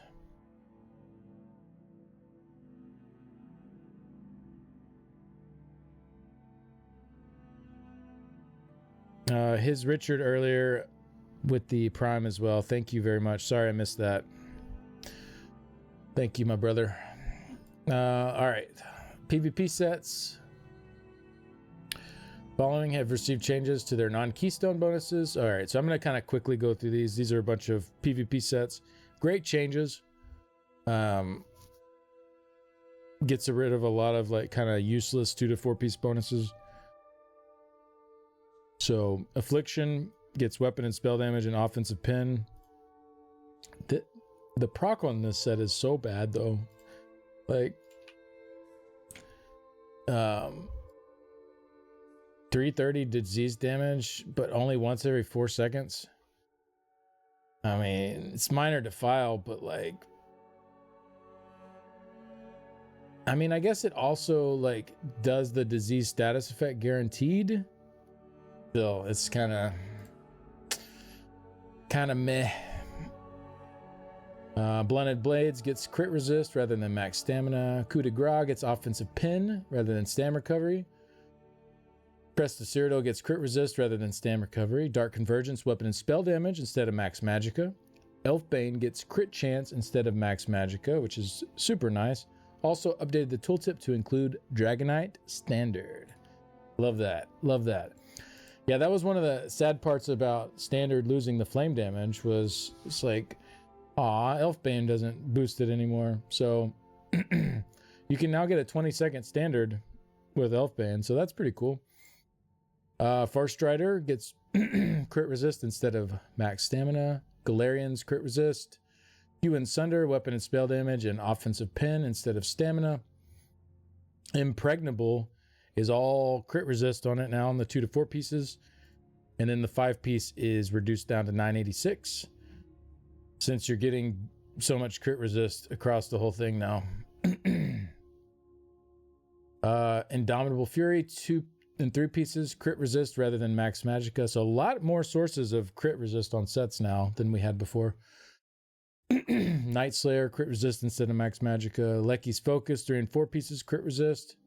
Light of Cyrodiil, crit chance, weapon and spell damage instead of the max magicka bonuses. And then when you, I think this is 15% damage reduction when you're channeling. And if that's interrupted, your next ability is free. So instead of it only being magicka ability that would be free, any ability would be free now. So pretty big damage reduction while you're channeling something. Maybe some niche uses, but I don't know. Not too big on this one. The Morong Tong. Meringue? The Meringue Tong. There you go, Goaz. The Morang Tong. Crit chance instead of max stamina. So that's pretty nice change there for sure.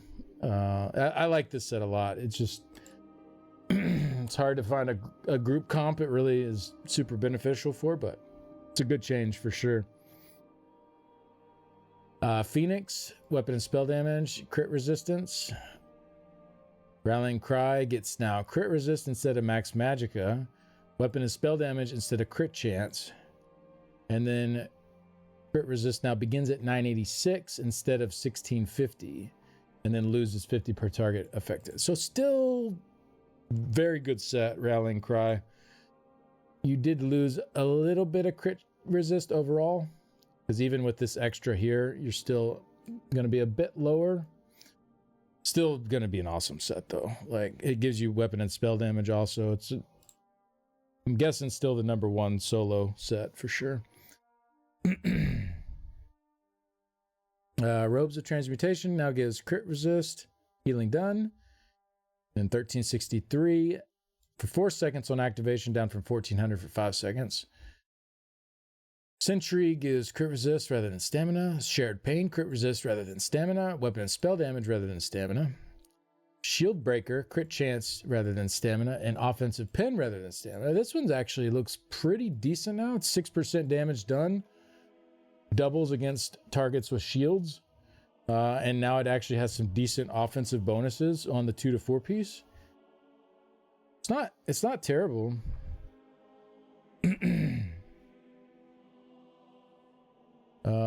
Siege Master's Focus, crit resist rather than max stamina. Spell Strategist, weapon spell damage rather than max magicka. I love that they're updating all these, because these max mag, max stam lines are just always felt pretty bad. You know, spell strat's not terrible now with this. It's a decent amount of weapon and spell damage.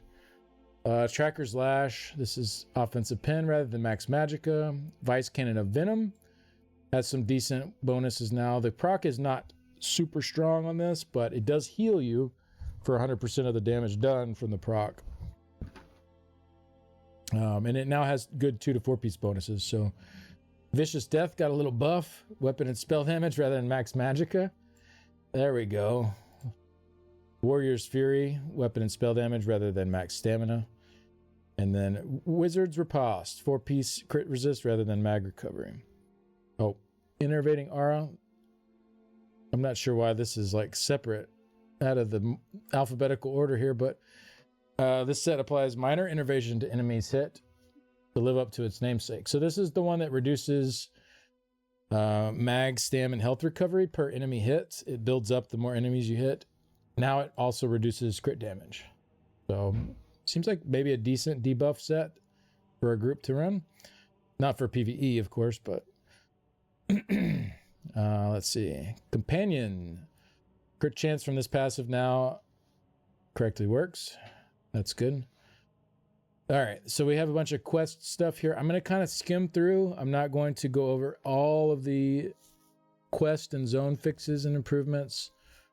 If there's anything down here that I miss, y'all let me know. Like any big important things. I think most of these are like little, you know, just bug fixes for questing and stuff like that. We'll see. Keep going. Okay, here's one. Sigil of Imperial Retreat. This item can be used in or out of combat rather than only out of combat. Using this item now actively removes and prevents any form of stealth or invisibility for 8 seconds after beginning to use the item. So if you're stuck in combat, I think the idea is to let you still use this if you end up stuck in combat, which happens, you know, all the time in PvP. So you can still use this if you get stuck in combat, but you can't like use it and then stealth and then get out without having to, you know, deal with what's going on. Audio. After 12 years in Tamriel, we're in the process of modernizing the audio mix of ESO. We are excited for you all to hear the changes, but are aware that due to these adjustments, some of the sound levels in game might be different from what you're accustomed to. This is a large-scale work in progress, so please bear with us. We plan to discuss these updates in detail in a future developer deep dive article. So that's cool. I mean, I'm all about them like bringing things up to date, modernizing. I think that's great. Every new player you have in the game, you know, having that experience be a little bit better. All the little things add up for sure. Guards in Cyrodiil have audible footsteps. Yeah, I'm gonna skip through some of this stuff. Some fixes for cosmetics and whatnot.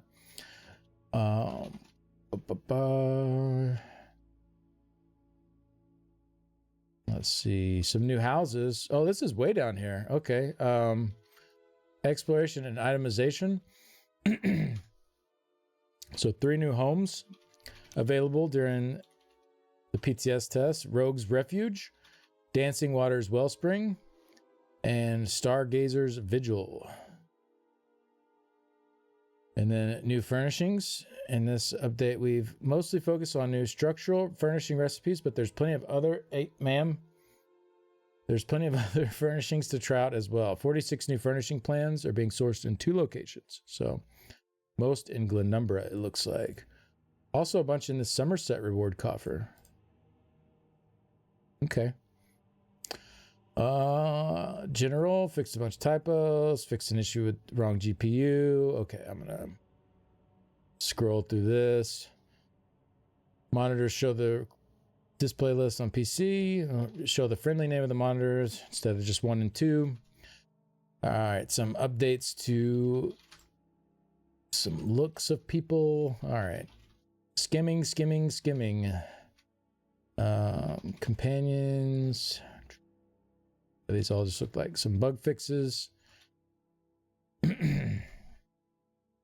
Some sound effects for leaving the queue in Cyrodiil and opening the map in Cyrodiil. All right, so just some general like cleaning up of like the whole presentation of the game, it seems like, is what a lot of this is. Like to make everything feel like every action has like some kind of sound or like impact associated with it. Add-ons use the correct amount of memory as required. Add-ons can no longer deconstruct companion gear. Okay. Fixed an issue where the joystick could navigate poorly on the champion point screen. You should see the add friend keybind on friends. Okay, whatever. I think we're good.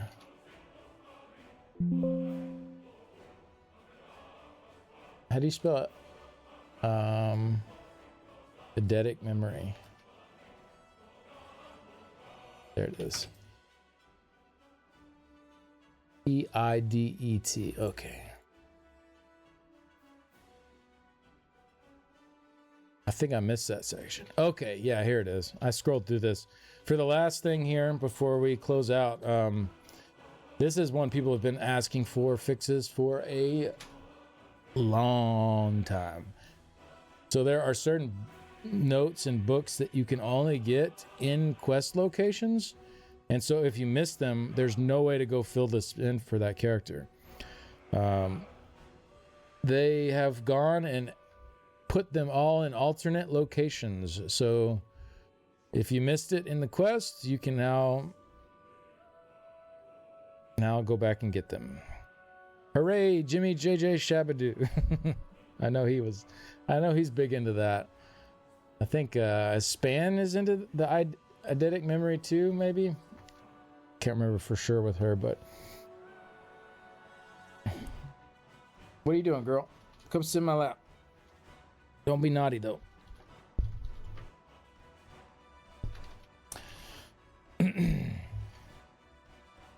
All right. Those are the patch notes. It only took us 4.5 hours to get through them.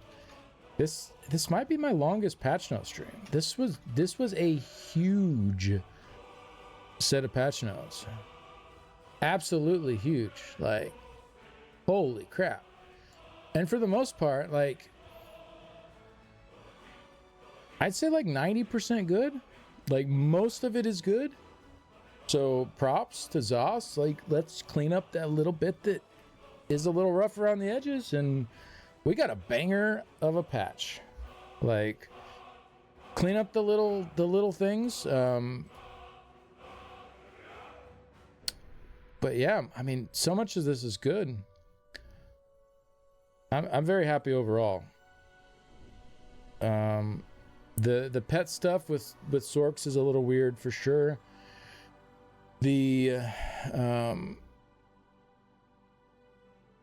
Some of the class masteries definitely seem more appealing than others.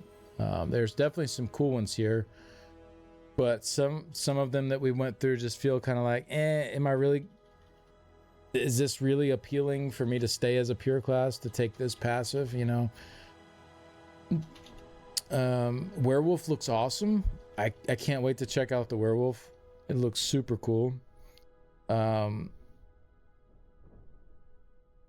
Yeah, overall, like really, really good stuff. The class set buffs were just so good. Like I love seeing that. These have been underperforming for so long now, and hey, now they're good. Like, wow. I guess the other negative part I would say would be the damage done to monsters section.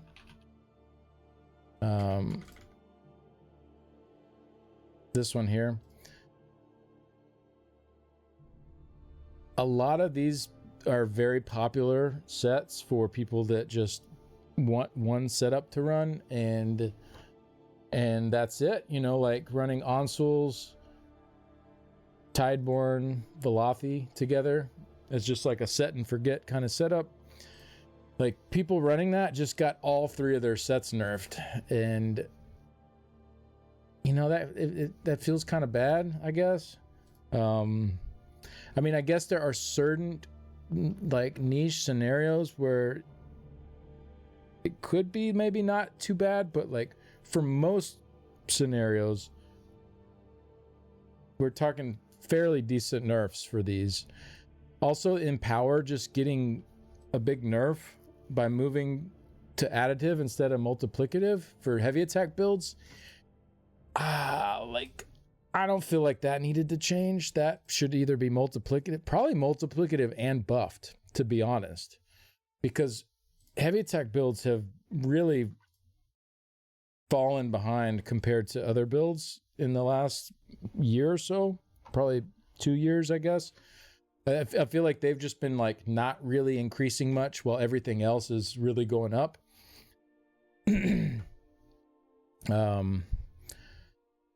So yeah, I don't agree with that one. But honestly, for the most part, I'm very happy with this.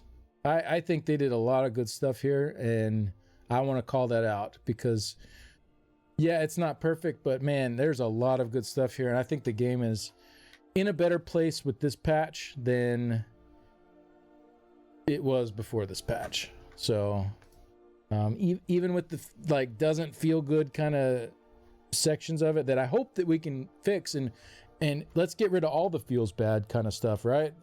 Ideally, but I still think the game is going to be in a better state with this patch than before it.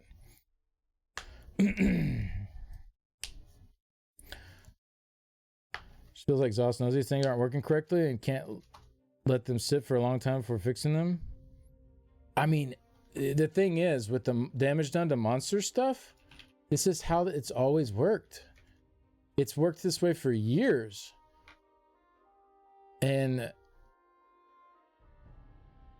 like, I don't personally, when it's a different damage bucket, like damage done to monsters, I don't see the problem in having that as a multiplicative bonus. Just adjust accordingly. But like, Shadow Cloak was not an overperforming ability with its 10% damage done to monsters. I don't think Ansuul's is overperforming. You know, maybe for a set and forget set, it was a little bit too strong, but like, you know, Bossa, even with the buff here, is still a nerf. Empower was not overperforming. Now it's nerfed. Shadow Cloak was not overperforming. Now it's nerfed. Tideborn, I don't know if I'd say it's overperforming, but it was like up there, right? It was a great set to run, and maybe that was better than Zoss intended for it to be. Velothi probably was a bit overperforming and could use some adjustments. Overall, if our damage is up despite all this, I think it's probably fine, right? Like, if these get nerfed a bit, but our overall damage goes up, maybe it's not such a big deal. but it's still like, I feel like some of these in particular just feel bad. Like they didn't really need to get nerfed at all. So yeah, they must have been very confused why Tideborn was so popular. But it is what it is, right? Like it's week 1 of the PTS, day 1 of the PTS. This is the time to get feedback in. If you are unhappy with any of this stuff, this is the time to speak up about it. This is, you know, if you wait till week 3 or 4 of the PTS, it's probably too late. So if you're really upset about something here, please go in the forums, make a post. If there's already a post, follow up on that post and say, hey, +1, I also think this is not a good idea, right? Like put your name in there, put your voice in there. I have a feedback channel in my Discord server too, especially around these times with the PTS. That's when I really go through it. You know, some of the stuff in there is just like bonkers off the wall stuff, just like on the forums that I have to ignore. But like for the most part, I mean, I do read it all. I go through all of that, and especially stuff that, you know, I'll see somebody post something in there and it'll have like 6 reactions on it that say 100 or like fire or, you know, +1 or whatever. Posts like that I see a lot of people are agreeing with, those are like definitely the ones that I'm going to be passing along. But what I'm trying to say is like, this is not the time to be angry. This is the time to, if you're upset with something, this is the time to put in the feedback and say, hey, you guys might want to rethink about this one here, right? And overall, like, I feel like they did a really good job with this patch. So, you know, in most patches in the past, if seeing stuff like this would have really tilted me and set me off, because it wouldn't have had all this other good stuff in it alongside it. It would have been just like a bunch of stuff like this, right? Like that just was super annoying and anti-player, and while I'm still not happy with this, that they did this, I think there's better solutions and better adjustments that can be made to keep these from, you know, from having people feel like they're being nerfed. Because there's so many other good things in here, it like lessens that blow. It you know, the happiness of these patch notes is outweighing the like sadness of the little bits here and there, right? And that's something we haven't really seen in the past from ZOS up until recently. Patch note days were often a day of just a lot of frustration, a lot of why, a lot of like, what's going on? Why are we here? Why are we doing this? And to actually read through this, and like 90% of it is not that. 90% of it is like, oh, awesome, great change, awesome, this is a cool new thing, sweet, look what they're adding here. Like, to actually have that be the normal reaction going through patch notes and not flip the other way. It used to be the other way around, where it was like 10%, like, oh, okay, well, that's one cool little thing here amongst all these things that I wish they didn't do. You know, to have that being flipped around, it's such a good feeling. Like, it's, and that's why I'm not super upset about, like, I want the stuff to be fixed that's not as good as it could be, of course. But I'm not super tilted or upset about it. Like, because there's so much good stuff here. So, old PTS streams used to be so bad. Yeah, they did. They did. It was super frustrating. So, all right, I'm going to end my YouTube video here before this hits 5 hours. We'll knock it out at 4:43. So, YouTube, I don't know if you're still here. Most of you probably are not. So if you made it this far, wow, thank you very much for watching 4 hours and 44 minutes of me rambling. But yeah, thanks for watching. See you on the next one. Bye.